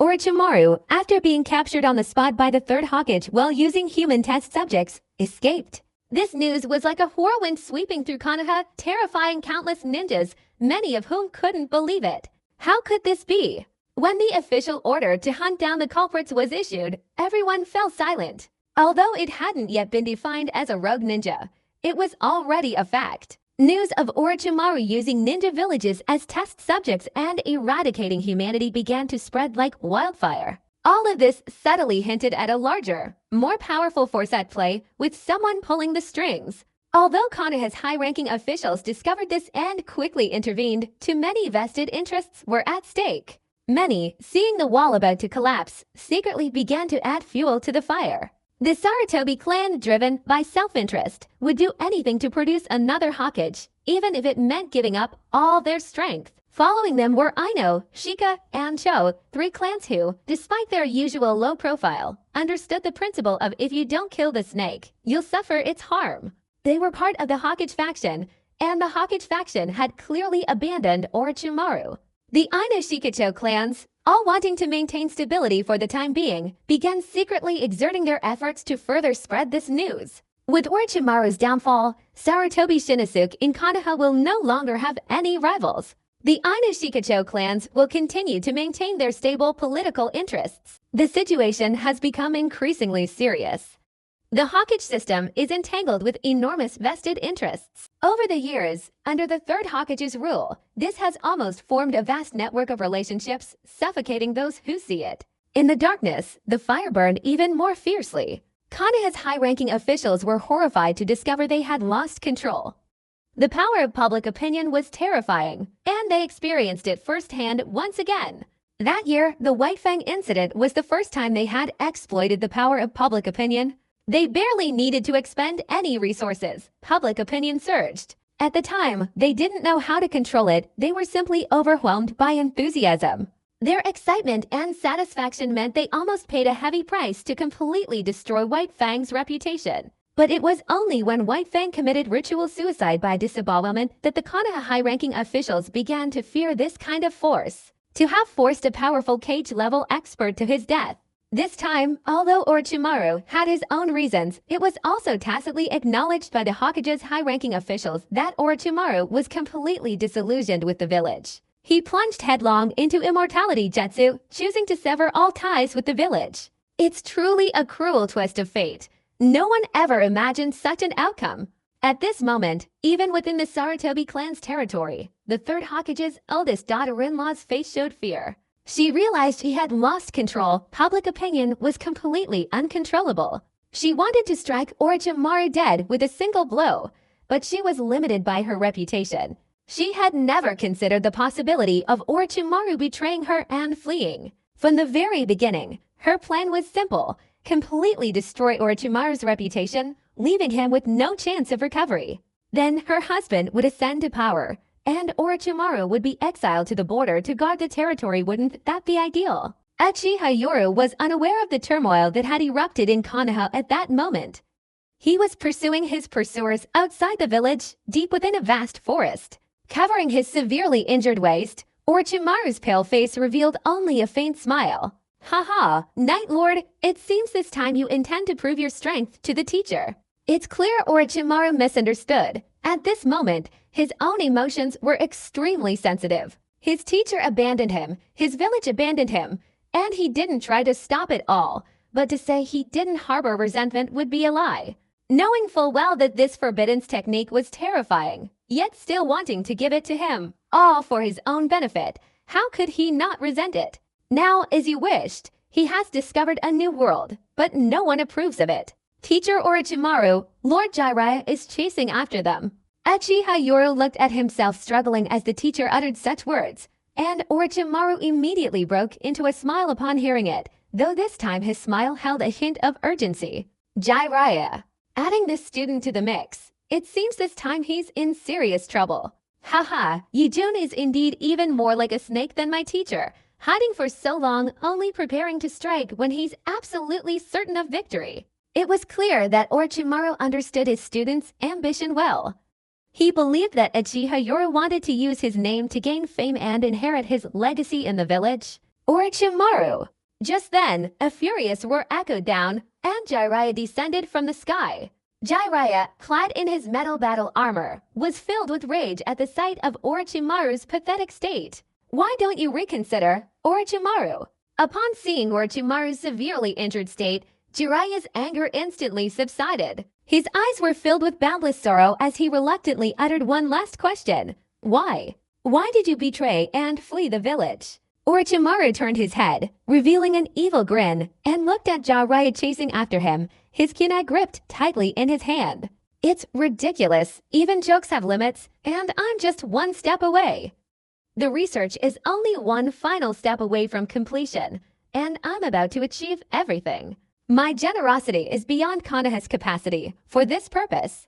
From now on, no matter what village or what entity it is, I will exploit it. At this moment, Orochimaru was utterly furious. He had clearly found the right direction, but he was unwilling to give up so easily. Jiraiya's expression turned sorrowful. His comrade Orochimaru had reached such a point, and he involuntarily clenched his hands tightly. But at this very moment, in Jiraiya's eyes, this cold Uchiha youth, who was also Orochimaru's newly recruited disciple, stood before him, blocking his path. Teacher Orochimaru, you go first. Keep this jutsu safe. Don't trust root while you're on the run. And also, at this moment, Uchiha Yoru grasped the Gross World Sword, his entire body flashing with electric arcs, coldly staring at Jiraiya. He raised his hand and casually tossed a scroll to Orochimaru, while hoarsely saying, I will use all my strength to stop Lord Jiraiya and escape. Only by escaping will you, my teacher, have the chance to prove yourself. Surprise! Shock! What terrified Jiraiya was that Orochimaru, this Uchiha boy, his disciple, actually wanted to stop him. What surprised Orochimaru, however, was that this student seemed to give him a sense of trust, similar to that of Jiraiya, a Sannin. He had always known about this student's ambition, and initially thought that the student wanted to stop him for his own benefit. He never imagined that at the last moment, the student would actually stop the pursuers for him. Looking at the book in his hand and seeing the word replace, Orochimaru's pupils immediately contracted, his terrified expression gradually transforming into a sickly, almost sickly smile. "Haha, Jiraiya, it seems I've taken on a pretty good disciple this time. The giant snake is using a body double technique." Orochimaru knew this jutsu. It was a line of thought his student had mentioned some time ago, a jutsu that perfectly transferred the state of a wound like a giant snake shedding its skin. At the time, he was very excited and agreed that this jutsu's concept could be implemented, but he simply didn't have the time. He never expected that his student would actually research and develop it himself. In the original story, Orochimaru betrayed and fled, suffering injuries while chasing after Konoha, but it took considerable effort. From this, it can be inferred that Orochimaru had not yet developed this jutsu during this period. This is a real world, and he couldn't guarantee whether or not changes would occur. Furthermore, he needed this jutsu, so he exchanged for it early. This was the perfect opportunity to offer Orochimaru a favor, and at this critical moment, severing all of Orochimaru's emotions was the most sensitive period. "Jiraiya, look at this one time. You won't be able to keep me here." Orochimaru has never been the type to show his emotions on his face. Instead, he turned his head towards Jiraiya, who was fumbling with the scroll in his hand, and revealed an evil smile. Seeing this scene, Jiraiya immediately gasped and laughed. "Orochimaru, you sent this little brat to stop me? Aren't you afraid I'll make you lose this disciple?" As Jiraiya spoke these words, the powerful chakra aura emanating from his entire body surged even more intensely. And one could even see blue chakra flowing around his body, a phenomenon only a ninja with an enormous amount of chakra could create. The oppressive chakra sensation assaulted him, making it difficult to breathe, and the powerful wind tossed his long hair wildly. Orochimaru glanced meaningfully at his student, a hint of disappointment visible in his deep yellow, snake-like eyes. "Unfortunately, this time, the teacher probably won't have time to observe your strength here. But to deal with Jiraiya, the teacher will lend you one last helping hand." Just then, Orochimaru's hands began forming hand seals. Seeing this, Jiraiya also instinctively started forming hand seals. Pig, dog, rooster, a monkey, none. Orochimaru and Jiraiya quickly formed the same hand seals, and finally, they slammed them heavily onto the ground. Kuchioshi no Jutsu. Enormous white smoke enveloped the dense forest, and two massive plumes of thick smoke descended. Far away in the Konoha forest, a resounding roar brought forth two identical, mountain-like summoning beasts. A colossal, purple serpent with intricate patterns appeared, its head revealing ferocious horns. In an instant, it exuded an overwhelming aura of killing intent and malevolence. Another colossal creature emerged as the thick smoke dissipated, revealing a giant pipe in its mouth, its back wrapped in bandages, and a huge, red, frog-shaped dagger stuck in its throat. "Orochimaru, where's the sacrifice this time?" Manda, true to its reputation as the most arrogant summoning beast, the moment Kuchioshi appeared, its snake-like eyes didn't immediately stare at the enemy, but instead focused on Orochimaru above its head. At this moment, Manda, perched atop Orochimaru, let out a hoarse laugh. "Manda, this time you're an old opponent, but this time you can do whatever you want. Cooperate well with me, your student, in battle, and there will be plenty of sacrifices." With a hoarse chuckle, Orochimaru glared menacingly at his disobedient summoning beast with a pair of Kamu-like warning eyes. As Manda scoffed in displeasure, Orochimaru's body slowly turned to dust. "Orochimaru!" Gamabenta, perched on Jiraiya's back, glared at the mud-like Orochimaru clone filled with rage. Meanwhile, Gamabenta defiantly exhaled a thick cloud of smoke, causing Manda, who was facing him, to frown in displeasure. "Jiraiya, do you want to hold a class reunion?" Gamabenta's displeasure at the echoing sounds in the dense forest frightened countless birds, causing them to fly away in fear. This time, however, Jiraiya, perched on its head, didn't display his usual boastful personality. Instead, he wore a serious expression. "This is an urgent matter. I need to quickly deal with this brat chasing Orochimaru. A swift victory is necessary." However, at this moment, Manda, with Uchiha Yoru's head held high, realized the disparity in strength between the two sides. In every aspect, he was now inferior to the Sannin, especially in combat experience, so he directly chose to launch a preemptive strike. At this moment, Uchiha Yoru had completed the hand seals. While Jiraiya was momentarily distracted, Yoru gathered the chakra in his body, transforming it into scorching flames, and unleashed them outwards from his mouth. Fire release, great fire annihilation, the powerful storm of flames, like a raging waterfall descending from the heavens, surged forward with immense force. The sheer scale of the flames caused Jiraiya's eyes to widen in astonishment, exclaiming, "This kid's chakra! When Jiraiya returns, I'll settle the score with you." At this moment, seeing the intensely surging flames forming a waterfall, Gamabunta, hidden away, roared and with a powerful push of his legs, instantly exploded downwards with a deafening bang. He leapt high into the air, and at the same time, his belly suddenly bulged out. With a fierce thrust of his abdomen, a huge ball of water suddenly shot out. Water release, Iron Cannon Jade, rumble.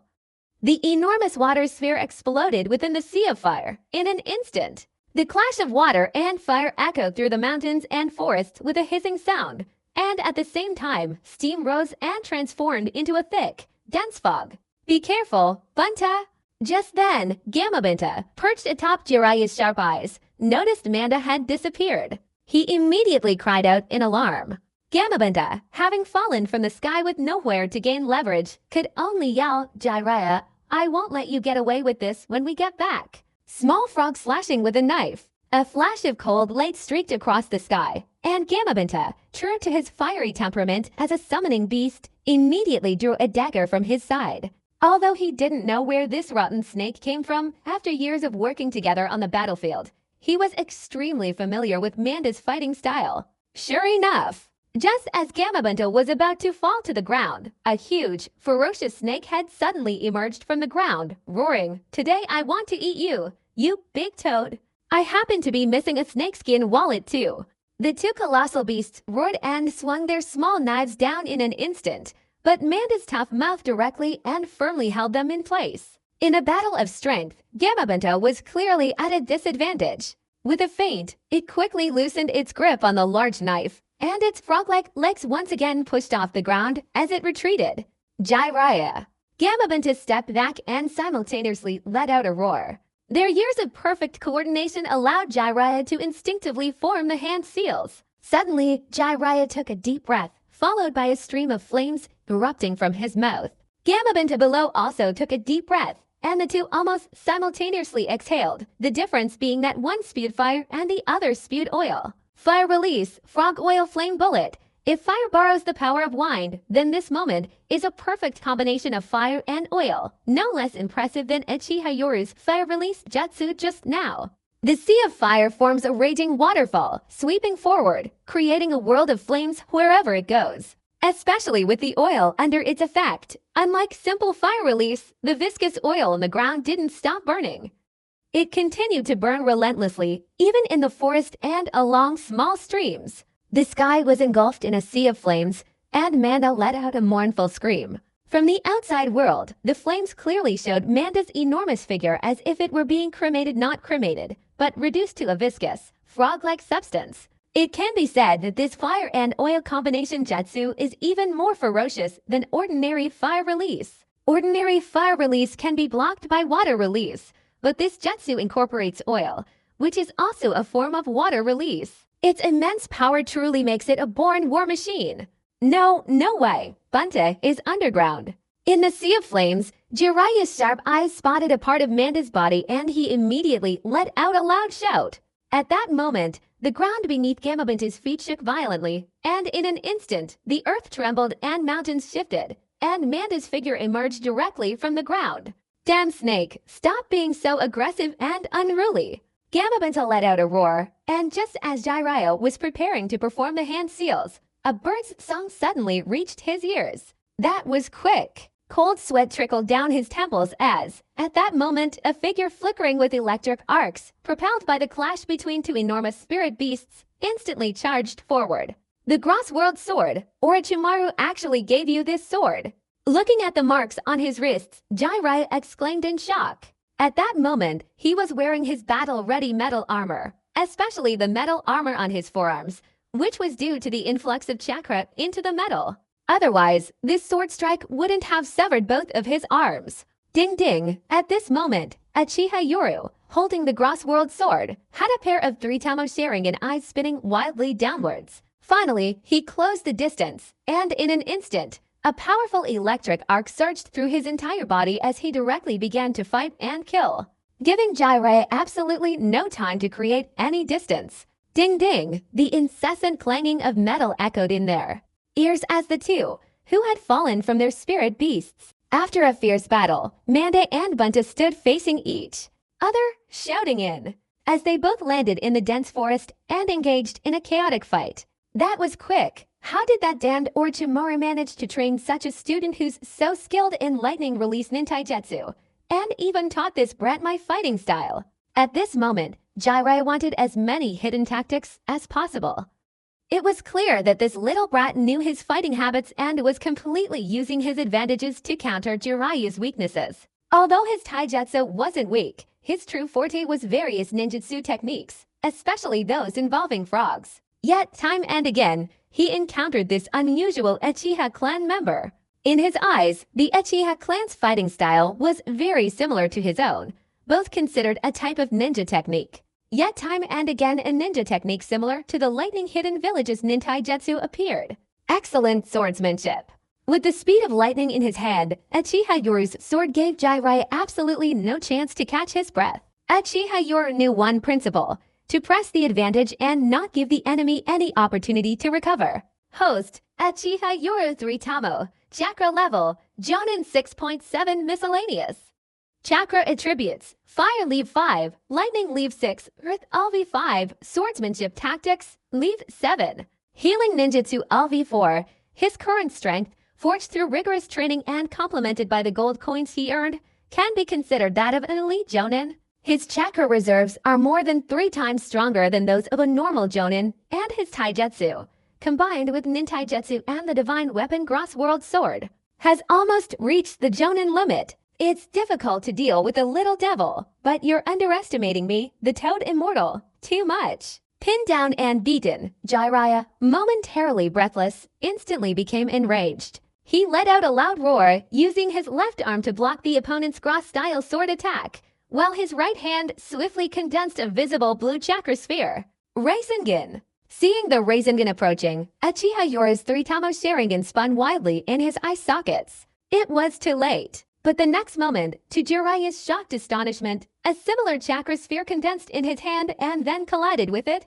A deafening explosion resounded, and the two were sent flying by the impact of this immense chakra. Touch, touch! The two of them knocked down several large trees in quick succession before finally stopping. At this moment, they stood up and stared intently at Jiraiya and Uchiha Yoru in the distance, cold sweat dripping from their temples. It was truly terrifying. The Rasengan is truly terrifying in real combat, even without hand seals, and using it with one hand, especially considering it's an rank jutsu. Its destructive power is astonishing. In the past, the Rasengan gave people the impression that it was nothing special, only becoming powerful when it incorporated transformations. However, in reality, in combat, this type of instantaneous jutsu, especially in close combat, can truly end a battle in an instant. After all, being a ninja is a profession where attacks are highly effective, but the body is fragile. Little brat, how did you get the Rasengan? At this moment, Jiraiya's arm ached, and he stared in horror at Uchiha Yoru, who was almost completely unharmed in the distance. He immediately cursed inwardly, thinking, what a little pervert. However, his sharp eyes also noticed the reason, and he secretly thought, is it lightning release chakra protecting his body? This kid is not simple. He can actually cultivate this jutsu to this level. At that moment, Uchiha Yoru looked at Jiraiya in the distance. The two were too far apart. At this point, the other party could use ninjutsu without any restraint. The next moment, a mocking smile appeared on his face. How dare you, even Lord Jiraiya is rotten, learning to conspire and wanting to expel teacher Orochimaru from the village. Haha, indeed, you are all ninjas corrupted by self-interest. Upon hearing this, Jiraiya immediately narrowed his eyes, recalling the conversation the little brat had just had with Orochimaru. Is running away the only way to prove one's abilities? And with Orochimaru hunting him down, a strange glint appeared in his eyes, causing Jiraiya's grip to soften slightly, revealing his foolishly silly grin. Haha, little brat, if there's anything wrong, we should first invite your teacher, Orochimaru, over to have a good talk. Isn't that right? As long as we talk things out, there's no misunderstanding that can't be resolved. That same foolish, smiling expression on Jiraiya's face somehow exuded a sense of ease, as if he were a born protagonist, or perhaps it was the charm of standing Jiraiya. At this moment, Uchiha Yoru, upon hearing Jiraiya's words, secretly breathed a sigh of relief, but he feigned a cold, distressful expression, tightly gripping the Gross World Sword. Clearing up misunderstandings, haha, Lord Jiraiya certainly knows how to joke. You all clearly know what Teacher Orochimaru did, yet you repeatedly pretend to be superior and hypocritical. You reap all the benefits, and in the end, you want to shift all the blame onto Teacher Orochimaru, forcing him to leave the village. Isn't it only after forcing Teacher Orochimaru to become a rogue ninja that you finally feel at ease? Roaring down, Uchiha Yoru instantly transformed into a streak of lightning and descended directly. Seeing this, Jiraiya instinctively wanted to unleash a jutsu, but he quickly restrained himself, taking out two kunai from his satchel and engaging in battle with this seemingly impulsive and extremely agitated young man. Little devil, what are you talking about?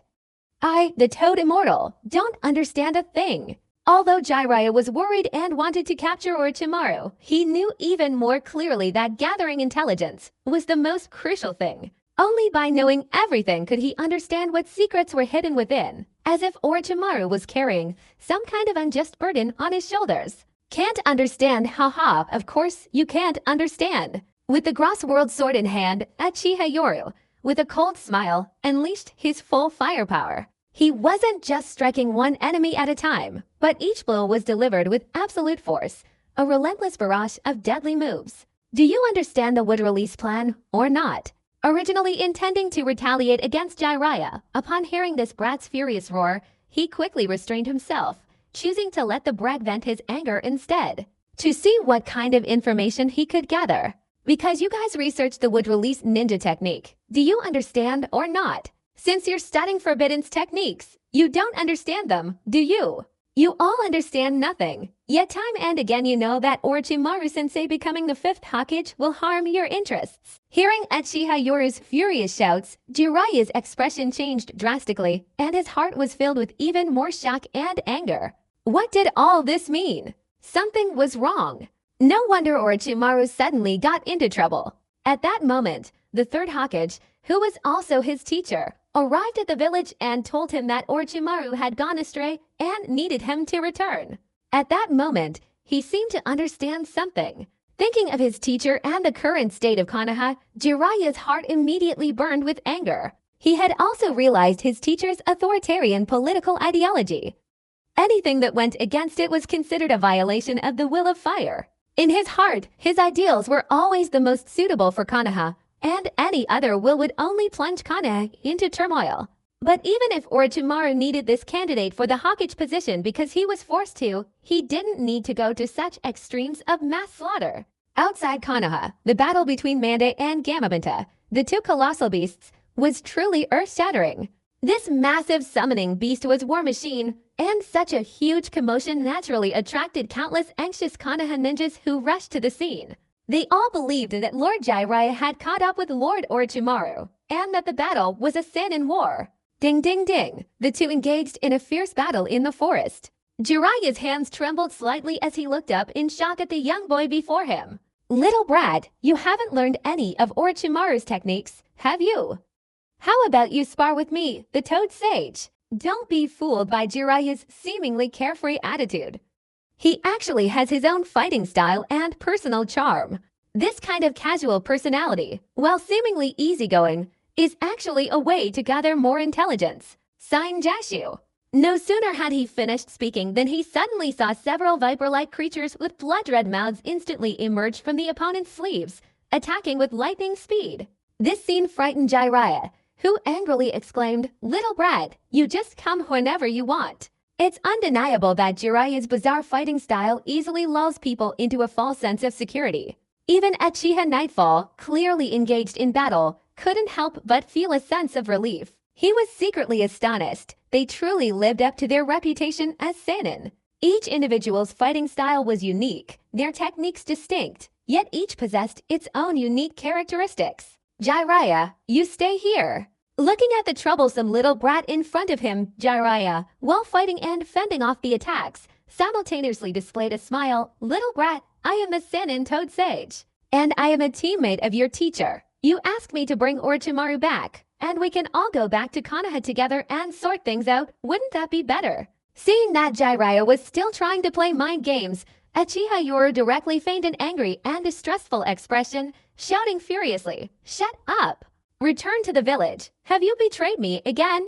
Teacher Orochimaru also trusted you too much, saying that at most he would only face the same treatment as White Fang, and that he would even follow your Jiraiya example and not return to the village. But what happened? Look at the village's current orders. Can he even clear his name if he returns? Shouldn't you be satisfied only if you force the teacher to commit ritual suicide like Lord White Fang?" At this moment, Uchiha Yoruichi, seething with anger at being betrayed, spun her 3-Tamo Sharingan wildly. Seeing this, Jiraiya was startled, and his rage intensified. White Fang! Orochimaru! Damn those old men! Terrible! In an instant, the force of the exchange suddenly increased, and in a flash, the kunai in Jiraiya's palm was cut in half. Jiraiya hastily raised his arm, using his metal wrist guard to block the attack. As the cross-cutting sword severed the kunai and struck his arm, the force intensified, and at the same time, his opponent kicked him in the stomach. Rumble! Jiraiya cried out in pain as he was directly kicked dozens of meters away, tumbling and rolling before falling to the ground. He then showed an angry expression. Little brat, I, the great master, must be serious. Fire release flame bullet. With a swift turn and landing on the ground, Jiraiya formed a hand seal, and a massive fireball shot out from his mouth. Seeing this, Uchiha Yoru's pupils contracted.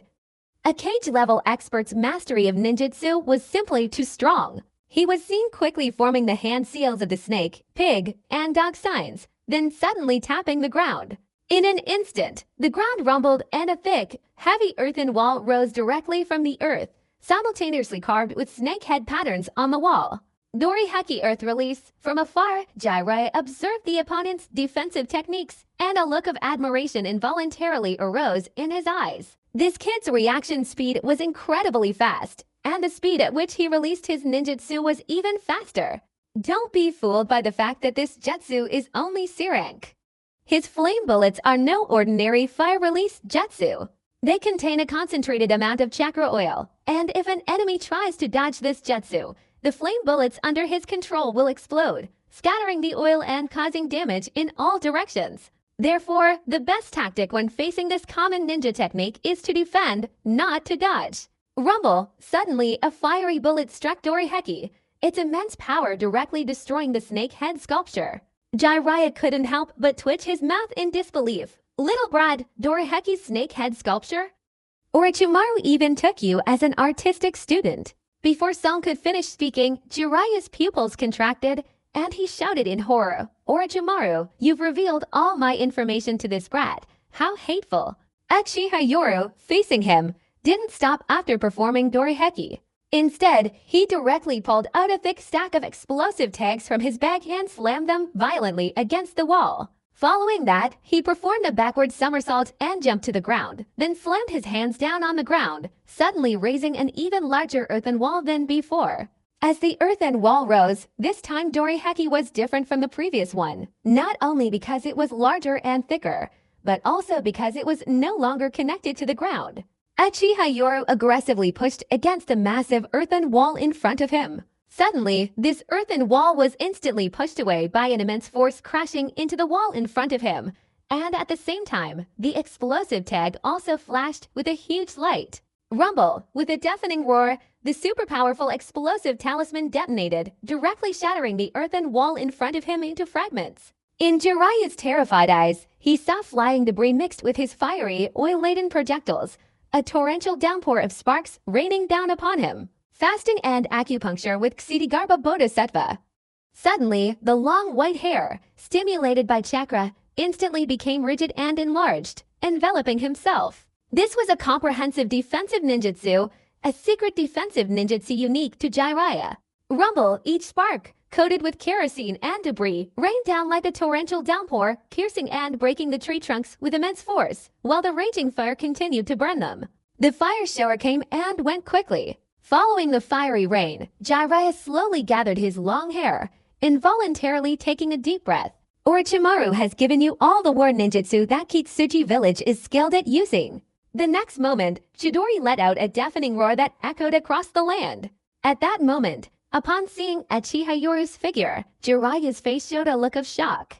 Danger! He sensed a dangerous aura. This is it. This is it. Jiraiya stared in horror at Uchiha Yoru in the distance. At this moment, the little brat's appearance had drastically changed. Or rather, a 3-tamo chakra mark on his neck was heating up and slowly spreading across his body. Black flame patterns directly covered half of his body, especially his face, which was half covered with such incendio markings. Damn it, Orochimaru actually used his own students as human test subjects. Seeing this scene, Jiraiya was not only shocked but also enraged. He knew that human experimentation was a dark artifact in every major village, and he couldn't stop it. But he absolutely would not allow his own people to be used as test subjects. This violated his ninja code. Heavenly Seal State 1. At this moment, Uchiha Yoru's face showed an evil smile. As the power of the cursed seal descended, his speed and strength both increased dramatically. Although not perfect, this power was truly formidable. Human bodies for experimentation, haha, aren't you the ones who use your own village's ninjas as test subjects? Seemingly under the influence of the cursed seal, Uchiha Yoru's aura became even more evil and tyrannical. After letting out a roar, his figure instantly transformed into a flash of lightning and darted away, using a ninja village as a test subject. At this moment, Jiraiya was terrified. He knew the person he was talking about was a high-ranking official. While terrified, Jiraiya also adopted a serious expression as he faced the enhanced Chidori attack. Now, if he were to underestimate him, he would likely be seriously injured by the other party. This little brat now has the ability to harm him. At the same time, he also understood why this little devil's power had suddenly increased dramatically. He suspected that all of this was due to the blessing of this cursed seal. Doriheki Earth Release. With both hands moving in unison, a massive, thick earthen wall instantly appeared before him. Lightning Release countered Earth Release. Attacking with lightning speed, only a flash of electric arc passed, and the massive, thick earthen wall was easily pierced like paper, offering almost no resistance to the figure's sprinting speed. When they broke through the earthen wall and found not a soul in sight, Uchiha Yoruichi, with her twin 3-tamo Sharingan, anxiously searched for any sign of anyone. At that moment, Jiraiya's mocking laughter echoed from afar. Haha, little brat, today I'll teach you a lesson. Powerful ninjutsu is useless if you dodge, haha. But just as Jiraiya was laughing triumphantly, in the distance, 2 giant beasts were battling fiercely. Gamabunta, with his hot temper, angrily shouted, Jiraiya, if you don't come to help, I'll just leave it to chance. Holy cow! Turning his head, Jiraiya looked at Gamabunta, who was being beaten by Manda in the distance. Immediately, a lewd and embarrassed smile appeared on Jiraiya's face, and he hastily shouted, Bunta, you hold on, then I, the great Jiraiya, will come. But just then, a series of whistling sounds came from behind him. Turning around, Jiraiya saw that this little brat had thrown shurikens, and a look of contempt and a smile immediately appeared in his eyes. However, the smile froze the next moment. Shuriken Shadow Clone Technique. Behind Uchiha Yoru, a cold smile fell as he directly threw a shuriken with all his might. At the same time, he flipped his hands and formed hand seals. In an instant, the shuriken in the distance began to spin and transform, 1 turning into 2, and 2 into 4. In an instant, a barrage of shurikens attacked from behind, and Jiraiya, hidden in his corner, shouted, Damn brat, he even knows this jutsu. But Jiraiya's hands were quick. He swiftly formed hand seals, and in the distance, Uchiha Yoru's 3-tamo Sharingan pupils suddenly contracted. This seal was Kuchioshi no Jutsu. A massive cloud of thick smoke rose again, and from Kuchioshi, a dense shower of shurikens rained down, accompanied by a clanging sound of impact. The thick fog dissipated, revealing a huge, purplish red frog with a black U-shaped tattoo on its face. One hand held a shield-like object resembling a pot lid, blocking his shuriken attacks, while the other grasped a spear covered in sharp spikes. Haha, I was underestimated by that little brat. Speaking of which, I've long ceased to be human, shedding tears of blood from rage. Originally a Sannin, now transformed into an Sage, Mount Mayoboku Frog. Ouch. As the enormous summoning beast descended amidst swirling mist, Jiraiya, perched atop its head, once again began his usual bizarre and comical outburst, shouting loudly like a comedic actor. Suddenly, the summoning beast shook, causing him to lose his balance and fall directly onto the frog's body. Watching this scene from afar, Uchiha Yoru couldn't help but twitch his eyelids. Although he had long known Jiraiya was unreliable, only when you actually fight against someone like him do you realize that even you yourself are unconsciously drawn into his rhythm. Even if that rhythm is somewhat comical. But it must be said that fighting alongside Jiraiya, the ninjas must have felt the most relaxed. Even if they were defeated, they probably wouldn't feel such immense pressure. This is probably Jiraiya's charm. Although I'm very clumsy, I will definitely try my best. You idiot, Gomekin! Don't cause trouble while I'm trying to scare you. Gomekin, perched on top of Jiraiya, glared at his summoning beast, his eyes wide with anger.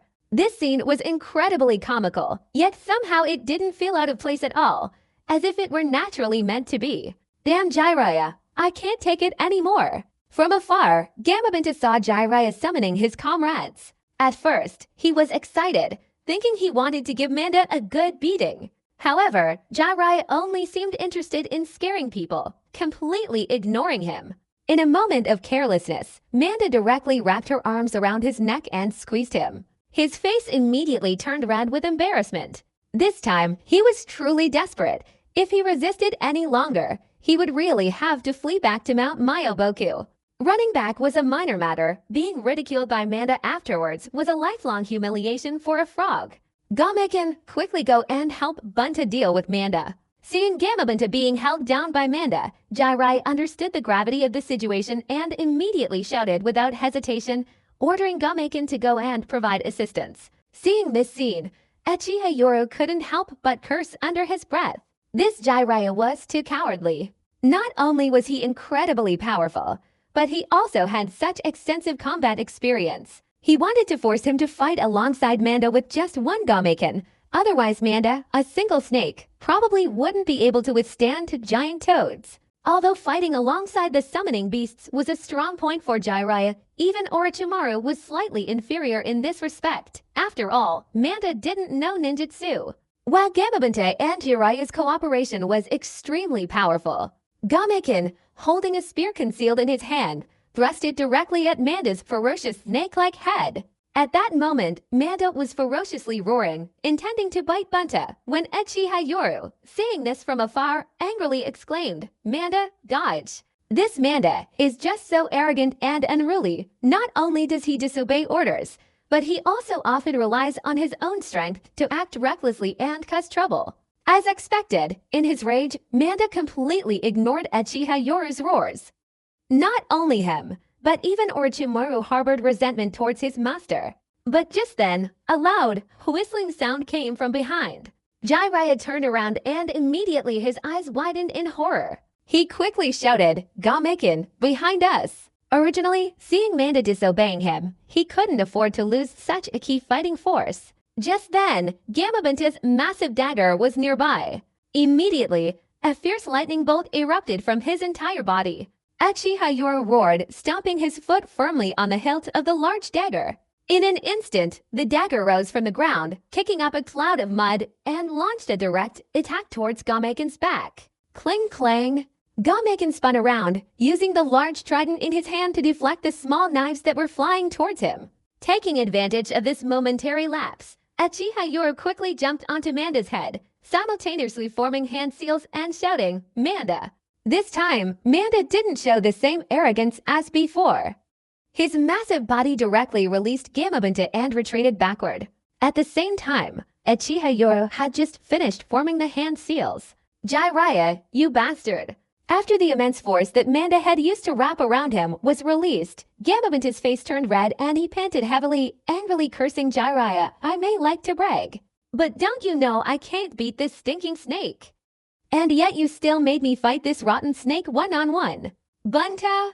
Jiraiya exclaimed in alarm as he watched Uchiha Yoro perform the hand seals. However, the next moment, just as Gamabunta was about to take a breath, his massive body suddenly swayed, losing his balance, and he fell to the ground with a loud crash. Earth release, Yellow Springs Marsh. The ground instantly turned into a thick, viscous swamp. Gamabunta, losing his balance, sank directly into it, lying awkwardly in the swamp. At this moment, Jiraiya jumped onto his head and managed to utter the two words he hadn't finished. Careful. Jiraiya watched Gamabunta fall into the swamp, revealing an embarrassed smile. Gamabunta, however, was incomparably enraged, glaring at Manda and roaring at the little demon in the distance. Little brat. Gamabunta had never been in such a predicament before. Even when he teamed up with Jiraiya to fight Orochimaru, he never made such a fool of himself. Today, he's lost everything. Let's go. Does this little brat not need money for chakra? At that moment, Jiraiya couldn't help but let out a gasp of surprise. In the distance, above Manda's head, Uchiha Yoru's evil grin had already transformed into a mud clone, while the real Uchiha Yoru was hiding behind a large tree at the edge of the swamp. His hands were already forming hand seals, and he suddenly took a deep breath, instantly unleashing flames from his mouth. Fire release, Great Dragon Fire Technique. A massive amount of chakra, compressed to its maximum height, formed a gigantic, roaring fire dragon. In one breath, it directly spewed out 5 enormous fire dragons, completely sealing off Gamabunta and Kakuzu from below. Damn it, this little brat knows my fighting habits. Jiraiya roared in anger. This brat's fighting style is completely based on intelligence gathered from him. He's practically launching preemptive strikes in all his ninjutsu, even knowing his fighting style perfectly. This must be Orochimaru's masterpiece. Although Jiraiya was furious, his eyes betrayed a calmness. It was clear that having weathered many storms, he wouldn't lose his composure like this. However, this was merely his exaggerated nature. He secretly frowned, analyzing the situation. This cursed seal seemed to enhance the kid's strength and speed. Furthermore, this feeling was very similar to the Sage Mode's natural energy, yet different. It was more volatile, likely due to the unstable control of natural energy through this method. It's impossible not to say Orochimaru is a true genius. Just as Jiraiya was lost in thought, Gamabunta, whose limbs were almost submerged in the swamp, angrily shouted, Jiraiya. Damn it, this huge thing has 5 fire dragons completely surrounding it, and Jiraiya, you're not helping it. You really want to go back to Mount Myoboku. Bunta, use the oil. Jiraiya's loud laughter didn't pose any threat to the jutsu before him. Instead, after a loud shout, the two sides exchanged knowing glances. Gamabunta almost reflexively spat out a large amount of oil from his mouth, and Jiraiya, after completing the hand seals, unleashed fire. Fire release, Frog Oil Flame Bullet. A torrent of flames, like a waterfall, appeared, directly engulfing these fire dragons. If fire dragons are like massive rocks, then Jiraiya and Gamabunta's combined fire release jutsu is like a waterfall. The immense impact force directly deflected the 5 fire dragons' heads, piercing through the raging sea of fire like a waterfall, and sent Kakuzu swerving past Bunta and flying upwards into the sky. It was a failure. As the overwhelming waterfall of flames attacked, Uchiha Yoru, having already released his chakra, transformed into a flash of lightning and swiftly fled towards Manda. Manda! Uchiha Yoru let out a loud shout. The hot-tempered Manda, witnessing this scene, realized that although it was their first time working together, they seemed to have an extraordinary understanding of each other's intentions. Almost instantly, Manda grasped the other's meaning, but his temper flared up as he yelled, "Little brat, this time I want 100 sacrifices." Right next to it was a large pool of water, and Manda's massive, powerful snake tail lashed out like lightning, violently striking the water. Under this immense force, the water instantly splashed down, forming a short, fabric-like waterfall-like barrier.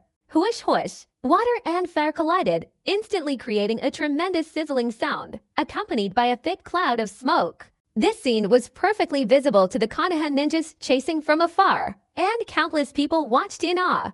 This is it. This is what a Sannin of that caliber would fight in. Terrifying. Countless ninjas were seeing for the first time this kind of earth-shattering, mountain-shaking ninjutsu duel, a battle that completely altered the shape of the ground. No, it's not Lord Orochimaru. It's Lord Orochimaru's disciple, Uchiha Yoru, fighting against Lord Jiraiya. It was clear that among the crowd were ninja-like senses. Upon recognizing the distant combat personnel, their expressions of shock became even more apparent. What? Many people exclaimed in fear. It's Uchiha Yoru, Orochimaru-sama's disciple. He can actually fight Jiraiya-sama to this extent. It's truly terrifying. Jonin-level combatants possess immense destructive power, but to alter the shape of the ground requires a massive amount of chakra. Alternatively, they might need the assistance of summoning beasts to achieve this level of destructive power. For example, Jiraiya's combined fire release, oil flame frog bullet jutsu is a massive shape-shifting jutsu that completely alters the shape of the ground. In terms of power and range, it surpasses normal A-rank jutsu, though it's still inferior to S-rank jutsu, but it's incredibly powerful on the battlefield. This is a jutsu entirely designed for large-scale warfare. Jonin chakra reserves aren't particularly large. In the anime, Hada Kakashi once mentioned that his chakra reserves only allow him to release Chidori 4 times a day. Don't be fooled by Kakashi's lack of chakra. When compared to others, his chakra reserves are still significantly higher than those of a typical Jonin Kakashi. Furthermore, Kakashi's chakra reserves are quite substantial. It's just that the constant depletion by the Sharingan prevents him from remaining in his full chakra state. Uchiha Yoru's chakra reserves are now almost 7 times Kakashi's, and with the added benefit of the Heavenly Curse Mark. Although not the full state, the natural energy entering his body also greatly increases the power of his released ninjutsu. From the very beginning, Orochimaru knew that the chakra levels between the two were vastly different, so given the enormous chakra consumption for summoning Manda, Orochimaru chose to assist in the summoning. From the start of the battle until now, the total number of jutsu released is Fire Release, Great Fire Annihilation B rank, Rasengan A rank, Sign Jashu C rank, Dori Heki D rank, Shuriken, Shadow Clone Jutsu A rank, Chidori A rank, and Fire Release, Great Dragon Fire Technique B rank. Of those to Fire Release Jutsu, although B rank, required a considerable amount of chakra, and with the remaining Lightning Release chakra form, Uchiha Yoru's enormous chakra reserves were almost depleted. Little brat, how much chakra do you have left? Gamabunta and Gomaken descended one on each side, while the high and mighty Sennin Jiraiya gazed intently at the figures disappearing into the distance as the mist dissipated. Meanwhile, Uchiha Yoru, standing atop Manda, was gasping for breath, his entire body drenched in sweat. A rock he had dodged had somehow pierced his eyebrow, leaving him unable to open one eye. The landscape was truly unsightly, with traces of battle everywhere and oil slicks scattered across the burning trees in patches. Little brat, at this age, you're already very strong. Looking at Orochimaru taking this disciple, Jiraiya couldn't help but show admiration and nod in approval. A massive amount of chakra, exquisite ninjutsu, and an exceptional mastery of nintaijutsu, even genjutsu. Thinking this, and looking at the distant 3-tamo Sharingan of that little brat, Jiraiya couldn't help but shake his head and say, if this brat grows up, he'll probably be very difficult to deal with. Dark clouds slowly covered the sky, seemingly foreshadowing a major event about to happen in Konoha. A group of Konoha ninjas approaching from afar were filled with shock. From this distance, they could already see the landscape after the war, a sight far beyond what ordinary Jonin could have created. Wanting to know the whole truth, Jiraiya looked at Uchiha Yoru in the distance, whose chakra level was rapidly decreasing, and laughed loudly, saying, little brat, you're very strong at this age. Now you can tell me about Orochimaru. Regarding Orochimaru's fight with him, well, he didn't consider the longevity ninjutsu to be capable. He couldn't say anything about Orochimaru's ninja way either. As for cruelty, Jiraiya gave a wry smile. What right did a ninja have to use the word cruelty? However, attacking a ninja from the same village would cross the bottom line. Sitting half reclining on top of Manda, Uchiha Yoru panted, gazing at Jiraiya in the distance, a cold smile slowly forming on his lips. Lord Jiraiya, you want to know the truth? Haha, I can tell you the truth, but I'm afraid you won't dare face it all. At this point, Uchiha Yoru's distressful cold smile instantly made Jiraiya frown. He crossed his arms and revealed a confident smile. Haha, little brat, rest assured, I am Jiraiya, the Toad Sage. At this point, Jiraiya's eyebrows furrowed slightly, his eyes gesturing towards the approaching Konoha ninjas in the distance. Then he shrugged and displayed a nonchalant smile. Even if Orochimaru wanted to escape, I wouldn't be able to catch him. This is a good opportunity to see how you, this little brat, can be so magnanimous that Orochimaru values you so much. It's clear that Jiraiya, despite his imposing and bulky appearance, is actually quite cunning. From the very beginning, Jiraiya harbored ulterior motives. For example, he was able to roughly deduce what was happening to Orochimaru, even though the intelligence he received earlier was clearly problematic. It's likely similar to the White Fang incident, which had an extremely negative impact on reputation. So when faced with Uchiha Yoru, this brat, Jiraiya tacitly agreed to let Orochimaru leave first. Jiraiya also breathed a sigh of relief in the shadows because of this little brat's strength, as Orochimaru's main lineage of ninjas had many members. If something were to happen to them, this force would likely be wiped out, and the village would be the one to suffer the loss. Therefore, he needed a leader who could perfectly replace Orochimaru. By taking over this force, without mentioning anything else, at the very least, they must be guaranteed to stay. Only then will Orochimaru have a chance. Jiraiya's thinking was very simple. If there was a problem, he would definitely help his comrades, and this member of the organization would still be useful later. Unfortunately, he really didn't expect Orochimaru to be so decisive.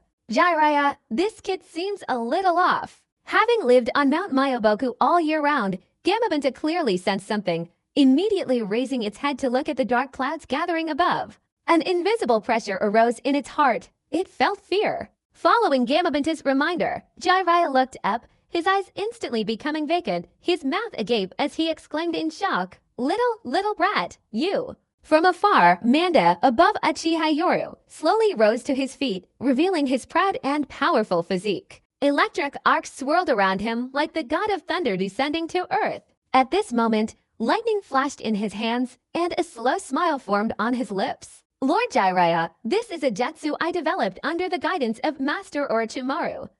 Lightning descends from the heavens. I wonder how one of you, a Sennin, will dodge it." Gulp.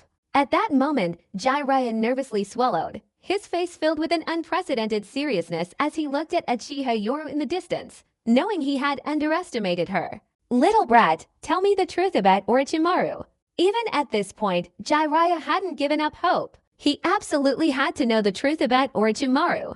The current situation in the village had escalated to a manhunt, and a slight misstep could completely destroy the prestige he had built up over so many years as his best friend. This was something he didn't want to see. He absolutely did not want to see the village suffer Zetsu's wrath. As long as Orochimaru still had a chance to turn back, he would never let go. "Lord Jiraiya, the truth is, it was the wood-release ninja Orochimaru who researched it. The village even went further in implementing the wood-release plan, and simultaneously entrusted the teacher with researching and developing to Forbidden's techniques. Roots sent countless human test subjects, you understand. However, later they discovered that some of the village ninjas were among them. So the teacher ordered us to secretly imprison these people and the village's previous members." After hearing Uchiha Yoru's detailed account, Jiraiya's expression turned extremely grim. So that's how it was. Why didn't Orochimaru object? No. Either the third Hokage was involved or tacitly condoned it, or he remembered the fourth Hokage's situation and immediately fell silent. At that time, he also agreed with the third Hokage's political ideology that Konoha needed stability.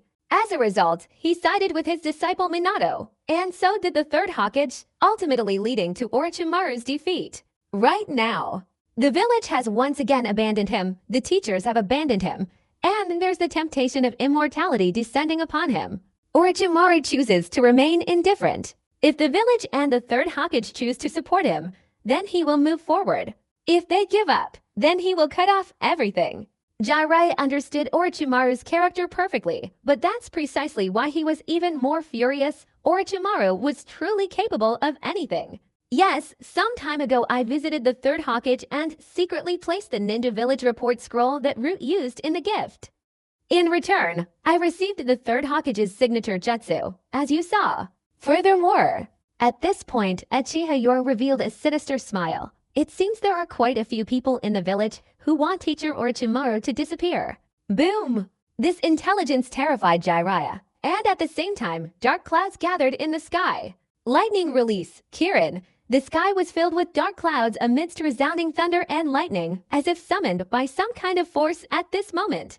In an instant, the dark clouds obscured the lightning, and under this immense natural disaster, the Konoha ninjas who had been chasing after them from afar stared blankly at the sky.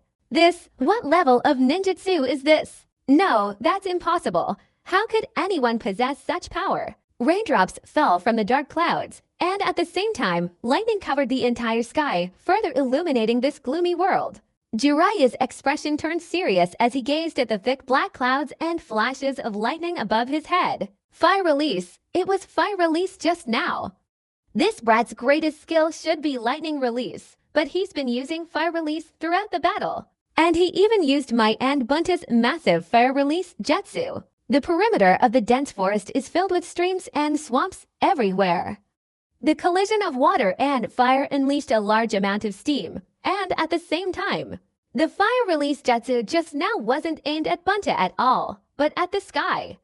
This caused the atmosphere to warm up rapidly, thus triggering an updraft. At this moment, Jiraiya exclaimed in astonishment, "Rain clouds." Or rather, this brat has been preparing for this jutsu since the very beginning of the battle to create thunder clouds, or to make today's weather even more severe. The sky was already overcast, and with Uchiha deliberately manipulating it, the weather became even more volatile, making this thunder cloud even larger. Bunta, Gamekin, you to return to Mount Myoboku immediately. Sensing the pressure of this jutsu, Jiraiya's expression turned serious as he shouted loudly. Suddenly, with a quick movement of his hands, two enormous, thick clouds of smoke rose from the summoning beasts, and Gamabunta and Gamekin vanished, returning to Mount Myoboku. Meanwhile, far away on the Manda mountain peak, Uchiha slowly raised his arm, surrounded by lightning. In an instant, the entire sky seemed to come alive with lightning, as if under his command it had transformed into a mythical beast, a figure from ancient tales. At this moment, the immense changes in this place caused all the Konoha ninjas to feel this overwhelming natural pressure, and they all glanced in shock at the thick dark clouds in the distance, where lightning flashed. Meanwhile, Orochimaru, who had gone far away in the dense forest, slowly glanced around, looking at the distant sky where thunder rumbled, and couldn't help but slowly curl his lips into a hoarse smile. Haha, Nightfall, I didn't expect you to have grown to this point, to have even perfected this jutsu.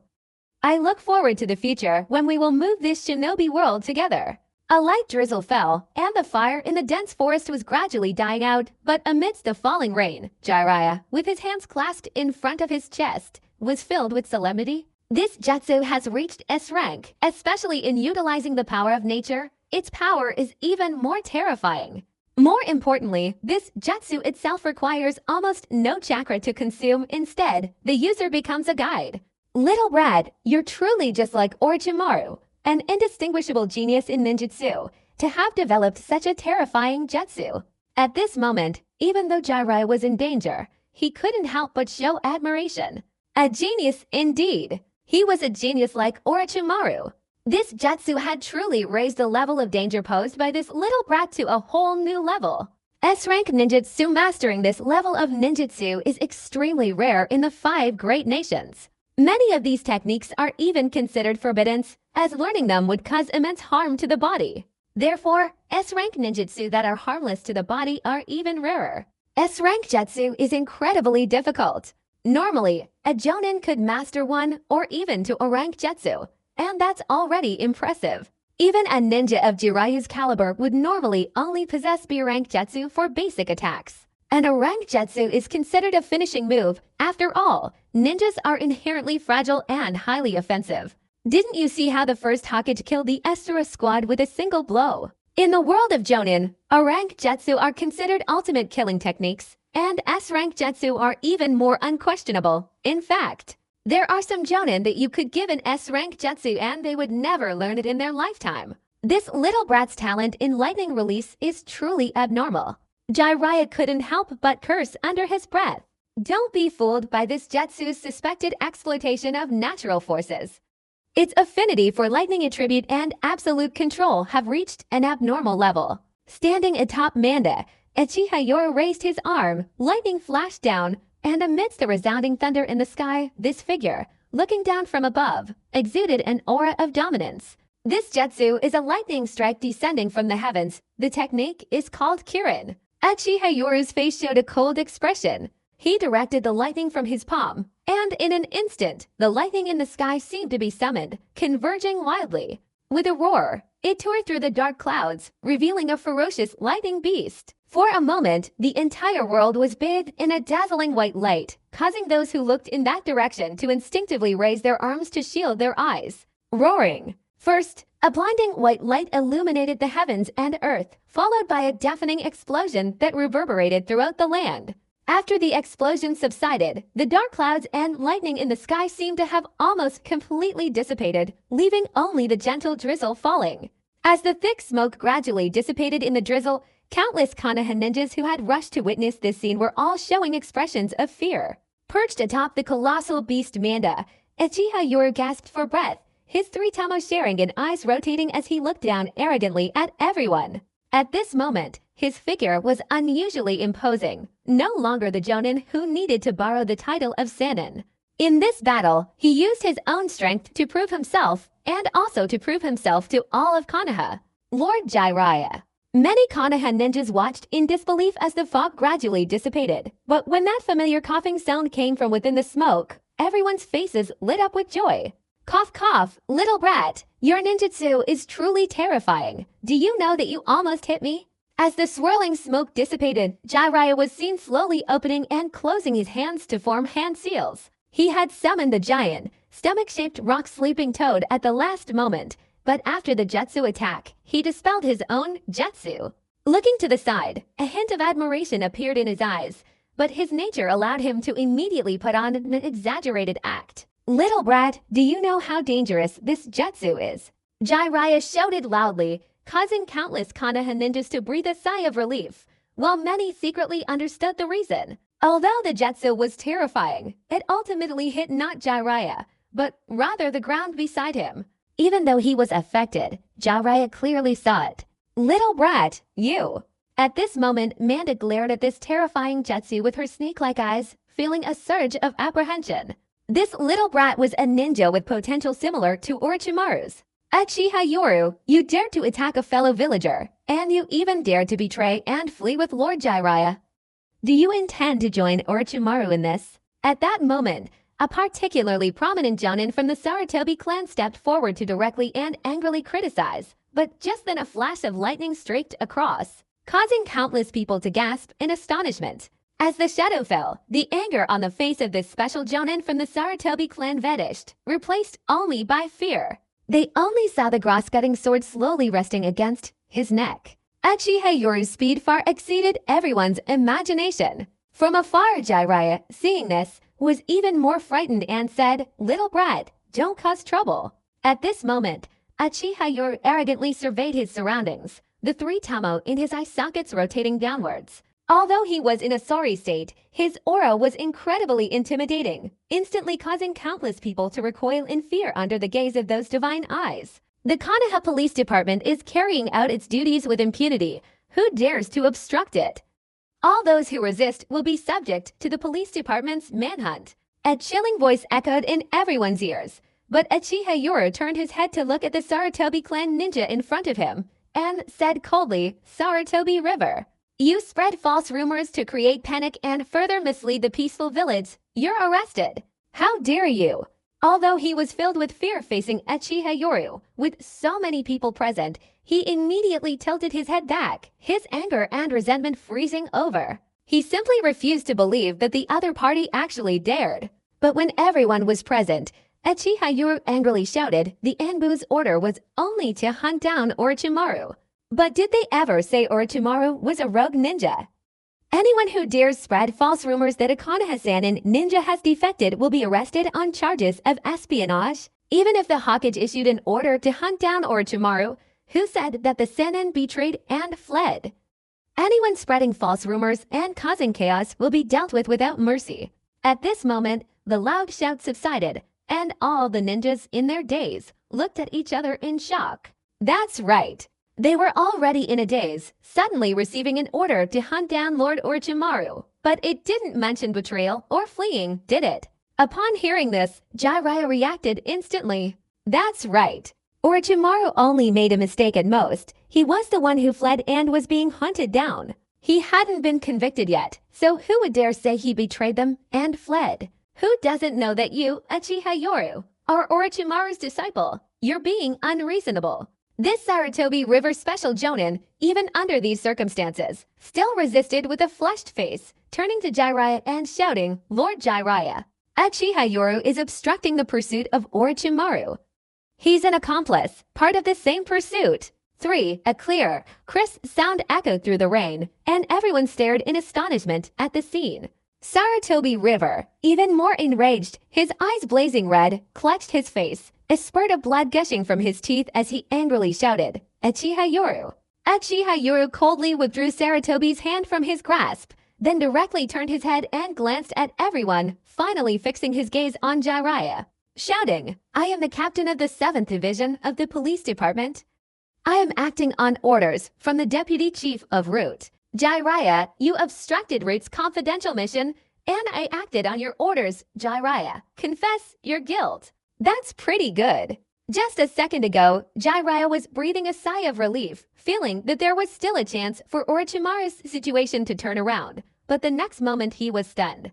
With everyone's eyes on him, he was the one who became a laughingstock. "Me, you little devil." Seeing Uchiha Yoru's icy gaze, and the fact that this brat had held back in his final jutsu, even if he hadn't held back, he was confident he could have continued to resist. However, thinking of his comrade Orochimaru, Jiraiya reluctantly raised his hands, revealing an expression of utter despair. Jiraiya confesses, I shouldn't have prevented Route's Vice Captain Orochimaru from carrying out a top-secret mission. That's good, Jiraiya shouted from his secluded spot. Clearly, everyone knew what the term Route Vice Minister meant. It clearly referred to Orochimaru. He was simply following orders, but everyone chose to remain silent, their minds filled with too many questions. Lord Orochimaru! He was supposed to become the 5th Hokage, so how could he betray and flee? They simply couldn't understand it. Because he was a good friend, no?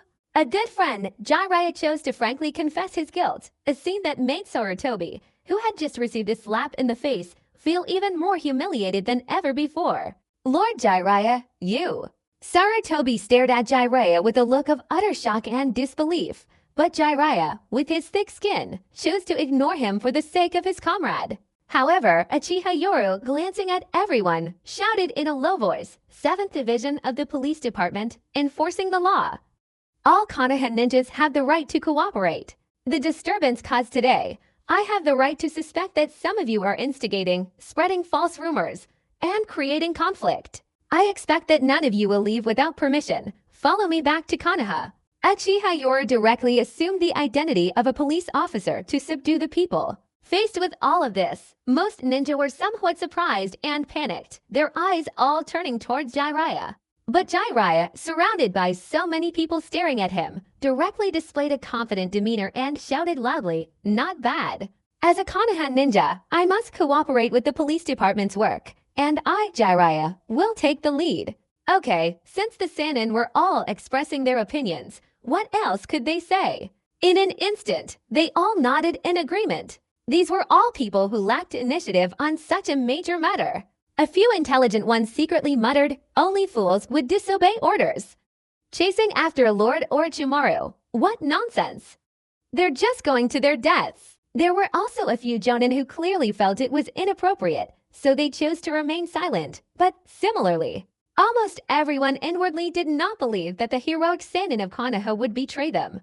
Little devil, this time it'll be enough. Next time I want a sacrifice. From afar, Manda saw nothing unusual, and after his fierce battle with Gamabunta that day, he was in a very good mood. He had also witnessed Uchiha Yoru's talent and strength, so he arrogantly and impatiently shouted, and without waiting for Uchiha Yoru's reply, he directly slammed into the thick smoke and returned to Ryuchi Cave. Sarutobi River, I currently suspect you of colluding with the enemy and creating trouble, unjustly accusing the village hero Orochimaru of betrayal and fleeing.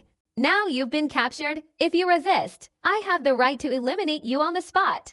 Uchiha Yoru snarled coldly, and as Sarutobi retreated, his heart was filled with even more rage. Fine, you Uchiha, just wait. When our Sarutobi clan produces another Hokage, we'll wipe you all out in the next few decades. Although Sarutobi hated his opponent so much he wished he could kill him, with so many people watching, he could only reluctantly choose to surrender and be captured. And so, a large group of people hunted down the team, and Uchiha Yoruichi, using her authority as a police officer, brought them all back. However, on the way back, Uchiha Yoruichi's words startled Jiraiya. "Lord Jiraiya, I hope you can prove that you were not involved in this matter."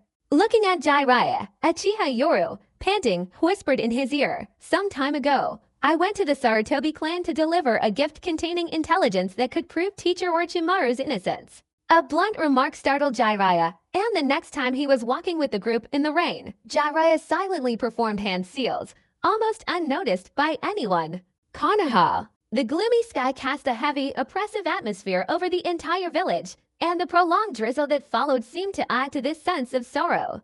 This building belongs to the 7th Squad of the prison's jurisdiction, similar to the Chunin exam scene after the Death Forest battle in the inner chamber.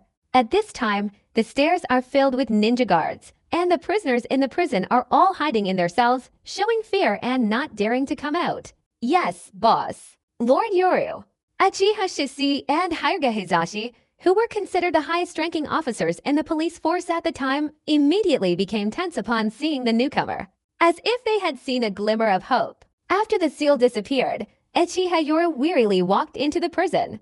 As everyone greeted him with a somewhat bewildered expression, he calmly said in a low voice, "Rest assured, Teacher Orochimaru is innocent." The Anbu's bounty was issued as a pretext for Teacher Orochimaru using human bodies from the same village as his experiments. At this point, Uchiha Yoru looked at Shisui and also at Kakashi and Madogai in the distance. Shisui immediately summoned all the ninjas and children from the prison.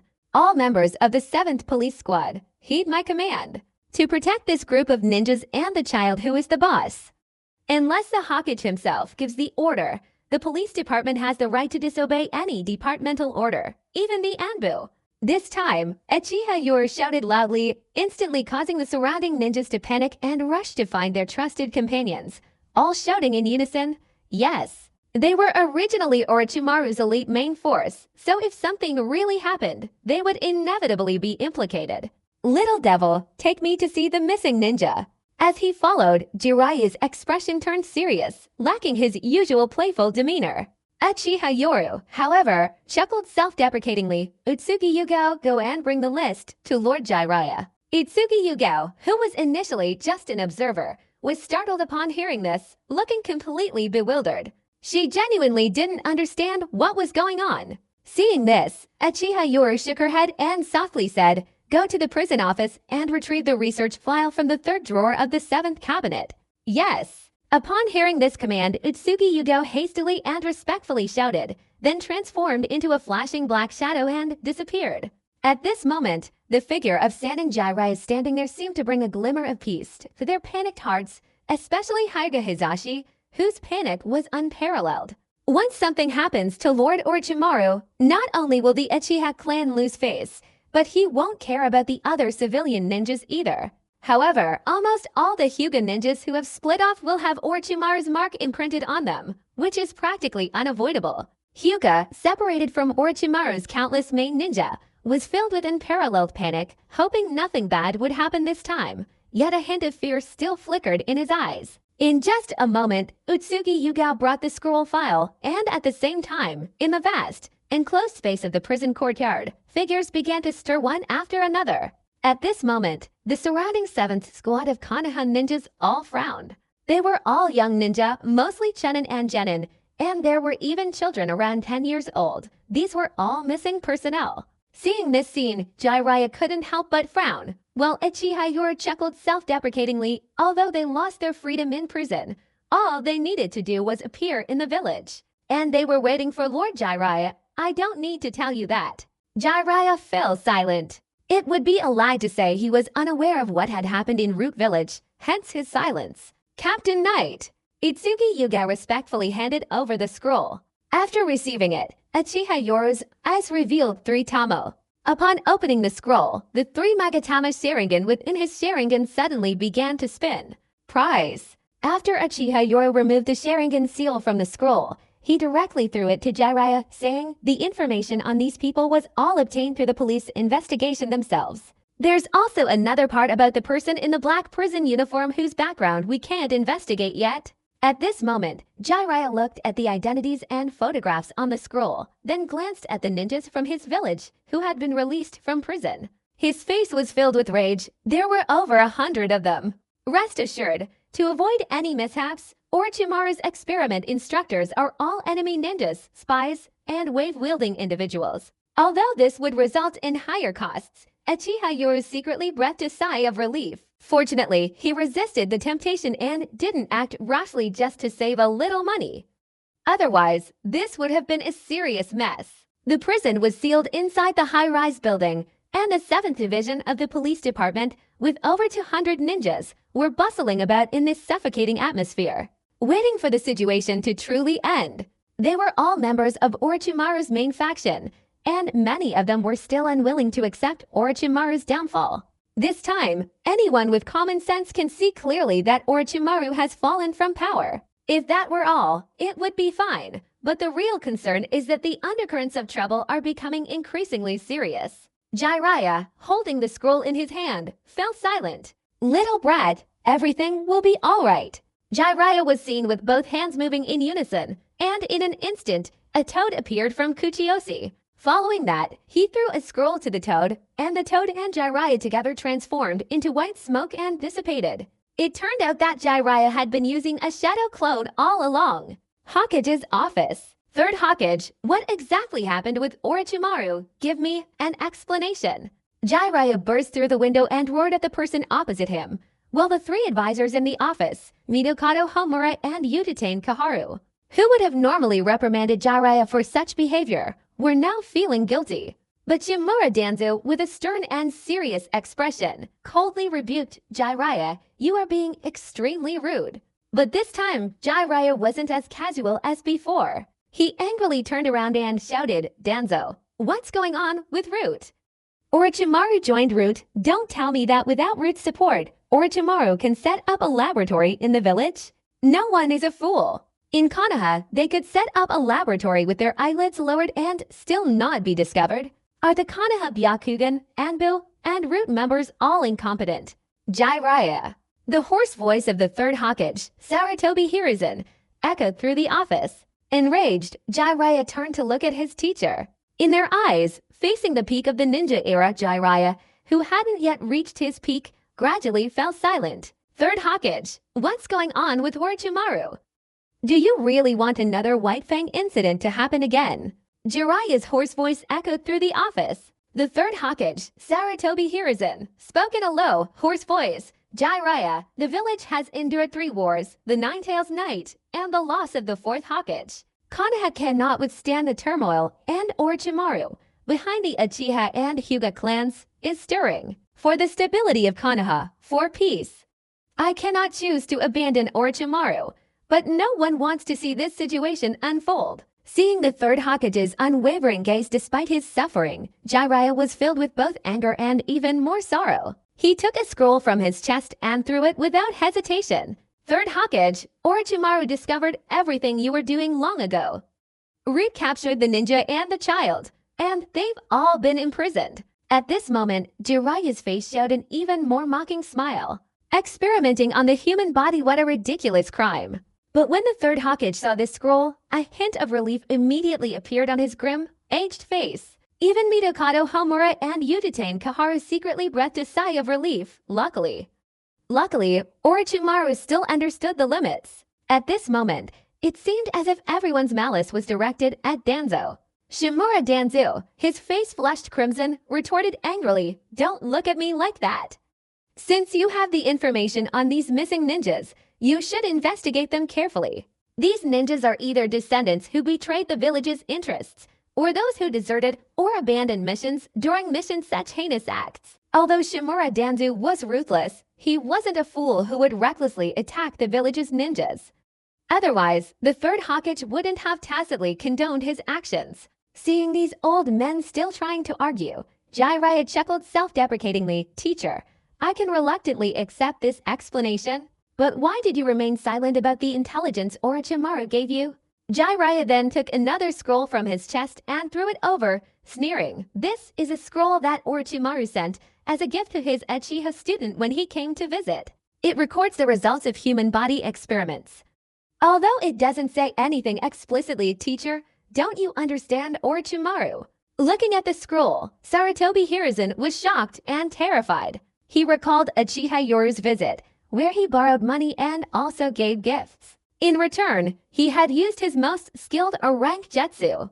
Damn it! How can one or two things be like this? Can't they just put everything out there in the open? Do they have to make people guess? At this moment, the third generation Sarutobi Hiruzen wanted to hide as many secrets as possible. Who could have imagined that this little brat would hide the scroll inside the gift box? Enraged, he turned to look at Danzo, who, unwilling to be outdone, glared back, as if to say, my plan was given to you through Ki, and you didn't even look at it, directly tacitly admitting it. At that moment, Sarutobi Hiruzen realized that this world was filled with malice, as if everyone was targeting him. Jiraiya, naturally unaware of the third Hokage's anger, simply felt sorrow. Orochimaru probably knew your teacher's decision, but he only wanted one thing from you. He just wanted you to explain things more quickly, but you didn't. At this point, Jiraiya roared in anger. Do you really want to push Orochimaru to the brink of despair? At this moment, the third generation Sarutobi Hiruzen felt the world spinning around him.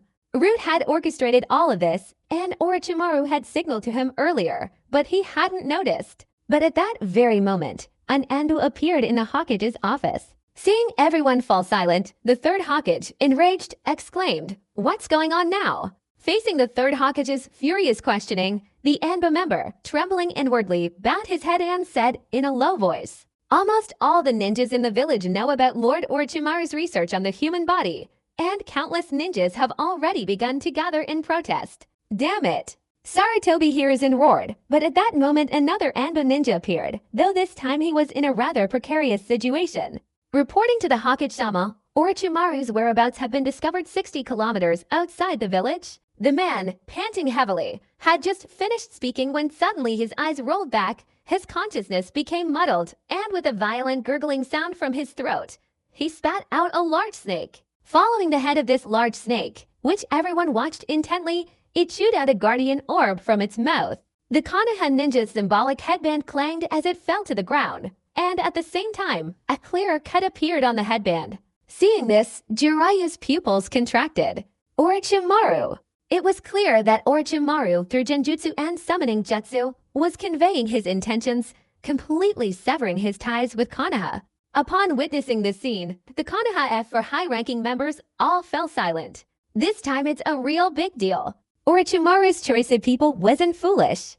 They were planning to abandon each other, and this is Orochimaru's counterattack, cutting ties completely. The gloomy sky poured down a hazy drizzle. This rain, which should have brought vibrant spring vitality, instead brought a sense of desolation to Konoha. Even the newly sprouted green sheets were withered. Konoha, 7th Police Department Division in charge of prisons. In the hazy drizzle, Ando ninjas checked and verified the identities of the missing Konoha personnel. All members of the 7th Division sat silently, watching the Ando members inspect and take away these missing Konoha employees. Little devil.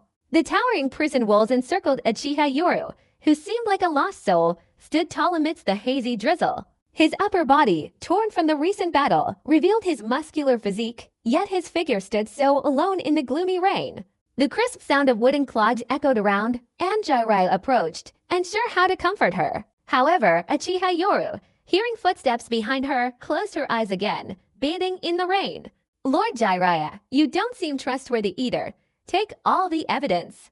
Teacher Orochimaru's final hope is buried in the hands of a Sannin. At this point, Uchiha Yoru's lips slowly curved into a self-deprecating smile. Teacher Orochimaru once said that there's only one fool in Konoha who truly believes in him. Unfortunately, I think the teacher was wrong. In the pouring rain, Jiraiya fell silent, looking up at the dark clouds covering the sky, muttering to himself, people have too many unavoidable choices in life. Orochimaru's research on human bodies, no matter what, has spread throughout Konoha. This has completely shattered his hope of becoming Hokage. The human body could be studied, but it couldn't be displayed openly. The Sarutobi clan directly revealing this matter completely shattered all of Orochimaru's hopes. Konoha needs stability. Jiraiya's voice echoed in his ears, and Uchiha Yoru revealed a mocking smile, stability. So all of this needs to be borne by teacher Orochimaru. After all, the Hokage candidate is a dark researcher, and the current Hokage clan is tyrannical and oppressive towards the villagers. Once everything is exposed, the upheaval in the village will be even greater, right? After hearing these words, Jiraiya fell silent. He was furious and unwilling to accept it. But given Konoha's current situation, he had to make a decision. If he were to reveal everything for the sake of his own satisfaction, Konoha would fall into unprecedented turmoil. Konoha needed someone to take charge of the overall situation, so after his initial anger subsided, he chose to remain silent. The Orochimaru incident had already shaken Konoha. Another one like that couldn't be allowed. I will be staying at the 7th Police Squad for the time being. Jiraiya made the choice. Similarly, his presence in the 7th Squad could be considered protecting the 7th Squad, ensuring that Orochimaru's main followers wouldn't be harmed. Konoha. One of the Sennin, Orochimaru, was discovered by the 3rd Hokage while secretly conducting Forbidden's human body research. After fleeing Konoha, the decision has been made to classify Orochimaru as a Class S dangerous ninja and expel him from Konoha, forbidding his return to the village. All Konoha ninja who encounter him but abandon their mission and flee will not face any punishment. In the original story, Orochimaru's knowledge, techniques, and ninjutsu were all valuable assets to Konoha. The 3rd Hokage initially let him go, but later dispatched the Anbo to hunt him down. Perhaps it was this hesitation that led him to make a final decision. But this time the disagreement was that, because the ninja village hadn't started the Jutsu arena and everyone was still alive and well, and this matter involved Root, the Sarutobi clan, and Konoha's high-ranking advisors, and even the 3rd Hokage had some oversight responsibilities, so to avoid further upheaval, this matter was considered to have stopped there. Since Konoha was founded, there has been a leader who has been classified as a dangerous S-rank ninja, yet there has been no official announcement that he is a rogue ninja. At the same time, a gag order was issued, and most of the Jonin knew a little about the situation, so they all chose to remain silent. Orochimaru's situation was very strange. You could see him as a rogue ninja, but he wasn't. After all, Konoha hadn't issued an official bounty. Sennin, Jiraiya, and Tsunade were all free to roam outside, which was already a special situation, but Orochimaru had clearly crossed this line. He was not allowed to return to Konoha without orders and was clearly being expelled, potentially being labeled a rogue ninja at any moment. If Orochimaru were to commit even a single act of terrorism in the shinobi world, or cause even the slightest damage to Konoha, Konoha would immediately officially list Orochimaru as an S-rank rogue ninja on the wanted list. In the towering prison on the city wall, Uchiha Yoru closed his eyes and bathed in the rain, as if letting the rainwater wash away his emotions. Yes, big brother. Yoru. That once arrogant figure now suddenly exuded an aura of loneliness and dejection. At this moment, Uchiha Shisui and Haddock Kakashi approached. Yes, master, this is what my father asked me to bring. At that moment, the young Uchiha Itachi appeared, respectfully offering the scroll in his hand. In the gloomy drizzle, watching the arcs of electricity in his palm turn to dust, Uchiha Yoru narrowed one eye and looked up at the somber sky. Seeing this, Uchiha Itachi said hoarsely, Teacher Yoru, why do you think the village would treat Orochimaru like that? Clearly, Lord Orochimaru was acting on orders to conduct research. So why did he suddenly find himself burdened with a criminal record, losing everything, and even being forbidden from ever setting foot in Konoha again? Uchiha Itachi asked hoarsely, his voice turning into a furious expression as he spoke. Against the gloomy, pitch-black sky, the Twin Peaks glowed red, eventually turning a vivid crimson, and a Magatama spun in its eye socket. Because of the Orochimaru incident, Uchiha Itachi was facing this kind of high-level darkness for the first time, yet he awakened the Sharingan at the age of 7. This scene left Kakashi speechless after witnessing it. The atmosphere grew stifling as Uchiha Yoru gazed at the dark clouds obscuring the sky, muttering, this is the best possible outcome. Just a little short. Just a little short of Teacher Orochimaru becoming a Konoha S-rank rogue ninja. Treason. These two words resonated deeply in everyone's hearts, and as Hada Kakashi saw the atmosphere sink into silence, he said hoarsely, Yoru, your eyes. In the rain, Uchiha Yoru's right eye, which had been bleeding from the wound, began to bleed again, forcing him to close that eye. As Kakashi changed the subject, a look of bewilderment appeared in Uchiha Yoru's eye socket. Kakashi, White Fang, abandoned his mission for his comrades, becoming a despised outcast. Teacher Orochimaru chose to conceal certain things to protect his comrades in order to complete his mission. Tell me, aren't those two individuals utterly useless? White Fang, Orochimaru. These two names were profoundly unusual. Upon hearing this, Hada Kakashi looked at the bewildered and dejected Uchiha Yoru, and a scene from when he was 7 years old welled up in his mind. The situation was almost identical, but the difference was that, following his father's example, Lord Orochimaru had chosen a more prudent approach, yet it had failed. Because the mission involved abandoning a new comrade, right? But if that's the case, then what is the Will of Fire? A joke! Both Konoha heroes became known throughout the village because of their missions, and Kakashi is no longer the 7-year-old child he once was, but a mature ninja. His silence stems from the realization that both events were caused by immense public opinion. This time, however, public opinion couldn't ignore those with ulterior motives. It was clear that a few people in the shadows were adding fuel to the fire, aiming to completely sever Orochimaru's chances of turning things around. At this point, Kakashi had experienced all the darkness in his life, and was secretly provoked by Danzo, forming the impression that the third Hokage was a schemer. Now, with the addition of the Orochimaru incident, he was beginning to suspect who had betrayed the Will of Fire, why the traitor was living well. Well, the one who chose to carry this will forward met in exile in a foreign land. Yes, Big Brother. At this moment, Uchiha Shisui appeared calm, but the emotions in his eyes were extremely unstable. Even when he saw the child and the ninja who could prove Orochimaru's innocence being taken away and disappearing into the rain in the prison, an extreme look of madness appeared on his face. Yes, Big Brother, tell me, what is the Will of Fire? Why did Lord Orochimaru, who inherited the Will of Fire, become exiled to another country, suffering a terrible fate and a notorious reputation? Well, those who defied the Will of Fire and the village rules all got away with it. Uchiha Shisui, in a furious rage, roared, "Root! This is a top-secret mission for Root. Where is the Root leader? And the Sarutobi clan, who stirred up so much trouble in the village, and the Aino Shikacho clans, who added fuel to the fire. Why are they unharmed, betraying the Will of Fire, while Orochimaru, carrying the Will of Fire on his back, chose to leave his homeland? I don't understand. I really don't understand. Did Lord Orochimaru betray the Will of Fire, or was he abandoned by the Will of Fire?" The rain fell on his face, making it impossible to tell whether it was tears or rainwater on Shisui's face. He continued to vent his emotions hoarsely, his voice hoarse and his heart breaking. At this moment, he began to doubt when his protection of Konoha had become so rotten. Completely rotten. At the same time, the two Tritamo Sharingan eyes in Uchiha's eye socket spun wildly, and a faint, interconnected black line could be seen intermittently appearing and disappearing. Alongside Hada Kakashi as an Anbu, Root also deployed spies. He completed the mission, and all the results yielded clues, but it left him feeling both heartbroken and sympathetic at the same time. Shisui, perhaps all of this is the third Hokage's way of wanting to remain in power. At this moment, Hada Kakashi truly began to believe what Danzo had said, that the third Hokage, in order to maintain power, sat idly by while the fourth Hokage died in battle. And then he himself emerged from seclusion to continue governing. Hada Kakashi's words startled everyone.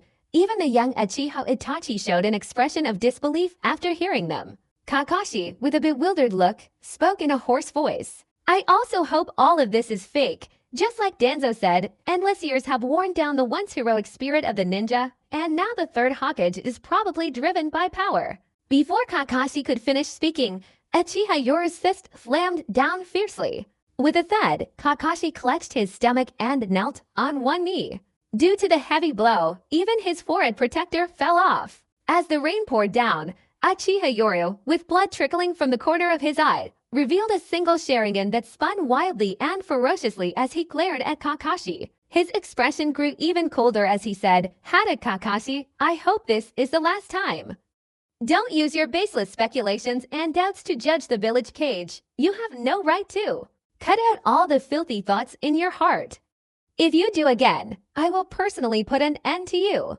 A chilling sound echoed in his ears. After coughing a few times, Kakashi knelt on one knee, tilting his head back to look at the cold, rain-soaked eyes. His heart was filled with anguish. The third Hokage had always suspected the Uchiha, yet the Uchiha wouldn't allow anyone to tarnish the sacred title of Hokage. How ironic. Yes, big brother. What if Kakashi is telling the truth? At this moment, Shisui, standing beside him, bowed his head and spoke in a hoarse voice. All of these things they experienced themselves, saw with their own eyes, not heard from others. They were witnesses to the dark, decaying village, and had personally experienced it all. You are doubting the Hokage. Revealing a three-tomo Sharingan that was spinning wildly beneath him, and also beginning to undergo a transformation, Uchiha Yoro coldly stared at Uchiha Shisui and Haddock Kakashi. But both of them, having experienced this darkness, now showed resolute expressions. They were probably influenced by some factors.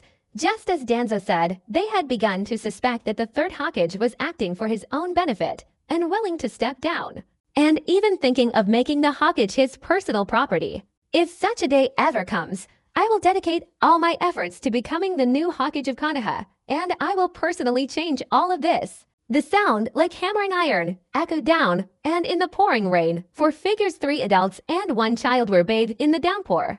It was clearly visible that after these words fell, tiny drops of crimson began to flow from Uchiha Shisui's eyes in the rain.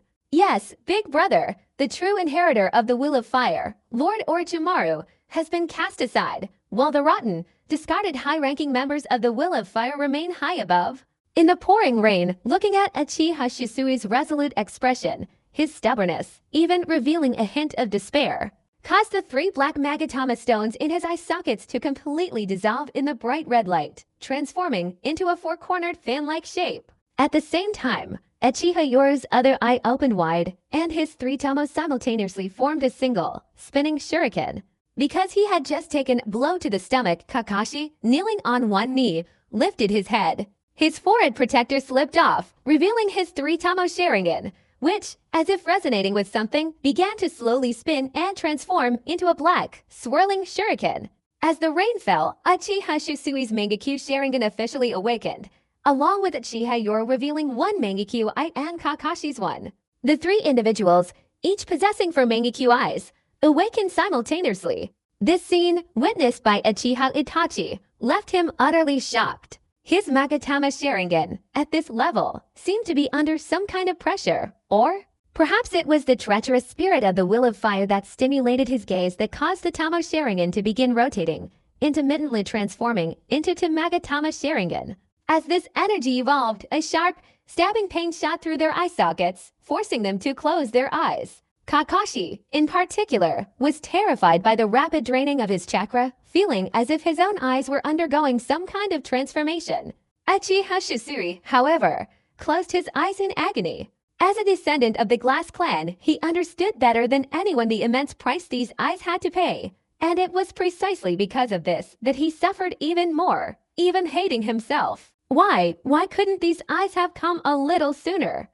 If only they had come a little sooner, I could have changed all of this. Tears and rainwater streamed down Orochimaru's face, and his pathetic state left Uchiha Shisui utterly disillusioned with the current Konoha leadership. Hada Kakashi gasped for breath. The more he experienced, especially in politics, the more he formed his own perspective. Therefore, he increasingly believed that the predecessors who had fought for Konoha were corrupt, and that so many heroes had been driven away for the sake of power. Although Uchiha Itachi was the youngest of the 4, his precocious mental fortitude made him deeply resentful of Zetsu and other high-ranking Hokage officials. The evolved Sharingan, besides its normal Mahatama form, has another form called Mangekyo. As the rain intensified, Uchiha Shisui, utterly distraught, recounted to the 3 others the transformations and existence of the Mangekyo Sharingan. When the 3 Mangekyo Sharingan users emerged, Uchiha Yoro covered one of his eyes, inwardly sighing. He could only evolve 1 eye now, and ultimately, inheriting Orochimaru's teacher legacy would require a significant amount of financial support. At that very moment, a hawk-like signal echoed across the sky above Konoha. Shisui, go tell the members of the 7th Squad that if they want to leave, they won't be forced to stay. If they want to stay, I, Uchiha Yoruichi, will definitely stand in front of them. Orochimaru's downfall signifies the imminent collapse of his power, but some mainstream factions have already imprinted their mark on Orochimaru, and in the face of political failure, they can only await their own demise. But the one bearing the brunt of it all is him, Orochimaru's personal disciple, and even more so, Uchiha Yoru, who has completely made a name for himself after his battle with Sannin Jiraiya today. And who has the Uchiha clan behind him? Yes, big brother, you. With Orochimaru gone, Uchiha Shisui looked bewildered, while Uchiha Yoru, observing the three, displayed a carefree smile. Shisui, the Uchiha clan will rely on you from now on. Kakashi, the Uchiha clan will be counting on you to take care of them in the future. And Itachi, just learn more Genin techniques from Shisui in the future. Don't try to emulate Shisui's personality too much. At this moment, Uchiha Yoru seemed to be making his final wishes. After all, with Orochimaru gone, he was the one left to bear the brunt of it all. Quickly accepting the signal, they immediately instructed the Konoha Jonin to attend the high-level conference. Konoha. Under the dark clouds, the spring rain seemed to show no sign of stopping, falling continuously from day to night. Konoha, which had been filled with peace yesterday, now exuded a suffocating atmosphere. The Hokage's office building, bathed in the gloomy sky, was brightly lit, and the highest meeting room was where all the Jonin from within the village, excluding those on defense, were gathered, those on missions and those stationed outside. Special Jonin are not eligible to participate in this conference. On the surface, there are only two types of Jonin titles. One is Jonin, which belongs to the village's elite, and the other is Special Jonin. This title is more of an honorary title bestowed upon someone with a special ability of Jonin rank or someone who has made a great contribution.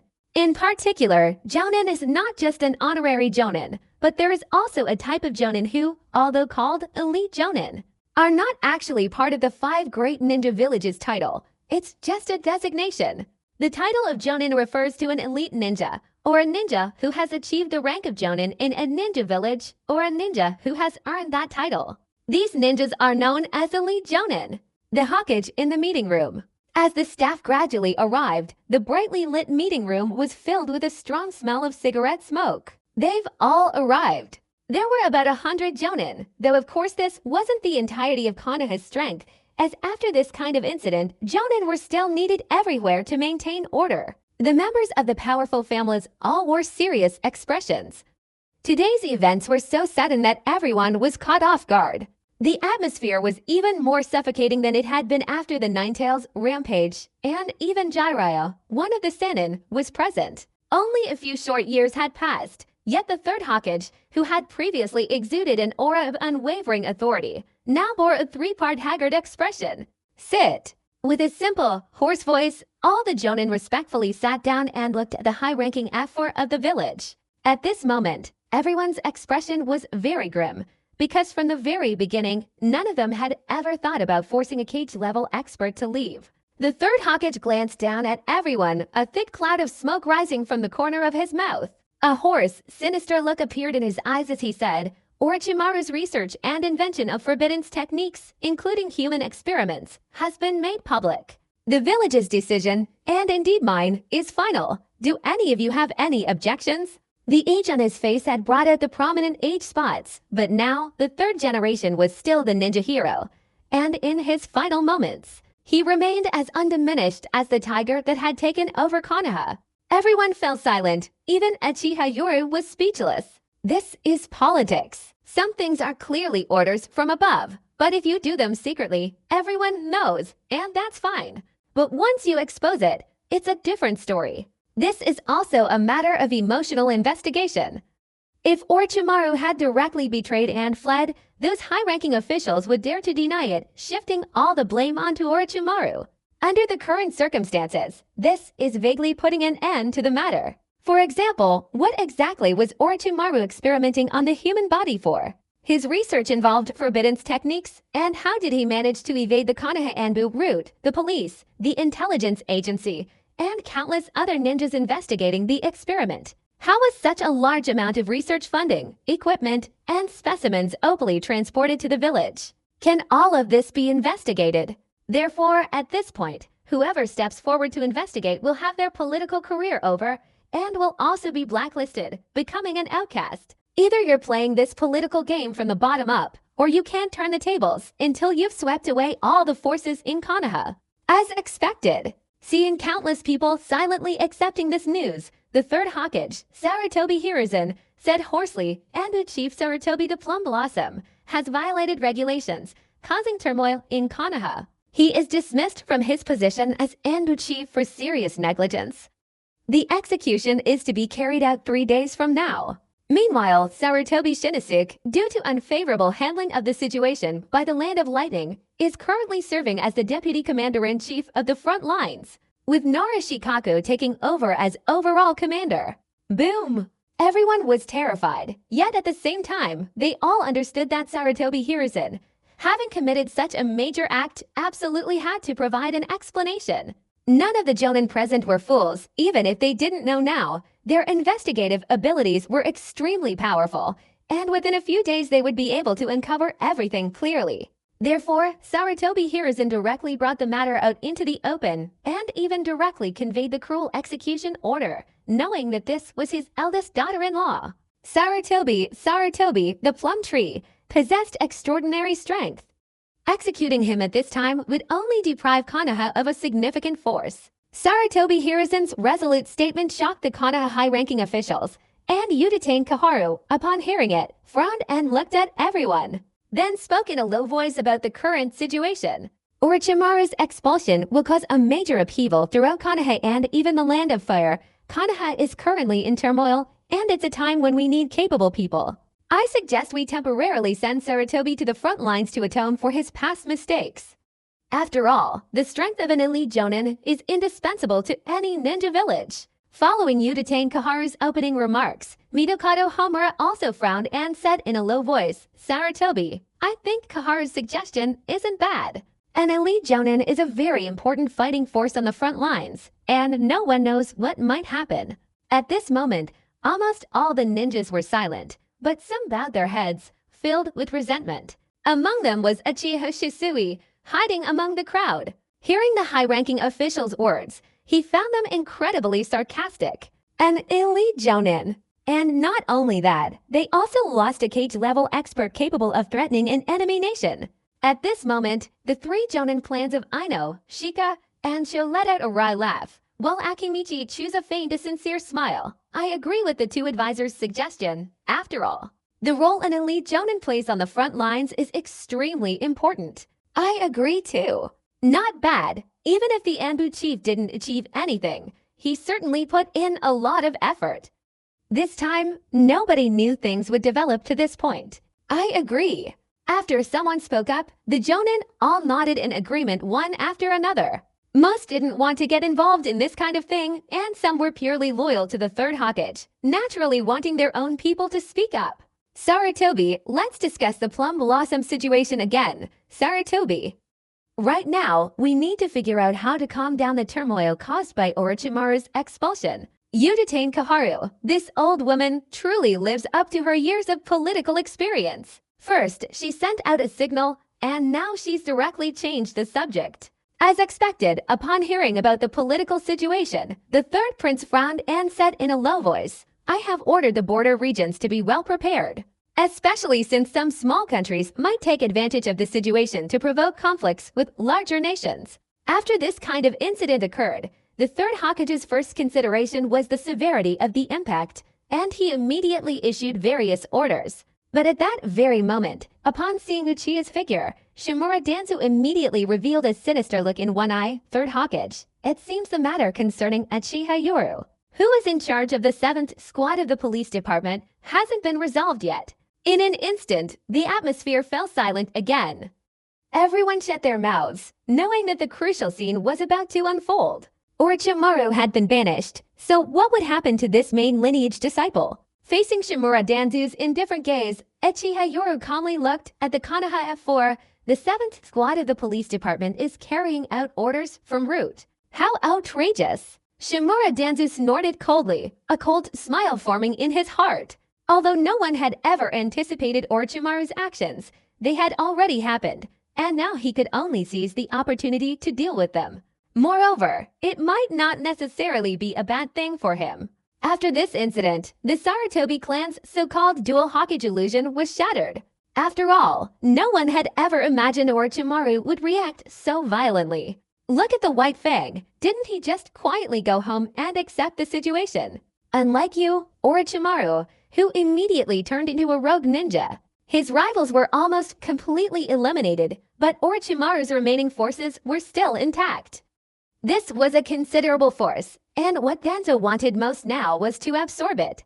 Upon hearing these words, Hyuga Hidashi's face turned even paler. He had thought he was clinging to someone powerful, but in an instant, he found himself in a burning situation.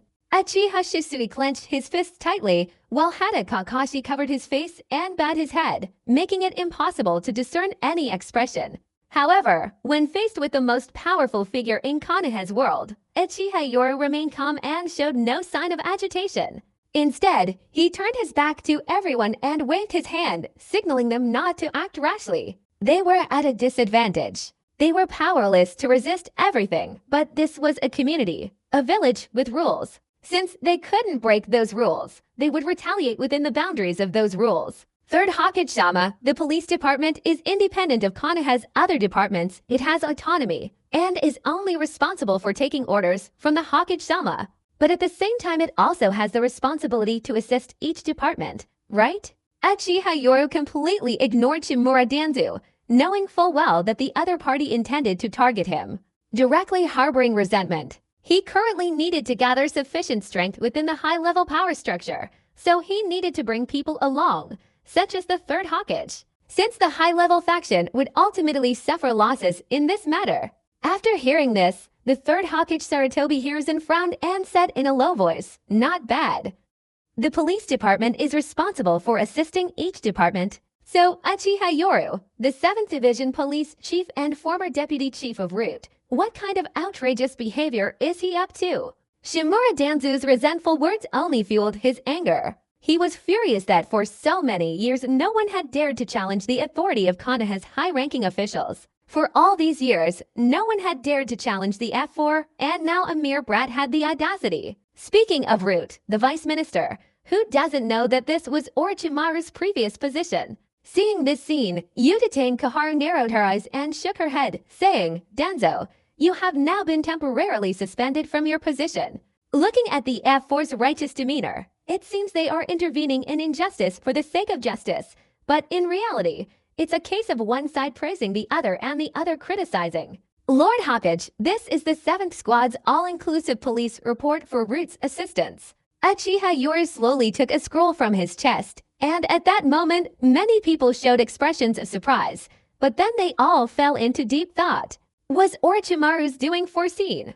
Or is it that the Uchiha clan had already prepared themselves, ready to protect themselves if anything unusual happened?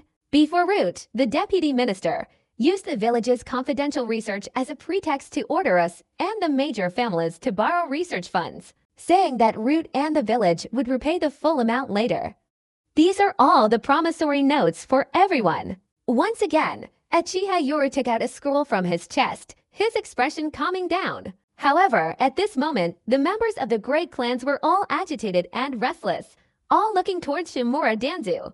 Upon receiving the money and the scroll, Shimura Danzu sneered and opened it. In an instant, his eyes widened in shock. The string of numbers terrified him. Finally, the third Hokage, witnessing this scene, couldn't help but let out a cold snort, giving Danzo a displeased look. If you hadn't made such a big fuss, how would this have happened? So much money. You deserve it. Even with the Sarutobi clan losing 500 million, he was still heartbroken. He wasn't heartbroken about the money, but about losing a cage-level fighting force among his subordinates. Uchiha Nightheart chuckled coldly.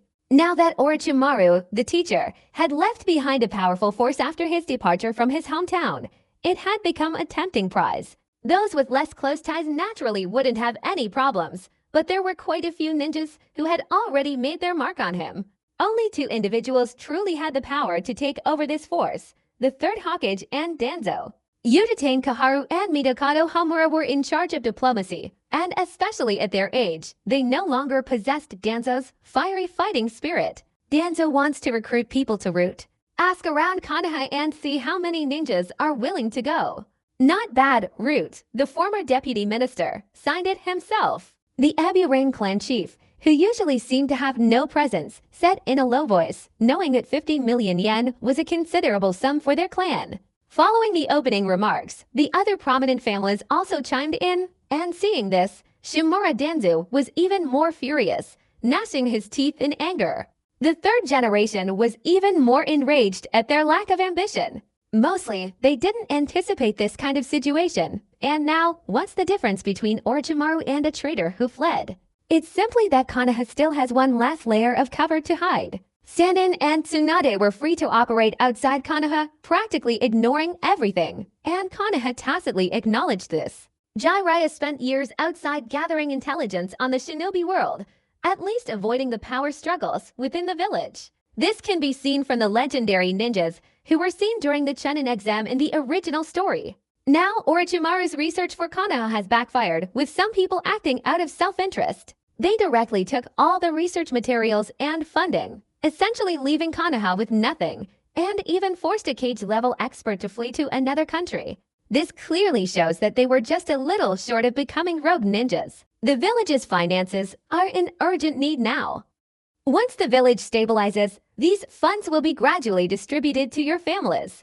Midokado Homura frowned as he looked at the large sum of money in the bag, directly demonstrating the village's determination. The family members secretly breathed a sigh of relief upon hearing this. It was good that they accepted it. Otherwise, such a large sum of money would have gone down the drain, and they would have been in a terrible state of despair. It was precisely because of such a large sum of money that none of the clans dared to add insult to injury.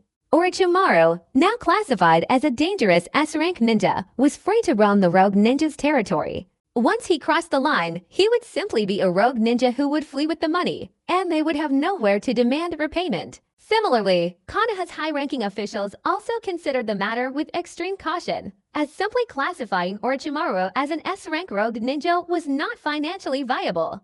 Uchiha Yoru, in charge of the Water Country's frontline ninja, I hope to be able to visit you under the guise of the 7th Police Department's investigation team. How is it? The crucial part of the drama is coming to an end. Orochimaru's story has reached its conclusion, and that's where it ends.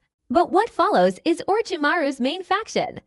The 7th Division of the Police Department is merely a microcosm. The real crucial part is the frontline ninja army. Orochimaru had been stationed at the border for so many years, facing countless encirclement attempts on the front lines, and even quite a few fanatical elements. The third Hokage's serious expression as he spoke of this matter was an attempt to use Uchiha Yoru's status as Orochimaru's disciple to quell the unrest. Hokage Conference Office for handling regular affairs. Everyone's attention was focused on this rising star who had gradually emerged in just a few short years, especially after his victory in today's battle against the Sanin Jiraiya, which further solidified his strength and showed that he wasn't solely reliant on his clan or the title of Cold Army Commander. Facing the third Hokage, whose tone seemed like a question, everyone knew that this wasn't an exchange, but rather a signal sent in front of everyone, a policy of trying to win over Orochimaru's powerful village officials. Seeing this, Uchiha Yoru didn't react with any excessive agitation.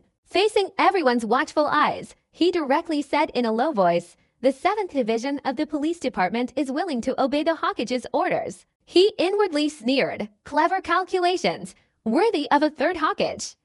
Although Orochimaru's actions caught us completely off guard, his reaction was surprisingly quick. For Orochimaru, the direct power he unleashed, first appeasing, then dividing and winning over, would see the collapse of all his accumulated strength as he left. With the leader of the pack gone, morale has soured, and Uchiha Yoru is the heir to this leader, so what they need to do now is deal with him.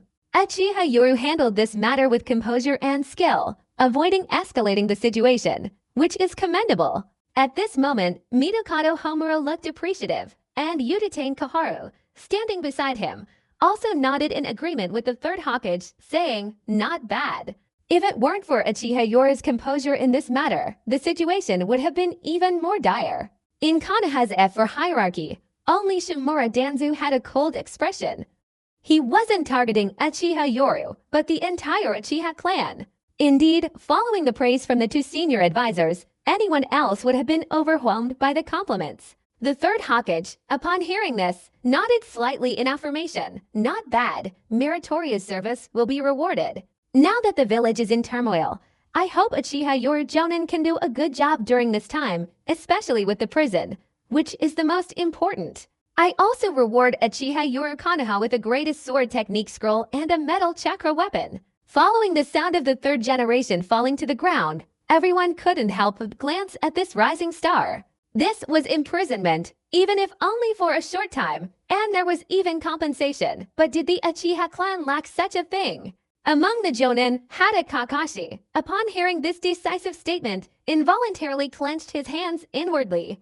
Uchiha Shisui, even more so, lowered his head, but a look of unwavering determination appeared in his eyes. The Konoha high-ranking officials did not want this to cause too much upheaval, so they imprisoned Orochimaru's disciple, the only one capable of holding up this banner, which could even cause a major upheaval. Uchiha Yoru, waiting for everything to settle down, after which it would naturally become a thing of the past. Uchiha Yoru will strictly obey the Hokage's orders. Uchiha Yoru had anticipated this kind of situation. Anyone in his position wouldn't stand idly by while unstable factors existed. Therefore, he calmly accepted everything, feigning deep sorrow. In the meeting room, Jiraiya watched this scene, his eyes showing a hint of disappointment. He was somewhat disheartened that the high-ranking officials were content with the status quo, only seeking stability. This was practically a case of raising a hand high and then letting it fall with just a little more noise. Orochimaru has completely lost his chance to compete for Hokage, and there's no way he can turn things around.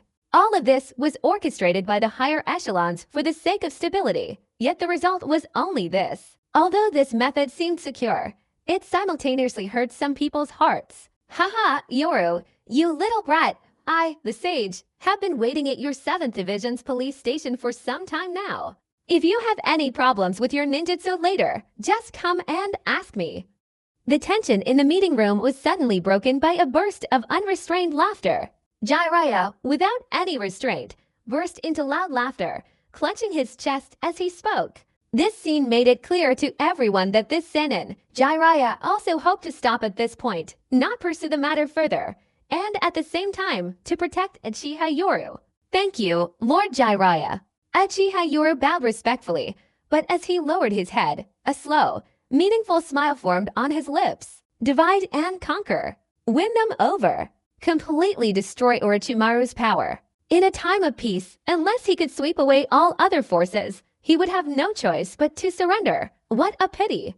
News from the border won't last long. They won't give you time to divide and fight. Orochimaru left, and it seemed as though this ancient force was about to fall apart into 5 or 7 factions. But if he could reach the reception desk, then this ancient force would reunite, rising again from this fragmented mess. Although there would be considerable losses, it would be a perfect opportunity to preserve its essence. This made Kunai fly around for a while longer. In the land of lightning, Cloud Village, the Raikage is in his office. At this moment, the 4th Raikage, looking at the information transmitted to him, had veins bulging on his forehead as he angrily shouted, "Damn it! What kind of work is the intelligence agency doing? We just signed a peace treaty, and now Sennin Orochimaru has been expelled from Konoha and even listed as an S-rank dangerous ninja." At that moment, a ninja from the Cloud Village, with a serious expression, said, "Raikage-sama, the intelligence department currently has a newly promoted S-rank intelligence agent who needs your review." The 4th Raikage, upon seeing the intelligence report that had been upgraded to S-rank, instantly felt his eyes well up with rage, and he furiously smashed his desk to pieces with a single punch. Damn it, why wasn't this intelligence taken seriously? Why are you only telling me this now? The 4th Raikage was furious. This intelligence came from a Konoha mole, and it had already been made clear that the Konoha high-ranking officials disliked Orochimaru and wanted to suppress him from competing for the Hokage position. Date. This was a month ago. If he had known this intelligence earlier, he would have definitely chosen to cause chaos among all the spies lurking within Konoha and the Land of Fire. Lord Raikage, at that time, the Intelligence Analysis Department seemed to be making a bit of a sensational statement. After all, no one expected that Sennin Orochimaru would be expelled from Konoha. Damn it! The 4th Raikage roared in anger. He was simply furious. After all, if it had been him, he wouldn't have believed Konoha could force its own cage-level warriors to betray and flee. Tell the intelligence agency that this mole wants me to prioritize investigating all intelligence related to him. Furthermore, this Konoha mole who knows this secret information has a very high status. Attack him, gold or medicinal herbs, whatever he wants, give him to the death. Even a rank or lower ninjutsu. As long as the intelligence value is appropriate, the intelligence agency has the authority to decide. Yes, ninja assassins rely on intelligence gathering as their standard. Intelligence between nations is also paramount. If a high-ranking trader were to emerge within Konoha, they would profit handsomely, as virtually all of Konoha's internal intelligence would be under their watchful eyes. Water Kingdom, Mist Village Office. The short, stocky fourth Mizukichi coldly examined the intelligence report in his hand and said in a frigid voice, "Keep a close watch on this front line, and use this opportunity to begin the plan to invade the former Uzu no Kuni site." Yes, the Hidden Mist Village had already begun plotting Uzu no Kuni's invasion. After all, the Land of Water itself was an island nation, relatively far from the mainland. And Uzu no Kuni was also an island nation, but located near the Land of Fire. Although Uzu no Kuni was destroyed early on and remained a state of disrepair, it was situated in a peace zone between the Land of Fire and the Land of Water. And for many years it remained an unmanaged area. During the 3 battles of that era, they relied on their position on this island Uzu no Kuni to directly lead their ninja army into the Land of Fire. Having tasted the sweetness of victory, they naturally wanted to take advantage of the turmoil in Konoha to completely occupy the former Uzu no Kuni site.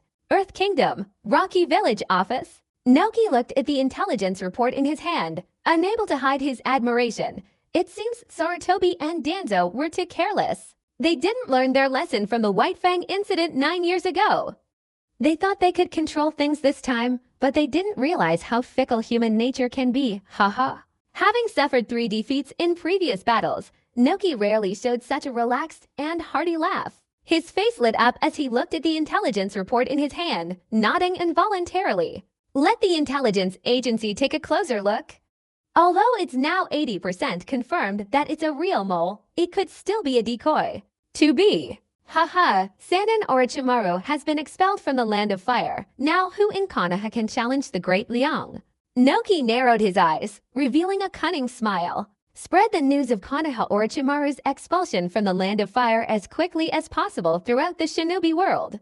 At the same time, they secretly instigated spies in all the small ninja villages, causing chaos. They claimed that Konoha's Orochimaru and Sarutobi Hiruzen, from the old and new factions vying for the Hokage position, had caused a civil war, ultimately leading to Orochimaru's desperate escape from the Land of Fire, and Konoha suffering heavy casualties. The 3rd Sechikage Noki's tactics were no less cunning than the 3rd Hokage's. Both were seasoned veterans. He directly decided to maximize his benefits by creating chaos, regardless of whether Konoha was real or fake. He wouldn't miss any opportunity to seize it. At the same time, we will dispatch 3 elite squads to the Fire Country's border, using the identities of the Wolf Ninja, Gross Ninja, and Rain Ninja to stir up trouble. Similarly, we will secretly send squads disguised as Konoha ninjas into each small country to cause chaos. A great ninja war cannot be broken, but I want to plunge the Fire Country's border into a perpetual cloud of war. Sechikage Noki revealed a cold smile. Having the opportunity to stir up friction with the Land of Fire was truly fortunate. Wherever you go, issue orders to the Earth Nation's border ninja corps to create a false impression of a force ready to launch an attack on the Fire Nation at any moment. In short, make the Fire Nation's front lines tense and simultaneously ignite the flames of war. Yes, following Noki's orders, the massive war machine of the Hidden Stone Village began to move, directly releasing a signal that it was about to burst into flames. As the setting sun cast its twilight rays, Noki revealed a resentful, cold smile. Sarutobi Hiruzen, all 3 battles have been fought within the Fire Country's borders. I will not give you any more time to rest and recuperate. The internal situation in the Land of Fire was too strong, so strong that even Shikoku, as an independent nation, was fundamentally incapable of resisting them. After fighting for so many years, and finally seeing a glimmer of hope in the 3 great wars, the result was utter defeat. Although Konoha also suffered considerable losses, defeat is defeat. Unexpectedly, fate has opened his eyes. The Ninetales rampage directly killed the fourth Hokage of Konoha and a group of elite ninjas. Just when things were starting to stabilize, another Hokage candidate has emerged and been expelled. If he doesn't seize this opportunity, he'd be a complete idiot. Fongquok, Ket Village. The fourth Kazakage, Ressa, looked at the intelligence report, couldn't help but frown, and after a long period of contemplation, considering the wounds inflicted by the three great battles, he sighed helplessly. Let our people do their utmost to stir up the flames of war between the Small Kingdom and the Fire Kingdom. Even if we cannot openly wage war, we must still carry out the mission of intercepting and killing in the shadows. To be. The land of fire, Konoha, was shaken, and similarly, the land of wind was also devastated. The Sand Village suffered the most tragic losses in the three wars. Otherwise, they wouldn't dare to openly display their strength in the face of the enemy now. We need to quickly negotiate peace with the Hidden Mist Village. The shinobi world is unstable right now, and we don't have the energy to waste on the Hidden Mist Village ninjas. To be. At the same time, news spread throughout the entire shinobi world that Orochimaru of Konoha had been expelled. Thanks to the efforts of countless informants, this news spread rapidly, catching Konoha completely off guard. Countless ambitious small nations bared their bloodthirsty fangs, not because they were foolish enough to think they could bite off a piece of Konoha's flesh at this moment, but because they saw hope. The ambitions of the small nations were very simple: to instigate war against the great nations. Countless small nations' ninjas, impersonating the ninjas of the five great nations, began to provoke conflict. Especially as the situation escalated, various escort missions within the Land of Fire frequently encountered attacks from unknown ninjas, causing the atmosphere of peace that had just begun to recover to instantly freeze. There were also a few who, supported by the great nation, acted like small puppets, directly and aggressively, to the point of extreme arrogance, claiming that Konoha's three battles had inflicted damage on them. They began continuously creating trouble at the border, with some even acting as the first to accuse Konoha of causing trouble. Less than 5 years after the three wars ended, the atmosphere in the shinobi world, which had just begun to calm down, was instantly shaken. In particular, seeing that the trouble seemed to be getting increasingly serious. The Lei Kingdom shamelessly threw the recently signed peace treaty to the back of their minds and began creating trouble on the front lines. This time, almost every major nation in the shinobi world unanimously agreed on one point: taking advantage of Konoha's weakness. They might be able to drag the world's greatest nation into a stalemate. Land of Fire, Konoha Office. The Konoha for high-ranking officials met once again. This time, the faces of all four of them were clouded with gloom, especially the third Hokage, Sarutobi Hiruzen, whose deep voice exuded an aura of authority without even showing anger. Who is it? A ghost has appeared in our own homes, and you all don't even know about it. We haven't even finished preparing the border defenses in each region, and yet the entire shinobi world knows about it.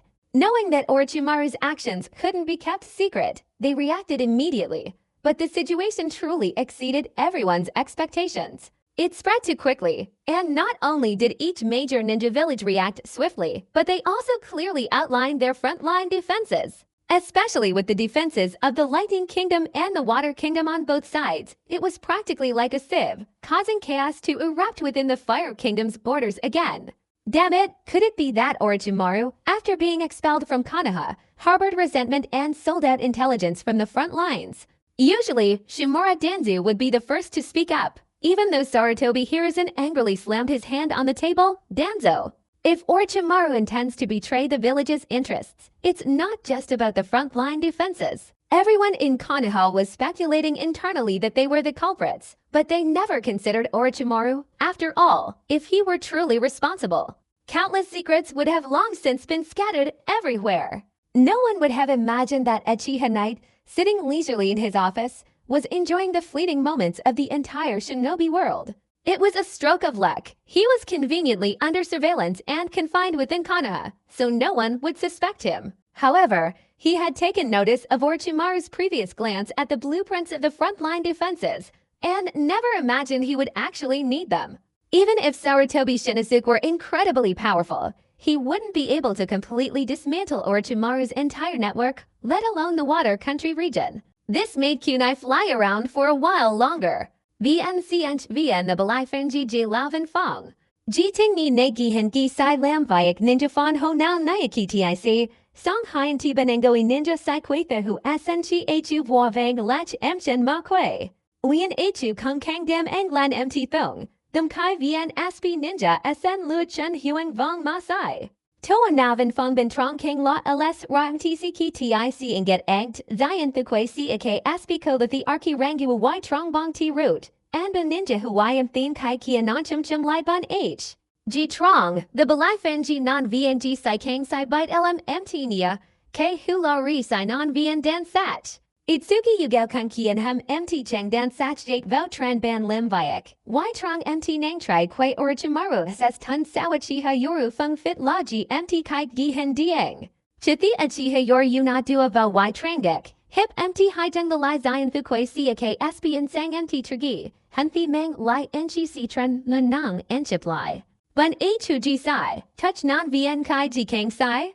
Achiha Yoru Hep MT Tai Y Trao Ganoi Lai, Mautsugi Yugao Trong Long CM Dik Ning En Tren MTLS, Ram T Kai Gi Jung Ep Ding Tagi QG, KMG Trong, SN Kanko SS Tun. Big Gig the Balifan G Y Trong then G Then MT Kai Baya NGM, Batiti MG Igi Cho Non Chum Chum Vo. Nihang Hindi Achiha Yor VNA or Chumara DT BYVN Hen VVI Jiraya MT Tran Quay Sao Kang La Danting Vang Sha GCC Bite Laban Ningian Si Rati CNPS Non Thet Kang Lai Lek Hingi Achiha Yor G La MTD Achi Siang G Jonan Kung Chin La BYVN Nada MT La Than Fan Siahen The Hai Chin La Huga Tachro Whining on Keen Han Kang Thay G TNT LSNA MGI Cho Kung Lo Orichimaru DGI Trong the Luck Ninja Tian Tuyan Hyven. Hindiang, the Balifan G Kogi Tamfik Beningo Iba Giam Dao Kung La that. T Hokage Toa Navan Fongturk VSO Uchiha Yorulian Kenko Ri Sinine. Haha, Kangi T Sao Kung Hin and Itavi Ma La Angui.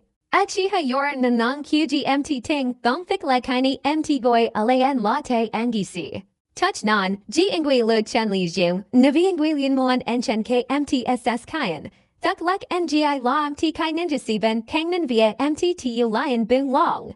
Then MT Goi Taba G Fang Thong Thik Lai, G Being Sikuan MT Utsugi Yugao Jung Naka Jiuhan Diang 8 Themed Jung Kai Hu. Enghan Achiha Yura Ma Noiso. Nang Long Con Trong Fin Fin Highland Hin Thi. Lei Sisinan Lai Ingang Ingangihan MCC Jich Siebenan, Kenki Mumayang Dio Hai. KMG Trong, Tipjung Chung Tamoan Lem the Now. Lem the Now? Non Liatsugi Yugao Kai Kia and Gung Ingang Jiang MT. Achiha Yor LS, Ra Dang Tagi QG. Yatsugi Yugao and Gung Ingang Hu Non Muan Rachi Ra NGC Trong Goi MT. Chithi Achiha Yor Chum Rai Hung DY Sai T CK S Peter Chaki. Non Beningoi Non Chum Chum Lai Nine Kuk Ninja. Yan Sang MT Turgi Team Breijing Fung Fit Vien Hen Koek Len MT Tang Kim Y. Tamuan Turk Then Chi Siang Gai, Luan Ko MT and Gay Ta Asenzut Hyan Y Niko. Noi Teacha Natha Achiha Yoro Kang Lon MT Keen Han Chalini Sha Hokage Rock Fang H MT Man Ne Riva Y Itsugi Yugo Trongoi MT Lei Tren Enk Pichin Yang. MT Kai Deng Hokage Lim NCC Tu Uchiha. MT Kai MT Long Hula Vien Ninja Kung Then Uchiha, then Vien Kai Jikon Sha Tin. They kick na chinutsugi yugao kun kang fat hai nang tin vao biki ichu hoki lim then quite sach kofi la he kang sai. Ma achiha yoru fung fit gsa vo the ggca bin then bin trong. MTQ nyakin hanoi. Jigi tatuk then hokage the. Kanaha tran kang h yim hem kang kon TNT. Ta asenjich then gen yang kanaha ana hung turk via. Kanaha and hung. La hang noi or chimaru ji non sao? Itsugi yugao theme turk ti. Nang kang fi la trong then kai ji kung kang bit ph thing ninja. Nang y the balai fan ji bit arch tu ni chayan. Kang la arki rang or tamar ji non ss tun trong ko quan uk quick. Chin la buivn ni the nang mgi sn bth hoi gi. VNCH VN the balai fan ji mia jo fulin. Or chamar gt achiha yori bajiam dao. Hinthi haina ba ichinchuk y to navan fong bin trong hot yang. Vuivn kai gi la tanyan xing. Theo Lai Orichimaru Thati Nyan Kung Nang Theo Lai Vien SPG Risai. Chakon Lai MT Kang Cash Now Risai. Kanko MT Kang Kam Tam Gi. Hokage Toa Navan Fong. Vien Dien Nansi Haine Zut Bin Uzo No Kuni. Lai Quick Bien Jiju Fat Hyan Kangat Lang May Ninja Tong Tich. Bien cien chiua gian at leon tip con into ti napi kich quiri, trong ko gi aspi la du nate non then gai trang, vien chin la hd lan ji quick tin tm ko chin heu. Hea quick ciench me gn tran vo kang at song nun, lin hempun ninja, ghe quick ciench me tro into thin cck fn hijung tt. Theo Lai Orochimaru SS Kayan FN Hijung TT Jung, then Jian Niam Vian Liang H Jung Trunvin MT Nia, GCC Byte Law Sai NCC Ngoi Niam Vian, Song Nun. Jack Quick Ninja Huayam Theme Nam Vo Cheng Kao. LSE Na Trongvin Fong Mitokado Homura Kung Uditain Kaharu Haigi Nume Jing Now Now Hum GN SS Tan Fat Sin Noi MT Lane. GCC Byte Law Tian Tuin Bien Ciench Rung Chayan Limban H Haigi Hu Coach at Yang Dung. GGI the Bahokage Saratobi hears and GM teacher chak MT Rung Chayan Nasisi Long May That Sound On Lay, NCCT Orochimaru Tren SS Tunbun H Kanko X LS Tit Lim Rayong Ten LN Navi. Nheng Niu NCM Navi Chintro Kimp San Kain Hen Bichiko BNUN 10 MGI Kobayan Fap Gigi Quate. Song Nun Lin Han Thagi Rahan Luen. Kenko ji hun la sel lind la mt it non then y trong bong ti kenchik. Vien chin la ko the ko yi ma then nach mt at the kem the hoen ma thai. V ma van tang ht lan ji quick tin tm ko chin tran like htd trong lo lay bun qji. Saratobi hears in qji lan mt ting sao trok tip ter jing moi. Kain kanahan ninja tong chi siang fong ba gcc byte la gvvihea quick cient mi song nun.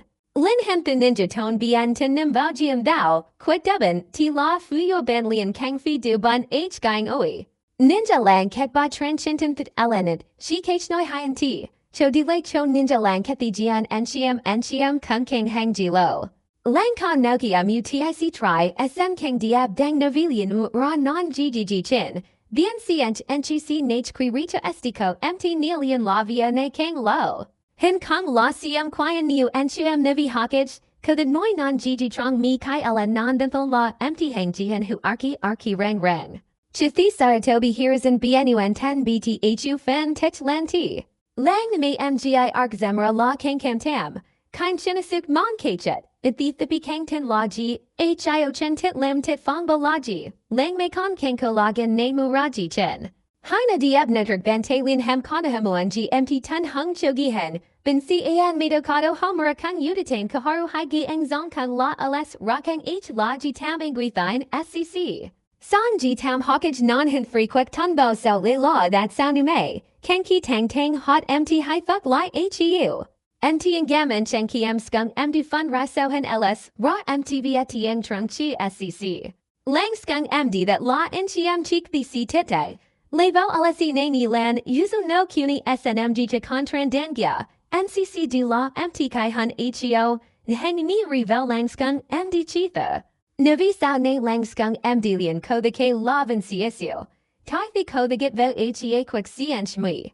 Noi teachen a the saratobi hears in kenki nume trend engpi and trung, yuzu no kuni ko the boy la ni vien check, y trong lse chin tran le la hi nchc vong jiao tran. Isu no kuni y ai te, navi ai lian nchian july quian chik yang. Ba tranchin selko, vien bo try non gg kanbin vidu konaha kung langskung md hyben huan yhem isu no kuni zamda hi toa vong hoa hon, mcct noi la kang chim si. Nang ai kung sn kingbun the cho liu jung non pasia amchen vvit cash kai hin kung non tuyen. Hirizan, bei gig trong den tun hongingui kung bit. Lei tong them kuk ni rung chayan, mccd kang ko kai chen, hang lei hu cnn ninja quan won chin nep.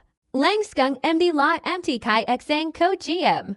Mitokado homuratur jing moi robin then usu, masaratobi hears an angzong fung fiji snm gihen fangen gigi quite hin diang trok tipter jing moi, kung langskung md bien cient ma. Sat nage timoan kain Uchiha yor tin via tian tien. Ang ggc li na sao uditain kaharo tran kuin mtja nua ls ra en qg hai long. Uchiha yor than fon sai tian tien vievan ko the ben hun non tam. Mabin si an mitokado homura le la nu me, lse ichu noi, orchimar y tian tuyen ko archd mdn danvin, Uchiha yor than la orchimari gt sai tian tuyen jet zak ko the ben hun non tam. Nheng hin diang sine spp bang tan lakuyung sd rang snynt lane na si hai jung le lane nia chen hep. Orochimaru DGI trong the lek theo la mt lane na ss kyan ko the noi la sppg. Si na vi bun h kang lam ji monoi. Sao kun kang ji lane nuit. Hang new bun each hawkage mthm Uchiha yoricho nam sai ra. Navilian la tren mt sang cc yang. Kung la ching min viak na dung yk. Orochimaru constantly the luck ham fa thukwai Uchiha yoru trong te late lane neo tina pknt. Ko ls sha kang bin bk han fong. Nhang wainuan kung la mtc the luck kang nach. Kang trung yu chin la ji fang dong h. Uchiha. Lian kai h na ji from kianka. Uchiha yoru sai tian tuyan kocha zoti nyan kung kocha tit. Chitit lian la bin hun on tam. Henti ji fan kung la konaha the h tugi trak kayat zut the entai. GMT kai vng na ggi the ba hokage le la lan not g themed jung hu peter jing lenti. Lang skung md chen sach non gg la arki na benenge. Malane na ji lang skung md lua chen hem ncs etu jate y uzu no kuni tran yo bancha sd la asen king diab dang no vtbn. Trong mt hen. Mt kai cha la mgi kwoki Uchiha yoru kang tin la ji. Rekt kwak lua chen tip 30 snn hen the Orochimaru ec dan hen diang kang muan gan lai. Hen the con sn turk then tren chin trong vn sb trong mt gi mcc2. Li dong. King la con ko the deng ttu how. Hen diang Orochimaru ss tan hien ti arch ti niu gi tren no ran rart nheng hen diang ko mechi gi la tran kang the tran tina huga tachra. YDGI Louis Tan Hung Ne, Huga Tachra Kai Ne MTC the Luck Lam T Kai Si Koi Nong Bang K, Bun HK Cash Now Truck Tip Nung K, BUIVN Bun HMT Ki Nung Te. Hem GB Cho Hawkage MTH GVVITIC Hyga Yong Ten, Chik Jalem the Now.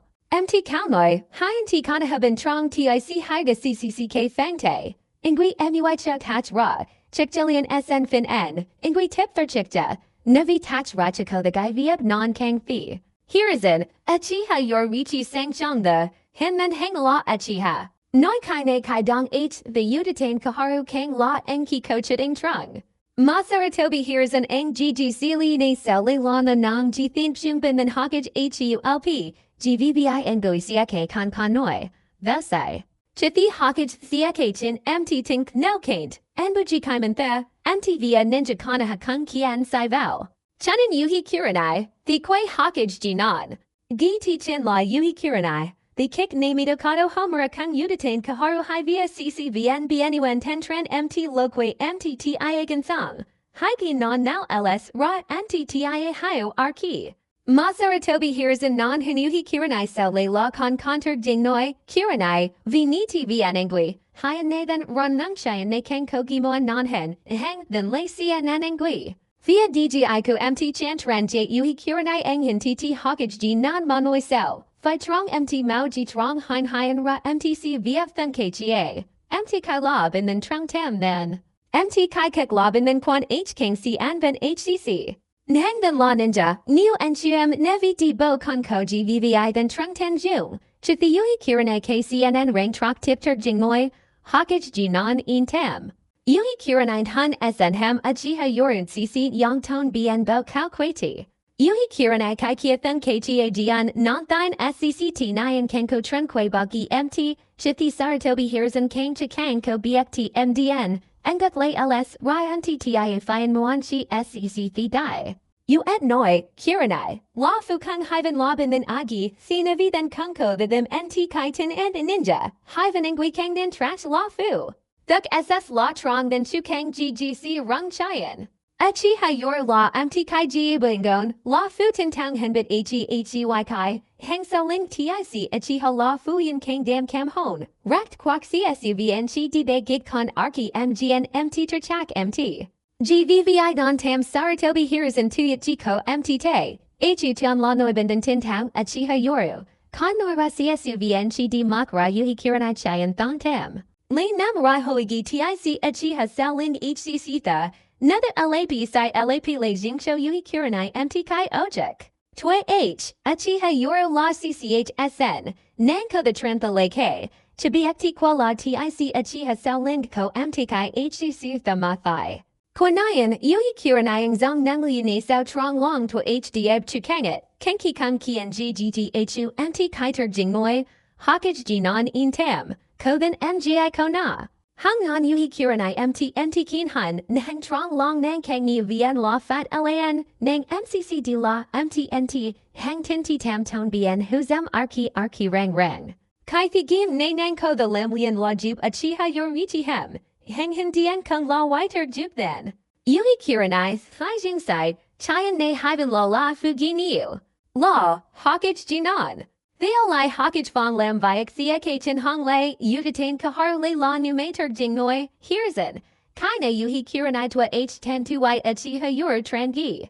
Lian Estihan LSE Ko SN Hong Viak. Song Saratobi Hirzan Lei La Oles Ra NTC NQGT 10, Ni En Tun Trong Arch T BNUN Thong, Hang Yuhi Kiranai Kung Chan Ang Handiang, Hula MT Kai Arch T LS Tin Ninja. Then La XCPY via Trident. Bun HGB La then, TVA MGIBT HU Henlian Dung either BXTB. Lian La Trong Neon TAC Lian Zemna TIC Uchiha Hu Kengi Quafin Boachi Trun Ba La Chin Bin, BUIVN Ninji Kik Y Trong Xang CCT. Hang Teek Saratobi Hirazan, Mitokado Homura Konko Udatain Kaharu Bagi Chabao Gigi Quebe Gig Konjung Nacho Nako Tang Chet Vieti Bajium Thou Hang Lem Viak Trong Liu Uchiha Yoru. MT Kaicho Lam Di Sao Tugi Tia Kuji BT Humuji Sai Lanterchak Gai Tich Chin Re Luk Liang Chintro. T Viet MGI BT Hu Hunlian Kenkogi Kwei Jikang Tong Bien Konaha. Nchiam Ko Uchiha Madara Huri MT Kaili Bai Kwei Ichong KNTCCC. Uchiha Yori Teeter Chakin Ne Hu Koti Mchen Hai Lai. Konaha Hula Uchiha Kang Senju Kai Sang. Bin Bin Chin Bin Tufin Bin Bin Dan. Noi Nam How Kang Thi La. THU Han Kui MCC Jech Siahan Hu Arch D Arki Rang, Cochin La Tich Chin Re Luk Leung. Y or Chamaru Jiao Vian SS Kayan Koi Sao, Hin Ham Tip Thurbin Jiao Vian Liu Lei D SNN. Vian La Gikek Hu SN Kangin Sian Enguk Lei SN Conti Mchen Hem Nung the Na D SNN Kia Han Trong Te Siahan. Or Chamaru SS Kayan Arch T Easy Liat. May MDN MT Lane Ne Kang Ko Tuyan Bien Turkben Fanon, Hengdi Cholon Naviji Lachin Yang Non Gigi Kana Hawkage Gining CC Sen and MT Trong or Chimaru Bagugi Sha. Kaine Kang Thua G MT Tran Yang Jade, Kana Bien CHG BTHU Con Trong Lan, MT Kai X LS Kang Titlian La Ma Sat Nach Kang Eng. Kai Kik Tikwek Gian P Rakt Gon GCCC Luka Gigi Lai Le CCC, Hen the Q Kitch Enchi C Nach Kung Kana Hama Sat. Vn Ikanaha Nt Lane Nay CNN Lian La Bin Han. Ki or Chamar GT Zut Hien Waitian Tian, Vn La Non Vieti Thon The, Jin Wiko the Kia Hintern NTAC Dong, Jiangoi the Lach and Nip. Hawkage's office upstairs. The afternoon sun streamed into the office, and at that moment, the third Hawkage, with a puff of smoke from his pipe, let out a deep sigh. Tich Non, you've worked hard. I've removed the Anbu chief from his position, so no one will pressure you anymore. You can leave now. I promise to give you a new identity so you can start anew. The Anbu minister's cancellation naturally surprised the third Hawkage somewhat, while also secretly approving of some of the arrangements made by his eldest daughter-in-law. Especially the spies planted within the Uchiha clan truly unprepared for such a move. The person who arrived was Utsugi Yugao. She was wearing a mask and kneeling on one knee, bowing her head as she listened to the Hawkage's gentle voice. But fear filled her heart. She was no longer the simple Anbu ninja she once was. Having gone through so much, especially the events surrounding Lord Orochimaru, she had witnessed too much darkness. Therefore, nervously, she swallowed hard about her head and said in a low voice, "For the sake of the village, Shiyan is willing to continue carrying out the mission." At the same time, bowing her head, Itsugi Yugo reported in a low voice, "Lately, Uchiha Yoro has been waiting and working in the building every day. It seems that this time the shock was too great, and she started to become somewhat addicted to pleasure." Itsugi Yugo bowed her head and silently reported all the intelligence she had gathered, though of course there were some things she didn't report, as she was no longer the simple spy she once was. For example, she discovered a few things, including the truth about Orochimaru.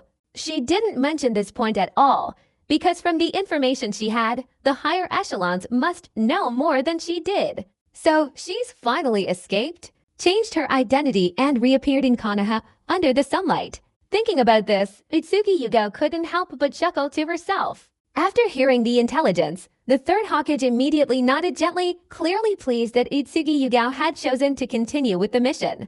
Ultimately, being assigned to be a spy is incredibly valuable, especially when this person is practically destined to be your confidant. Wasting such an opportunity would be a great pity. 3 battles, the Nine-Tails Night, and the events that preceded it. Konoha has gone through so much, and now it has to face new challenges. At this moment, the third Hokage resembled a troubled old man, as if the entire burden of Konoha rested on his shoulders. This aura was so intense that if Utsugi Yuga hadn't known some secrets, she herself would have believed it without a doubt. With her head bowed, Utsugi Yuga gradually matured into an excellent spy, mastering the art of disguising her emotions when facing various characters. 7th Police Department, Office Division. Captain Hizashi, you should know that splitting up is like taking on a hot potato. No one dares to take on the responsibility. At least at this time, anyone who dares to approach your split up will face the hostility of the main family and will also have to endure the hatred of all the noble clans from Konoha. Sitting upright in his chair, Uchiha Yoru calmly spoke, while Hyuga Hizashi's expression grew even more grim upon hearing him. Who could have imagined that something would happen to Orochimaru? Even if something were to happen, their separation to escape their fate left them with only one option: betraying their clan. The Hyuga clan head was recognized, and at this point, even the Hokage didn't dare to challenge him.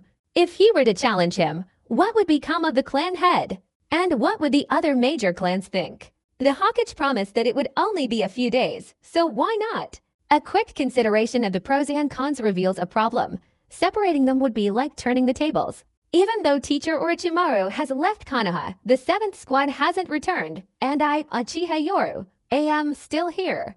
This time, Uchiha Yoru offered no resistance whatsoever, directly and frankly stating his purpose. The more he revealed his ambition, the more his dark eyes gleamed with unwavering determination. Seeing this scene, Hyuga Hizashi's expression turned serious. The 7th Division has taken in the separated Hyuga, and the separated Hyuga are willing to pay the price of loyalty. Splitting up is like dealing with a burning hot potato, and the same goes for the 7th squad, so maintaining the status quo is best. Even without Uchiha Yoru, the best course of action for the Hyuga split right now is to continue fighting under Orochimaru's banner to survive. Orochimaru may have been banished, but the Senin's prestige remains unchanged, and that's enough. However, Uchiha Yoru had no choice but to remain in the 7th squad. In other words, his decision to continue moving forward under the guise of Orochimaru's disciple was not to shake off the trouble he was facing. The downside is that this whole affair is entangled in controversy, but the upside is that after Orochimaru left, this force once again had a leader, although it's no longer the unstoppable force aiming directly for the Hokage position. It can at least protect the remaining members. Time passed quickly, and no one ever imagined that the Orochimaru incident would have such a devastating impact. Border regions began to tremble, and some small countries started frantically provoking Konoha. It wasn't that they were foolish, but rather that they had powerful backers. Some small countries even sent elite troops disguised as members of larger nations, all with the intention of instigating war. The ninja world was revealing an ancient chaos, giving the illusion that an ancient war was about to descend. Konoha was increasingly subjected to all the malice from the shinobi world, and the pressure intensified. 7th Police Unit, Office Building Division. On the top floor, on the open-air balcony, Utsugi Yuga, gripping her ninja longsword with both hands, continuously swung it in a sparring match, producing a crisp clanging sound. Her sparring partner was Uchiha Yoru, a disciple of Orochimaru, who was now at the forefront of Konoha's conflict. Using the strength of one person to stop another was the rising star of the Senin Jiraiya, especially his final, unknown S-rank lightning release jutsu, which made his reputation spread far and wide. Possessing A-rank ninja techniques is already considered powerful, let alone S-rank. Even within the 5 great nations, those who can master S-rank ninja techniques are extremely rare. Not only are S-rank techniques scarce, but they are also incredibly difficult to learn. Countless jonin who are qualified to learn S-rank techniques may never master them in their lifetime. Konoha's 3-day moon dance sword technique, you've mastered it quite well. Indeed, I didn't misjudge you, Shizuka. You are a swordsmanship genius. As the two sparred and discussed, upon hearing Uchiha Yoru's words of praise and encouragement, Utsugi Yuga's face flushed slightly, adding 3 more layers of charm to her otherwise cold countenance. Captain Knight, you're too kind. Itsuki Yuga's face showed a hint of embarrassment and hesitation, and finally she whispered, Captain Knight, this already falls under the category of a rank ninjutsu. Could there be any problems? To be honest, Itsuki Yuga felt more ashamed in her heart for this young man, Uchiha Yoru, who was wholeheartedly devoted to Konoha. From the very beginning, she had been a fake, using everything she could to get close to him. But when she discovered the truth, she felt even more ashamed, and even a hint of affection for him arose in her heart. The young man before her, who was only a year older than her, now at 16, had shouldered so many responsibilities that, due to recent events, his eyebrows showed a greater sense of maturity and composure. Moreover, this isn't a rank jutsu. She knew the Uchiha clan was wealthy and powerful, but she had never imagined that the young man before her would honestly and readily teach her an rank jutsu. The transmission of a rank jutsu between people was extraordinary. It was usually passed down within the clan between father and son, teacher and student, husband and wife, or only after achieving great merit in the village. Seemingly sensing Utsugi Yuga's anxiety, Uchiha Yoru displayed a casual, smiling demeanor, slowly stepping forward and extending a finger. Under the other's trembling, averted gaze, he gently brushed a few strands of purple hair behind her ear, revealing her delicate, fiery red earlobe. Looking at the young girl before him, Uchiha Yoru couldn't help but smile. Shion, there's no need to be so formal between us, but don't be lazy lately. Practice your ninjutsu diligently, because I'm afraid the number of missions will increase soon. Without mentioning any precious rank ninjutsu, he instead showed immense concern for the young woman before him. Facing Uchiha Yoru's relatively sincere demeanor, perhaps because of her status as his lover and her desire to make amends, or perhaps because of her own beauty. But the extravagant rank ninjutsu truly moved Utsugi Yuga. After hearing only half of the sentence, Itsugi Yuga immediately frowned, but Uchiha Yoru chuckled softly, sheathing his shinobi katana. He gently placed his hands on her eyebrows, stroking them lightly, as if a passionate young man were comforting a sorrowful maiden. Captain, what do you mean? Faced with such intimate gestures, Itsugi Yuga felt embarrassed but also maintained her ninja vigilance and couldn't help but ask her question. And so, Uchiha Yoruichi held the young girl in her arms as she sat on a bench beside her. Years of chakra cultivation had given her fingers a delicate yet strong grip without a single callus, and instead, she gently stroked her forehead. The incident involving teacher Orochimaru was too sudden.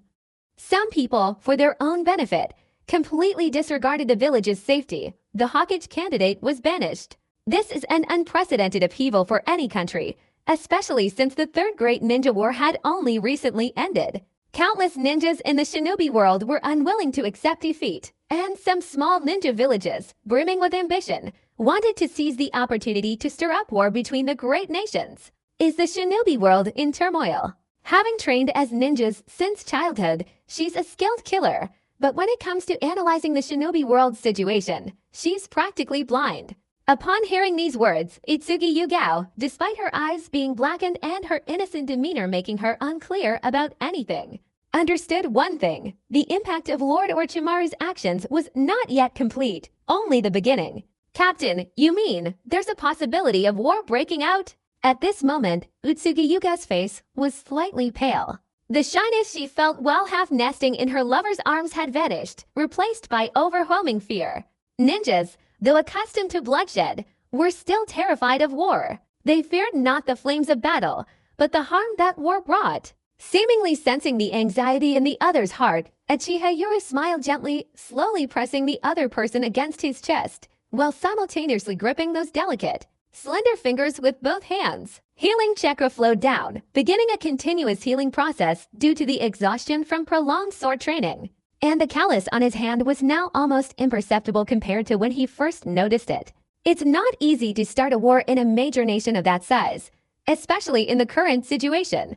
The smoke from the three great ninja wars hasn't even cleared from the ensuing chaos, and minor border conflicts, or even localized wars, are inevitable. After all, the departure of Master Orochimaru this time has had a devastating impact. With her nose slightly upturned, she sensed the masculine aura emanating from him. Itsugi Yuga nestled half-heartedly against his strong chest, captivated by the gentle smile of the young man, and for a moment, she felt an unparalleled sense of peace. Uchiha Yoru was like a poison that made her addicted. Each time she began to feel this sense of peace, a deep betrayal and self-reproach would follow. This complex emotion tormented her almost every night, and only by resting on this comforting chest could she forget everything and find peace. Therefore, Tichnon, you must diligently cultivate your skills. Once you have mastered this Konoha flowing sword technique, 3 days of moonlight dance, I will teach you a high-level ninjutsu technique. Upon hearing that Uchiha Yori wanted to promise to teach her a jutsu, Utsugi Yugo hastily thought of refusing, but the other party's index finger was already pressed against the side of her lips. Uchiha Yori merely smiled gently, placing his index finger to the side of her lips, slowly shaking his head and saying, I only want you to continue living. You don't need to feel too much pressure. When you want to leave, I won't stop you. Upon hearing these words, Utsugi Yuga's heart skipped a beat. Only then did she realize that the young man before her was only 16 years old, yet he carried so much pressure on his shoulders, and his only thought regarding her was her survival. Women are emotional creatures. If faced with a female ninja with a rich life experience, it would probably only evoke a fleeting feeling of emotion. But it's clear that Utsugi Yugao, despite being a spy, is still a naive young bird in this regard, and her heart began to stir.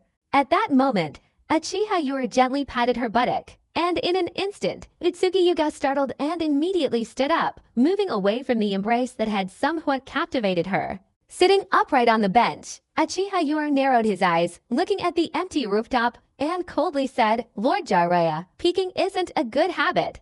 Just then, a hearty laugh suddenly echoed from the balcony, and Jiraiya, wearing wooden clogs, appeared before the two of them, grinning broadly. Haha, you little Uchiha brat, you didn't teach Orochimaru this trick of deceiving little girls, did you? Without the slightest embarrassment, Jiraiya went up to the rooftop and burst into laughter at the scene. But his cheerful expression faded when he saw Utsugi Yuga's figure, and his heart sank. Star Spy! He had previously visited the Hokage's office and learned a few things, and he had even witnessed the spy leaving. Although the spy was wearing a mask, his intuition wouldn't be wrong. Tichnon, you go down first, leave the official duties to others for now, and focus on practicing Junin techniques. Uchiha Yoru gave her instructions with concern, and Utsugi Yugo bowed her head in embarrassment, respectfully curtsying to the two of them. I'll take my leave now. Watching the girl leave, Jiraiya felt a surge of suppressed anger. He couldn't believe that these old bastards from his own village had planted a spy. Being a supervisor is possible, but labeling someone as a spy is a tactic used to counter the enemy. Turning his head to look at Uchiha Yoru, this little brat, who clearly seemed concerned, Jiraiya immediately broke into a cheerful smile and teased, Oh, little brat, you're doing great, aren't you? You even have such a beautiful girlfriend. They are lovers. Uchiha Yoru's calm voice echoed in his ears, and in an instant, Jiraiya choked and coughed violently, his eyes widening as he stared at the young man who had so nonchalantly uttered those words. Holy cow! How old are you? You're already looking for a lover instead of a girlfriend. What about him, at his age?